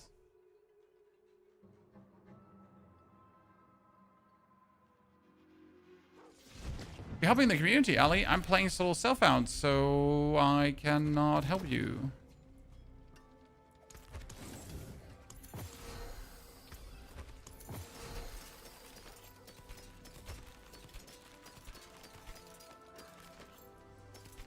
Also, I strongly believe in, if you're not good enough to do it yourself, get better.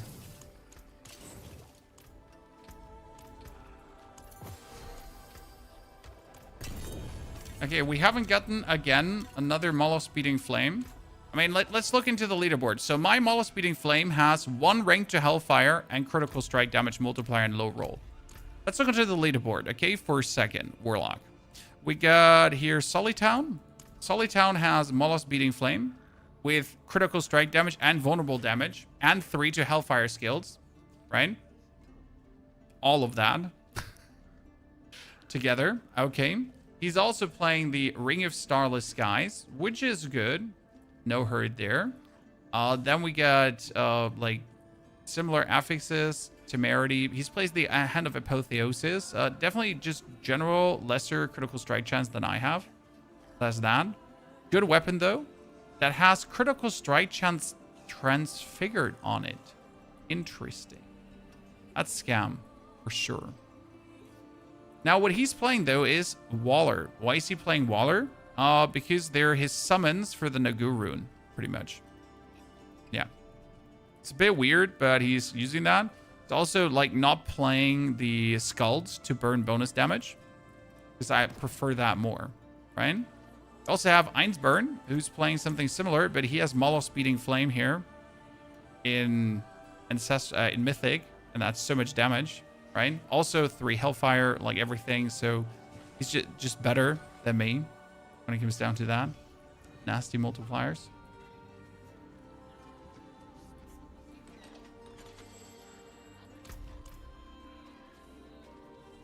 What you do is a loot filter in 200 Paragon. I mean, I use my loot filter. I have 1 loot filter for everything.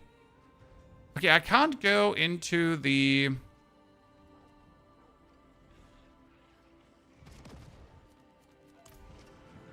hit for anything. You know what we should do? We should do a 125 just to see how well that will go for us hit-wise. Because we can. Oh, but we get the wrong set.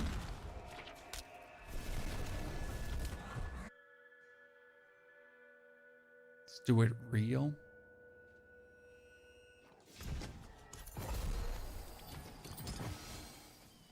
It's annoying to always remind yourself of that, but I guess you gotta do what you gotta do.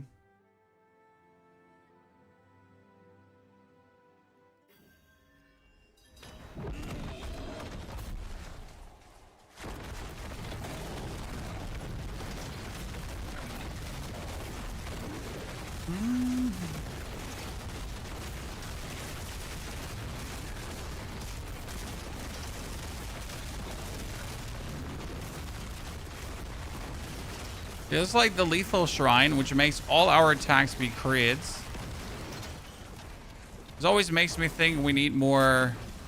We definitely need more crit chance, guys. All my crit attacks being crits does like such a damage difference, right? And we simply need more crit chance.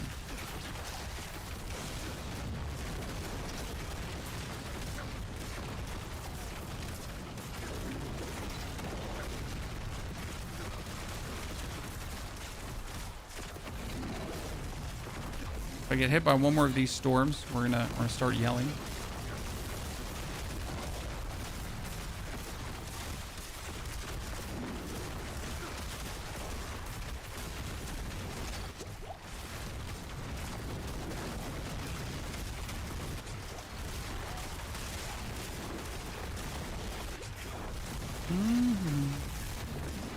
I'm definitely burning myself currently very heavily.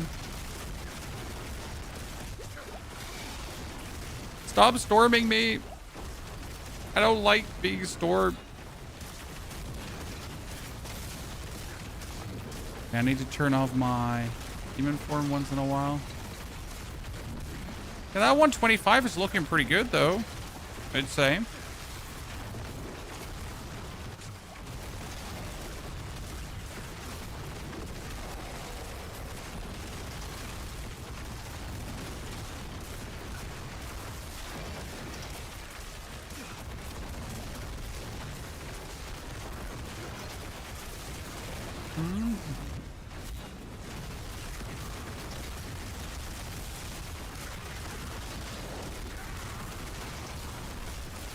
Seems pretty good to me.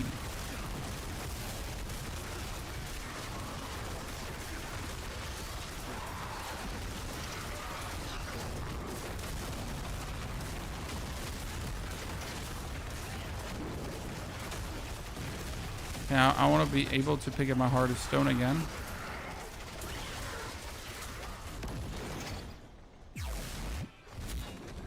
Why does your pet sometimes go away and not loot? That's because you're taking a pet that doesn't have wings. I have this theory that if you're not taking a flying pet, you're screwed. And I'll die on this hill. Called a theory, called conspiracy, but flying pets are picking up more loot, more reliable. They're quicker, they're better, they don't randomly vanish.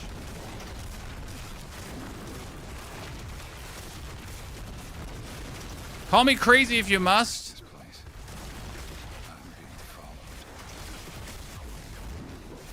I will die on this hill.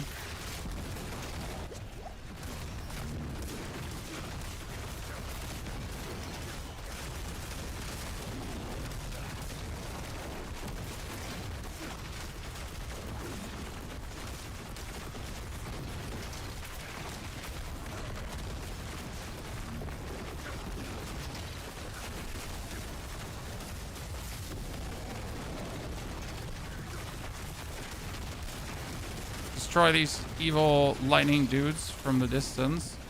Even though that makes no sense because I should literally just walk into them to destroy them the hardest. So we figured out if we are inside of our opponents, and that's where we do the most damage.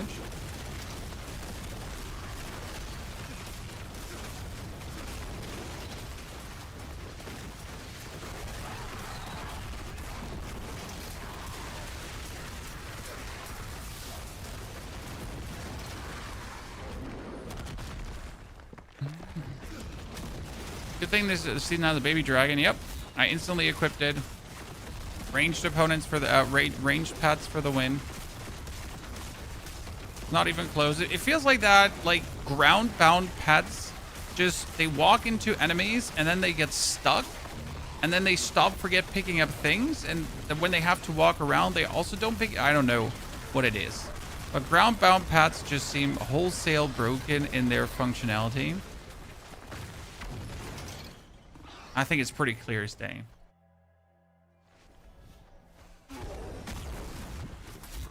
Oh, this one is going to be an absolute annoying thing to happen. Let's see what we can do here. Do we get this dude here that has soul shenanigans going on? I'm pretty much standing here in front of the entrance, and I can just funnel them all inside.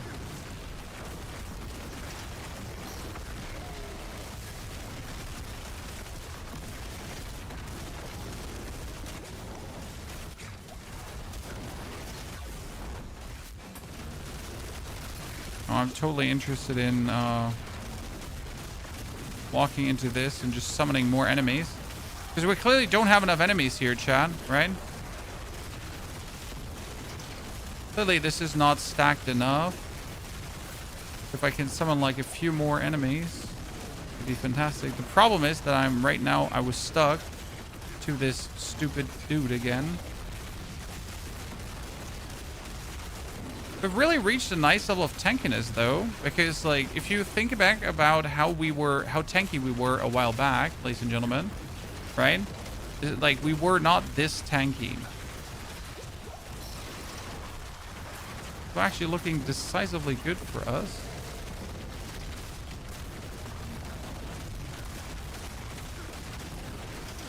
I cannot get out of the Hellbinder right now.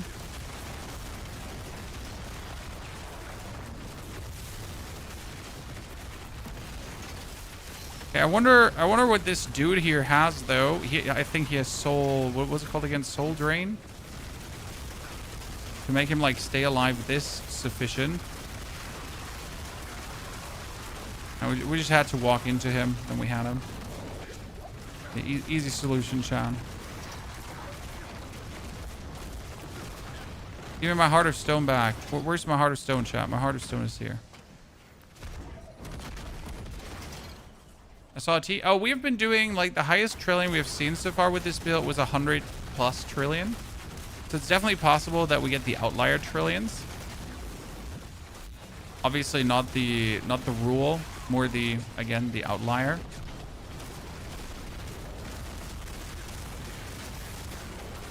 But we can get there.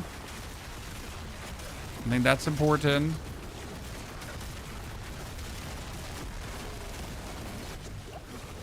Okay, I just turned into the demon form again just to have this tiny spider here walk into me and instantly burst me out of the demon form. Frustration. I'm being attacked here by poison and by frost, and I stuck in poison. Okay. Whew. That is going to be something to overcome. That's for sure.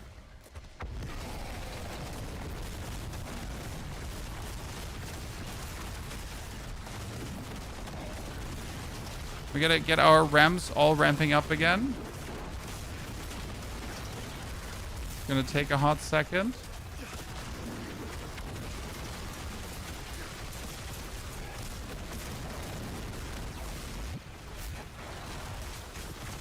I guess we could just stay back here and trigger all of this and then just make our way towards the boss the old school way. Oh, no, there's the spider construct. They're the weird spider constructs again, Chad. The ones that sent lightning after us and everything else.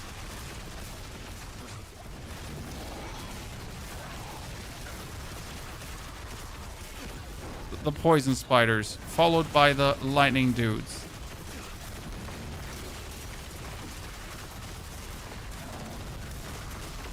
If I could, like, in this madness, summon the boss, then we're perfect. I am stuck again to a Hellbinder. Again.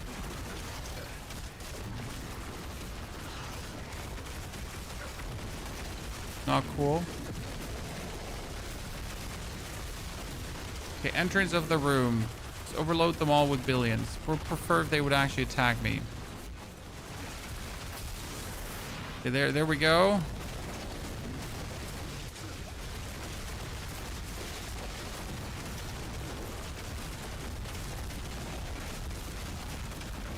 And that 125 was definitely not pretty. But I'd say we got it. And we still have to kill the boss, right? But just from a general we got it perspective.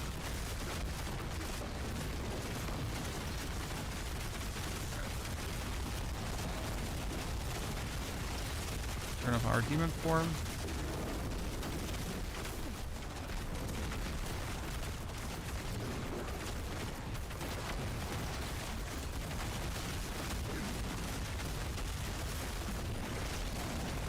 Turn back demon form. See the trillions roll in.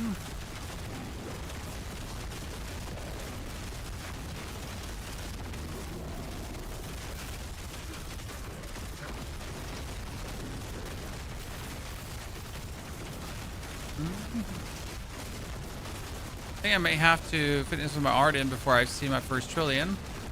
I can max get 1,000+ billion. That's win out of without any mythic. Yeah, I mean, like the actual, what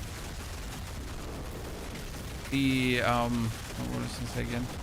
Paladin is going to be happy to see trillions this season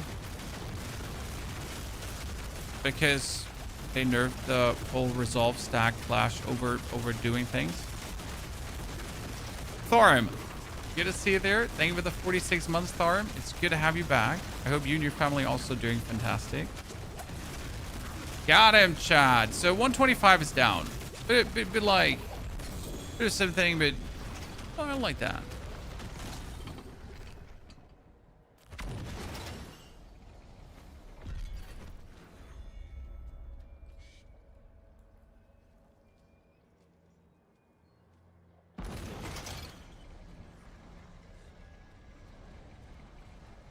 I mean, Warlock solo self-found doesn't even have our leaderboards finished right now on the website. That's good to know.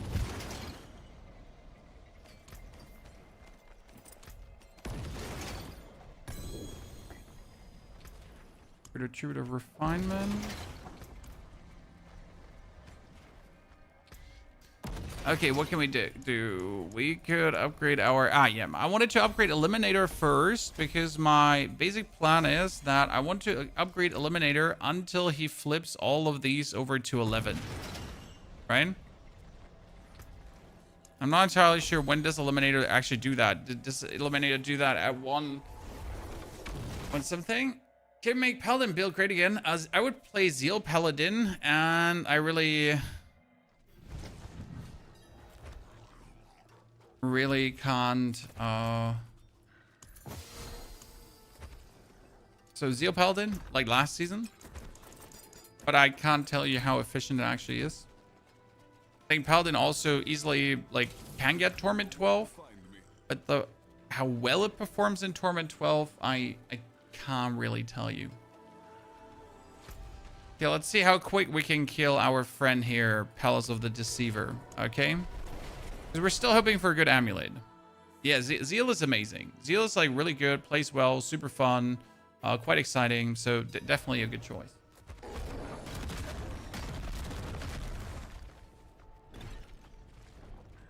Let's kill Belial. Coming for him.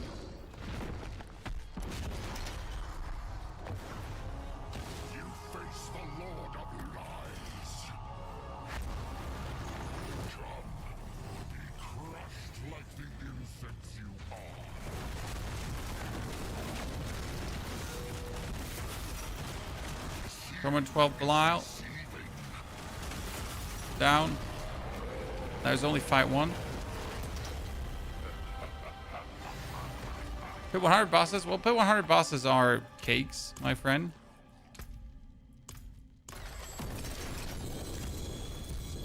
After Pit 100 starts ramping up severely. Still not a single one of these amulets in good.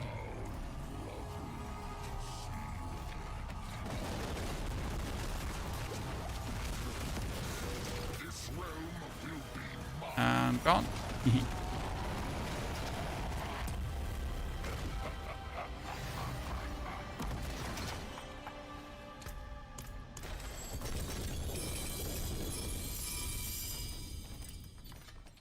Would expect to actually get something decent, right? But oh, really not.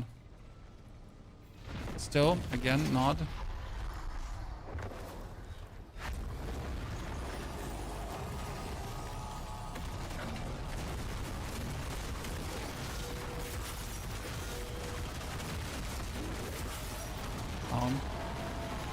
Gonna be playing GTA 6 when it comes out? No, absolutely not.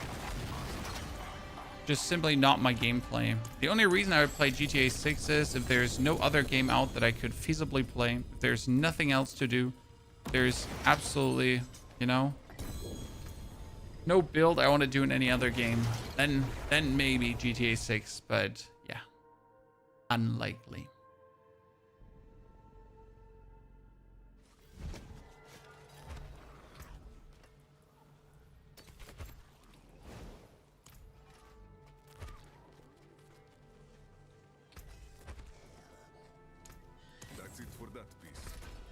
Just not my game, not my gameplay, not my interest. Good chance, not worth it. Problem is that you can't really reroll anything on this amulet, right? We rerolled this critical strike damage multiplier to get it at least up somewhere.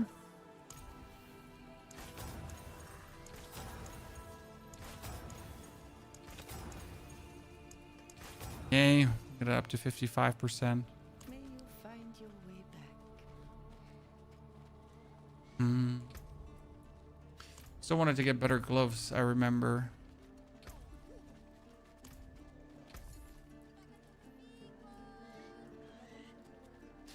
Gloves and a...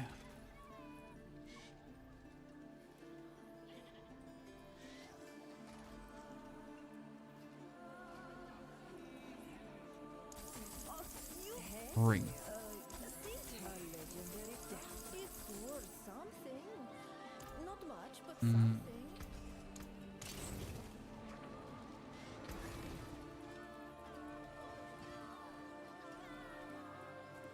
Ah, we wanted to try one more thing. Yeah, it's true. The counter aspect. So there's one aspect that we can use now that actually works really well with all the bonus attack speed that we have. That turns our attack speed into damage. Okay. First, we're going to have to pick up Variana.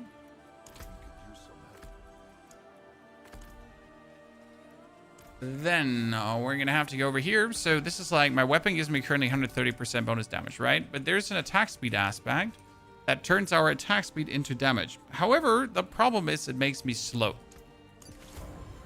Now, the good thing is it would give me 170% bonus damage because we're sitting here at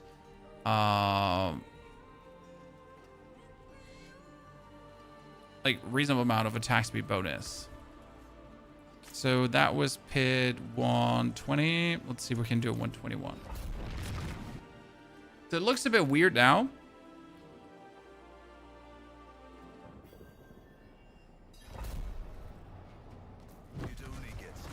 Because instead of like being quick as you've seen me before, I'm just like doing this really slow. But with the difference that all of my hits are doing insane amounts of damage.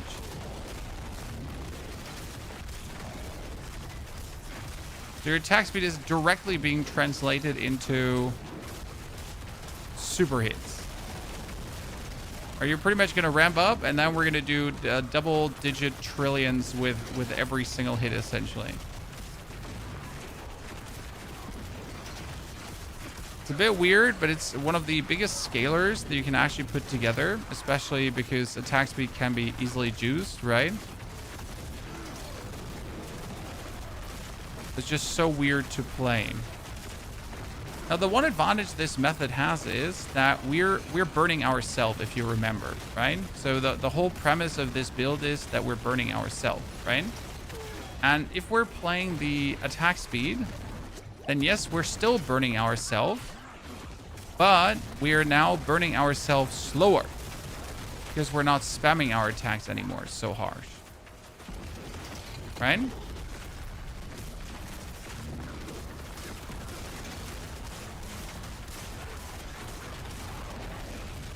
Which should technically allow us to stay even longer in demon form as we like take less attacks per enemy to kill.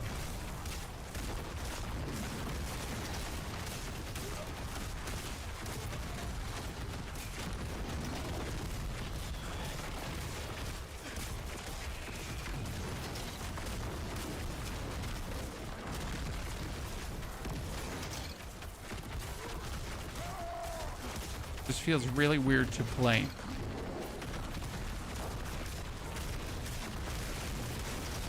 So now we haven't essentially left demon form a single time. We haven't even come close to having to leave demon form.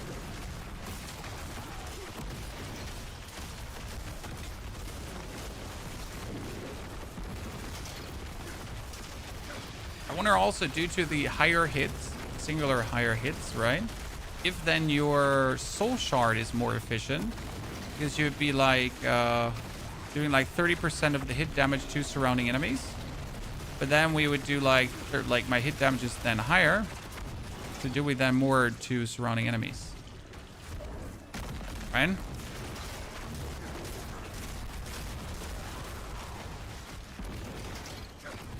Reasonable question. If I'm now here, see, like if I get super close to my opponent, right? And we do now my bonus damage to enemies around us. But that bonus damage to enemies around us is now like super juice because of how we're playing. Should technically work that way, or am I just completely stupid?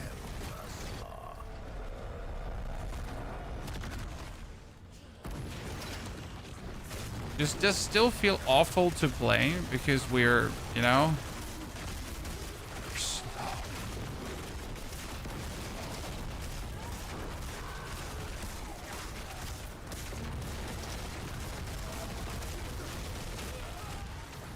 That's just the big question if this actually does work better against Mephisto as well. I mean, we've killed Mephisto already, right?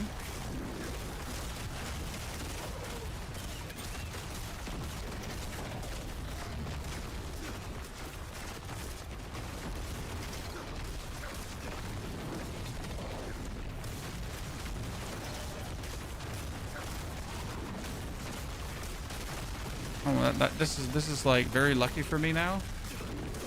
These dudes just came here. I can claim the pylon.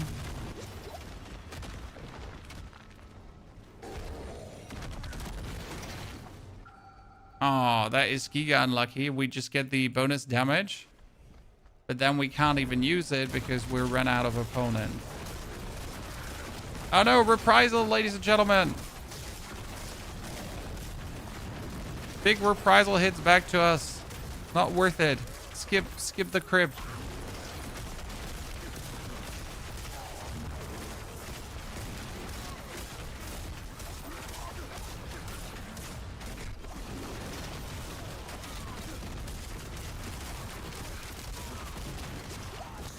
Why is your gem costing Wrath? And not Domination. It is called the Anathema of Primes. That turns your jump from Domination over to Wrath. Now, I cannot recommend playing the Anathema of Primes in the pit, right? Because it's inefficient there. But for any outside content of the pit, Anathema of Primes is absolutely brilliant to play.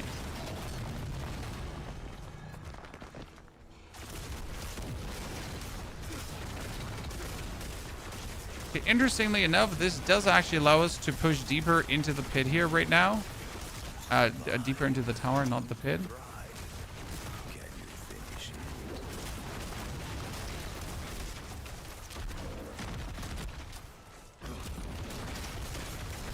It's kind of wrong to not chase these goblins. Yeah, but with the minus attack speed we're having and the minus movement mechanics, feels like awkward to chase them as well. So it feels awkward in both directions. See, like now I want to stand next to him because again, if I am able to stand next to him, then I am able to do like my most powerful damage.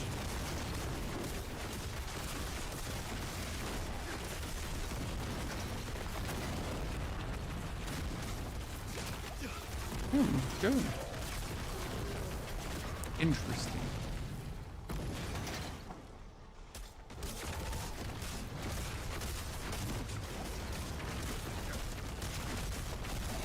I will say that I think a fully max rolled Anathema of Primes would be better than playing this aspect.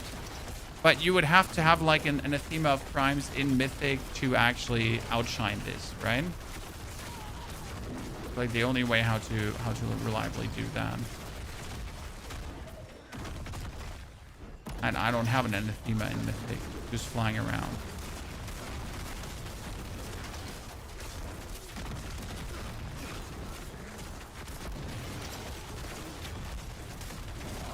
Oh god, they have this frost thingy chasing you. Oh no, ice shards. Ice shards is bad because again we have like no unstoppable.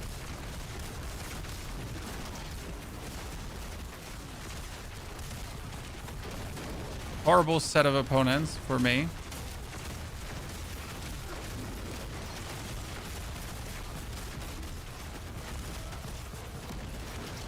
I mean, not only do they freeze me, they're just mean.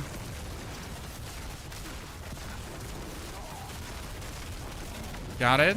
Double-digit trillions here. Good hits, Chad.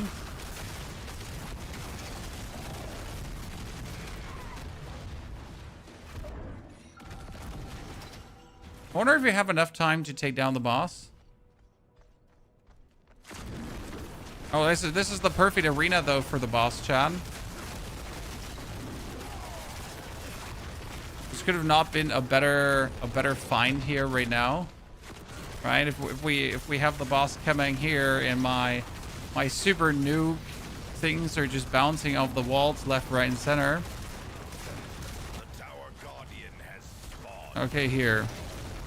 Okay, we're just throwing these now, and look how slow we're throwing them. But look at the damage we're actually doing against him. So each one is super slow, yeah.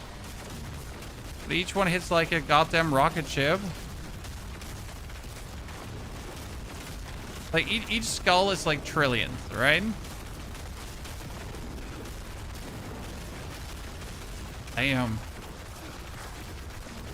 Nasty.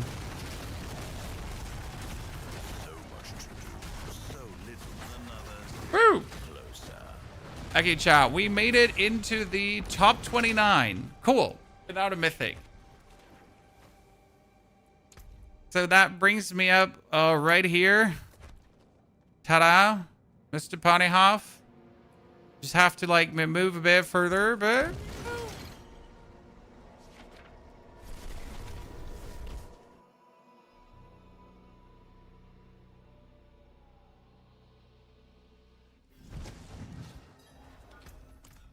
Okay, now the question was, is it actually better against Mephisto to play the slow one? Right? Let's go over to the different skills. Keep the weapon though, right? I mean, I absolutely abhor the fact that we're going to be like so slow attacking against Mephisto now. We're like,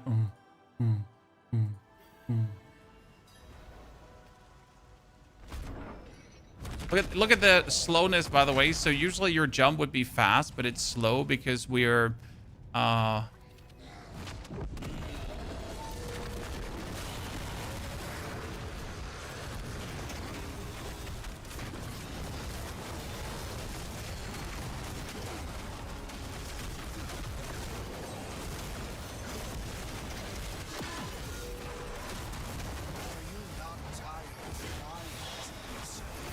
I need to make myself unstoppable against Mephisto. Yeah, I think it goes faster. So these here make me undying, by the way. Because you wonder, what are these tortured wretches here doing? They're just making sure that I don't die.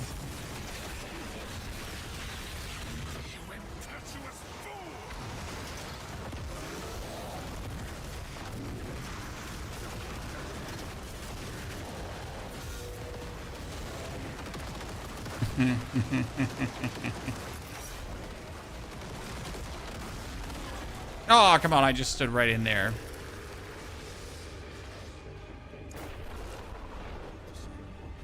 Happy to see new Warlock builds. I mean, endless neck rolls. The Warlock has multiple new builds, surprisingly, or unsurprisingly. Which is good to see, as you say. Like, it's exactly how it should be.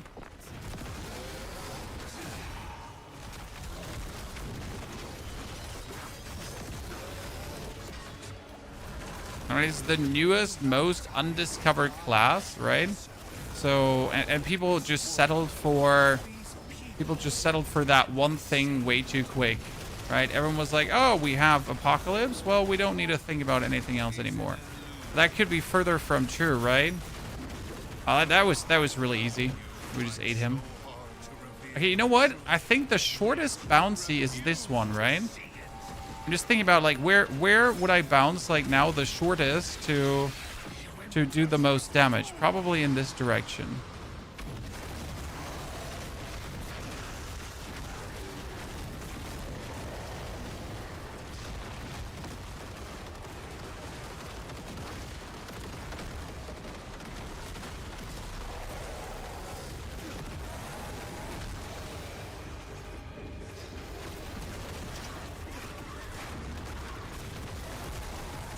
Yeah, see, like, I can put just the Tortured Wretch down.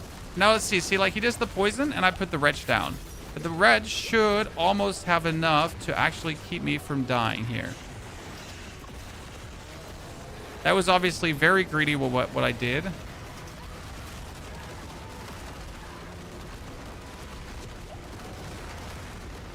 So, actually, in this one, the faster ones were better, because we're filling the area with more death and doom. Chan.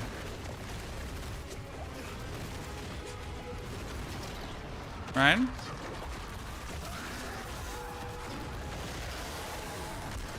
Surprisingly, unsurprisingly, versus Mephisto, the faster version was better. So I'd say the slow version is really only good for pit pushing. Right? Let's see, we did the pit 123. Go back. We did the pit 125, right? And it was like decent timing. So let's see with the slow weapon now when we do the pit 125. 125 here. I mean, obviously I would now have to push my glyphs higher, right? And I would have to get more Paragon points. So that's, again, like the whole plan here.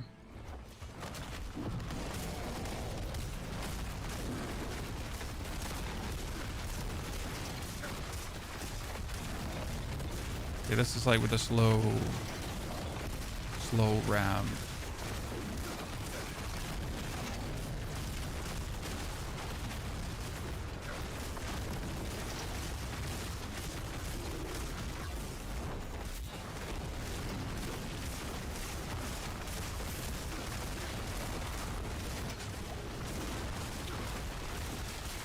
Okay, having like multiple enemies here with the poison, I don't like it.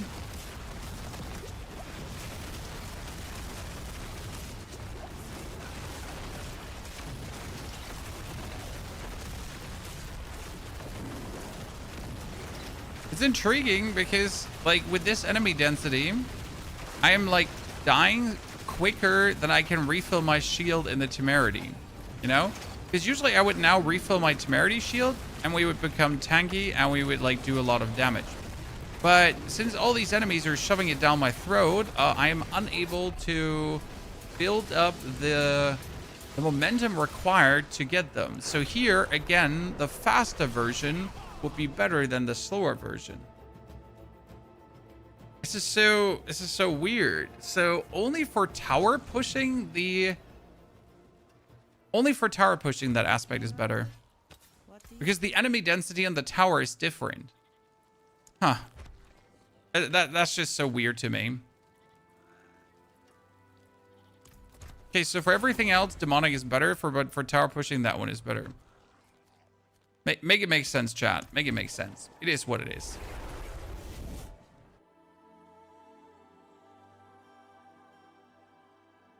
Endless. I mean, if you're happy with, how do I say this now? If you're happy with not the best finishers, then I do believe that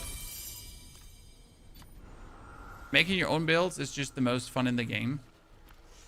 Because the reality is obviously that not every build can finish the same things, right? So each build will be able to accomplish different stuff.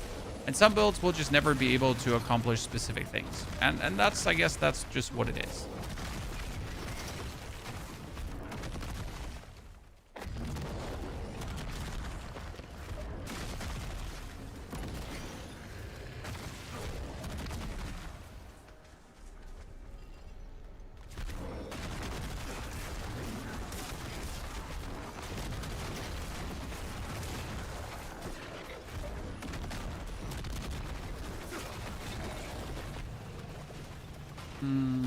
We're looking for ruptures. Why are there no ruptures? Pretty much other people around stealing my ruptures. No, there. Rupture found, chat. So, what you're gonna do now is you're gonna turn in a circle. And just kill everything in the rupture that ever spawned anywhere.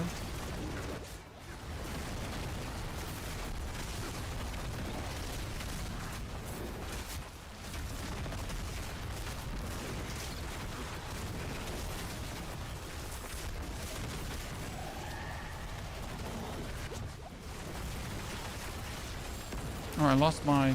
Oh, I haven't been in demon form. I was just wondering, like, where's the DPS, chat? I was in demon form. Oh, we shouldn't have died there. That was terrible.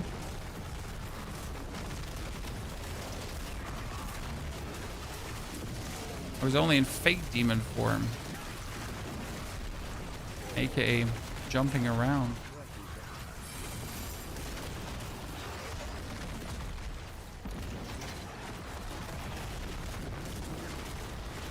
My current metric is, can I comfortably do Torment 12, Pit 100, which is almost every damage skill with every class can do. Yeah, Pit 100 is, I think, a good metric to reach. Because after Pit 100, it just becomes silly. It's the best way to say it. Silly. Right? When you reach Pit 100, everything is fine. Damage scaling makes sense. Defense scaling makes sense. Everything is cool. And then afterwards, it just becomes silly, the level of damage, defense, and whatever you actually require to basically exist in the game.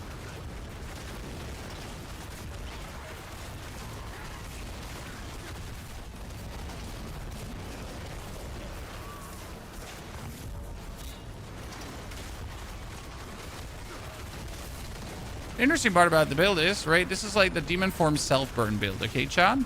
But as soon as you're ramped up far enough, like I am right now, so I am reasonably ramped up, I don't actually require my demon form anymore.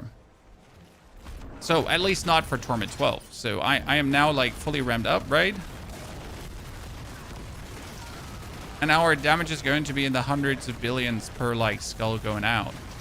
And trillions. Like, see, this is a trillion hit without actually being in demon form. So right now I am not in demon form, right? And we're just doing our damage. It's like super easy, and we're not burning ourselves, right? I could technically also just exist here in non-demon form right now and just enjoy my time. Obviously, if I then go for demon form, then the damage just spikes even more, right? And we get even more out of it. Oh, we're also burning ourselves.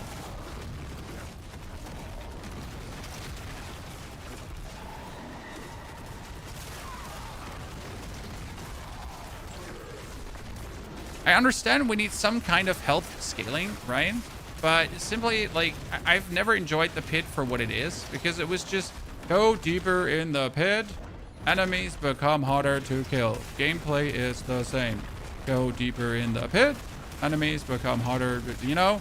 And that's like literally that gameplay loop. You're doing the same, but enemies just have an unreasonable amount of HP. And that's what I personally never liked about the pit. But like I like that. Like, for example, I enjoy the Echoing Hatred because it's like this scaling of difficulty, right? So you have enemies and then you kill them and then they become sturdier and sturdier and sturdier and sturdier and sturdier, right? Just like how Echoing Hatred actually works. That's cool. I always enjoyed that. That was fun. Now, sadly, I've played now this season for almost 50 hours. I have not yet to get an Echoing Hatred in mind.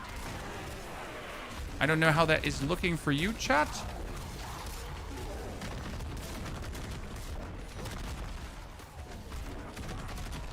But I have yet to find an Echoing Hatred. Despite that allegedly becoming more often.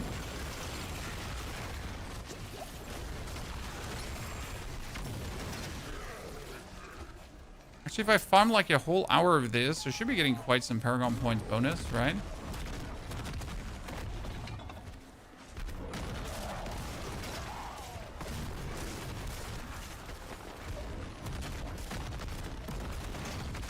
If simplify like that, anything is dumb. Soccer is just 22 people trying to get a ball in the box. Well, that's just what soccer is.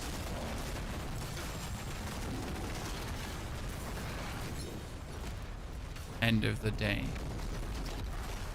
My argument why I don't watch it a lot. So.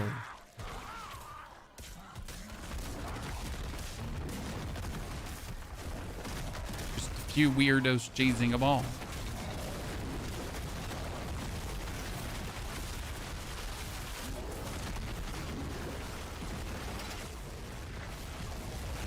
Hit is far similar than soccer. Well, there's no offside. That's true.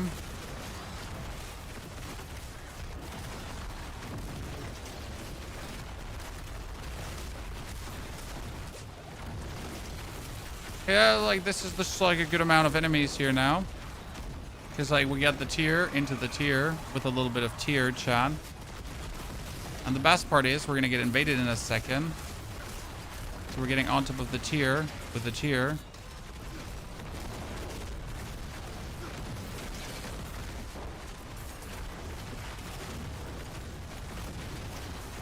We do now just pushing buttons. Yes, absolutely, sir. And these buttons make me happy.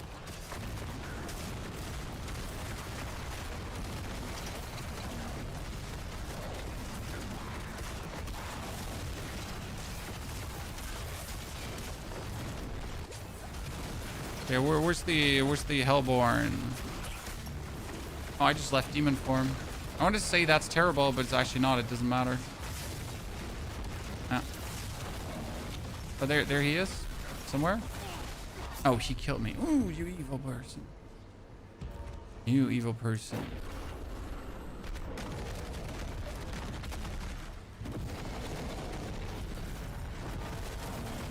Oh, reprisal. Okay, yeah. You know what? I at least understand why I died.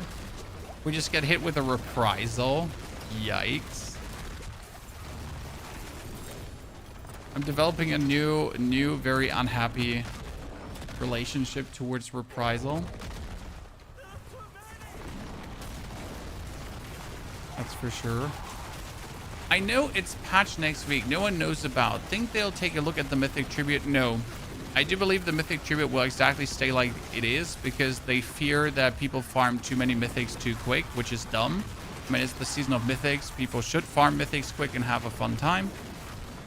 Yeah, I genuinely believe that Blizzard does not see that.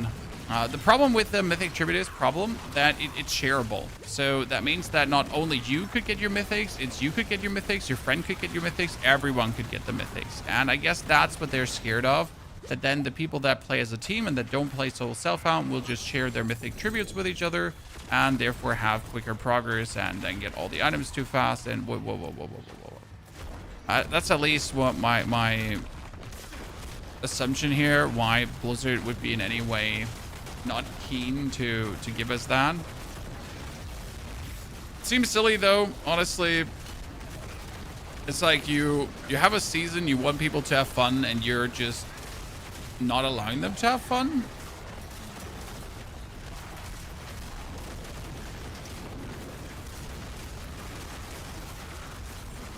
Your job is it to improve the fun, not to make sure that the fun is valid.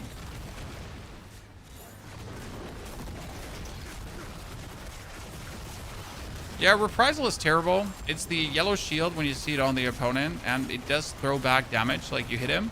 And the thing is, like, the more often you hit, the more throws are going to be back. So if you actually have a build that has a lot of attack speed, you're getting punished for having a build that has a lot of attack speed. If you have a build that has low attack speed, it's actually better because, like, you're going to hit him, like, with big hits, but you're also going to throw, like, only, like, singular hits back. So yeah, high attack speed builds essentially getting punished for existing.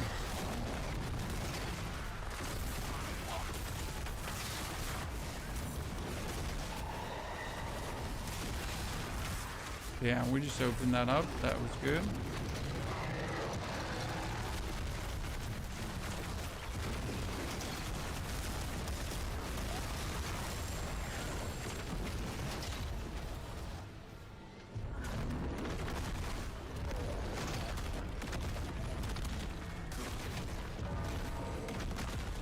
Hello, Mr. Worm.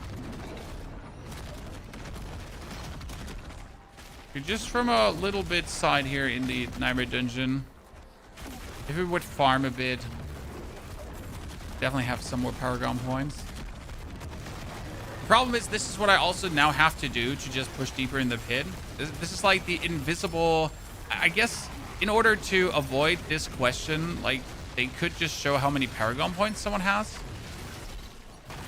It's definitely a good question. Why don't they just show that, chat?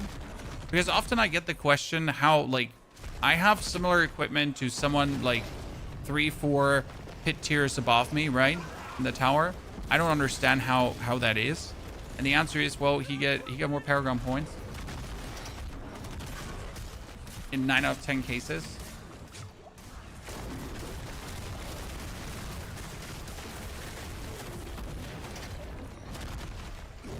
There's like the invisible scaler that you don't see because it's nowhere listed.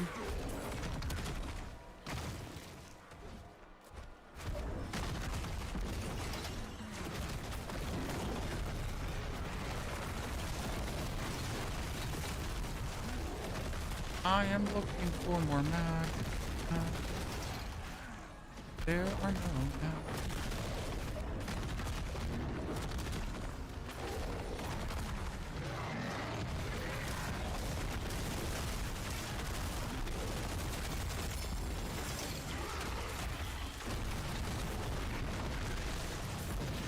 I wonder if maggots is more XP, or if you really pull like multiple of these portals together. What would equate to more in the long run? Both methods seem very efficient.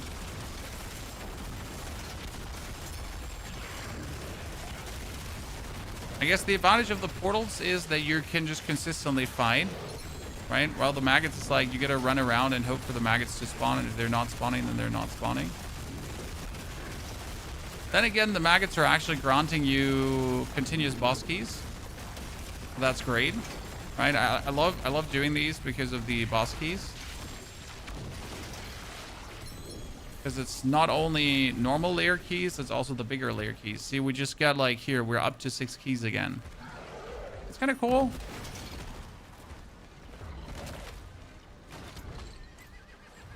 Oh, we get another one. Get another one, and we... Oh, God. Sorry. I was looking something up. Are you keeping track of how much you're getting? I just, you know... Roughly. Okay, what do we get here from our... We get this, and we get that in there. Another Resplendent Spark that we can't use. Great, great, great, great, great, great. Chat, we get another Resplendent Spark that we can't use because, well, useless. Okay, what do we got here? That was a lot of Nightmare Dungeon keys, and that's it.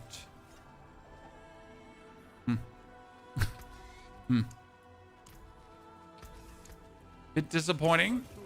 Which one are we still missing here? So complete Legion events. I'll never do that, even though it gives me Mystery Ancestral Archetype cash. It would be great.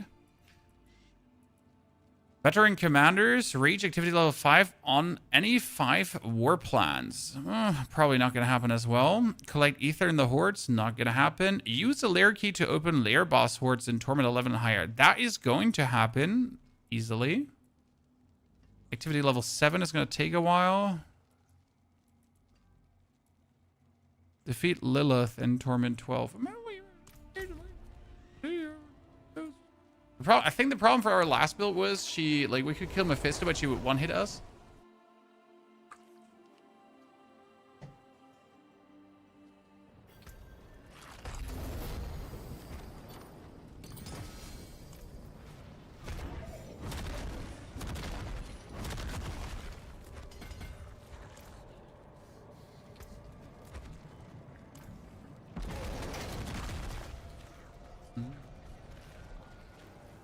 Let's kill Torment 12. Lilith.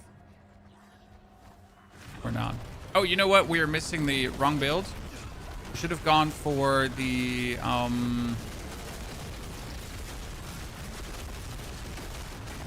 we should have gone for the Tortured Wretch version.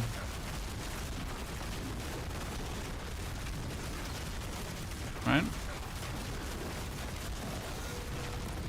Interestingly enough, her area is ginormous, right? But if her area was smaller, which it later is going to be, it's actually going to die very quick.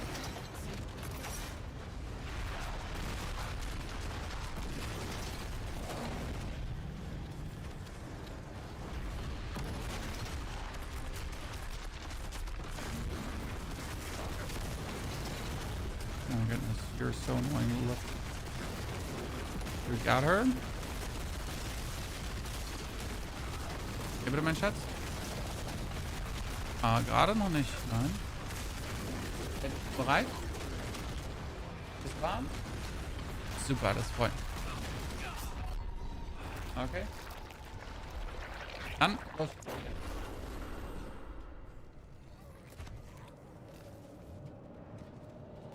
How do you enjoy this boring ass game as much as you do? Well, I mean, how do people enjoy watching a soccer game in TV?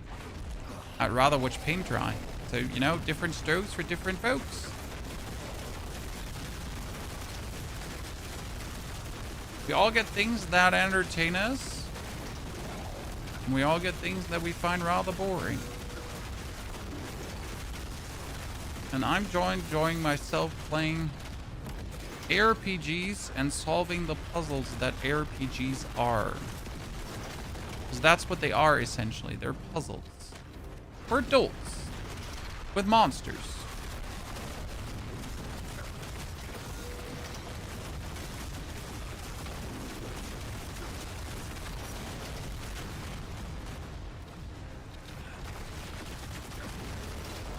Good.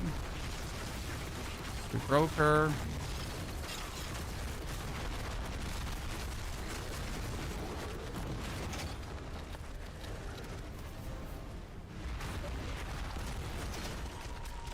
Fantastic. So now we're fully ramped up.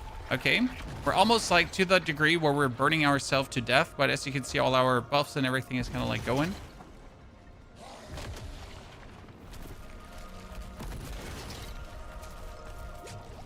Bring a potion.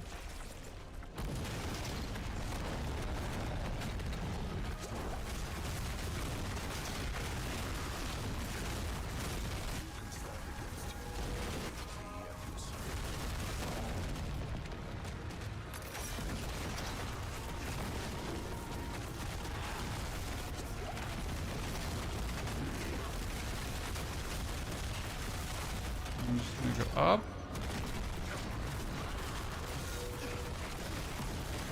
Yeah, there comes my problem. If I now get hit by one of her blips, it will kill me. Right? So that's like, we get the damage, but it's just gonna kill me.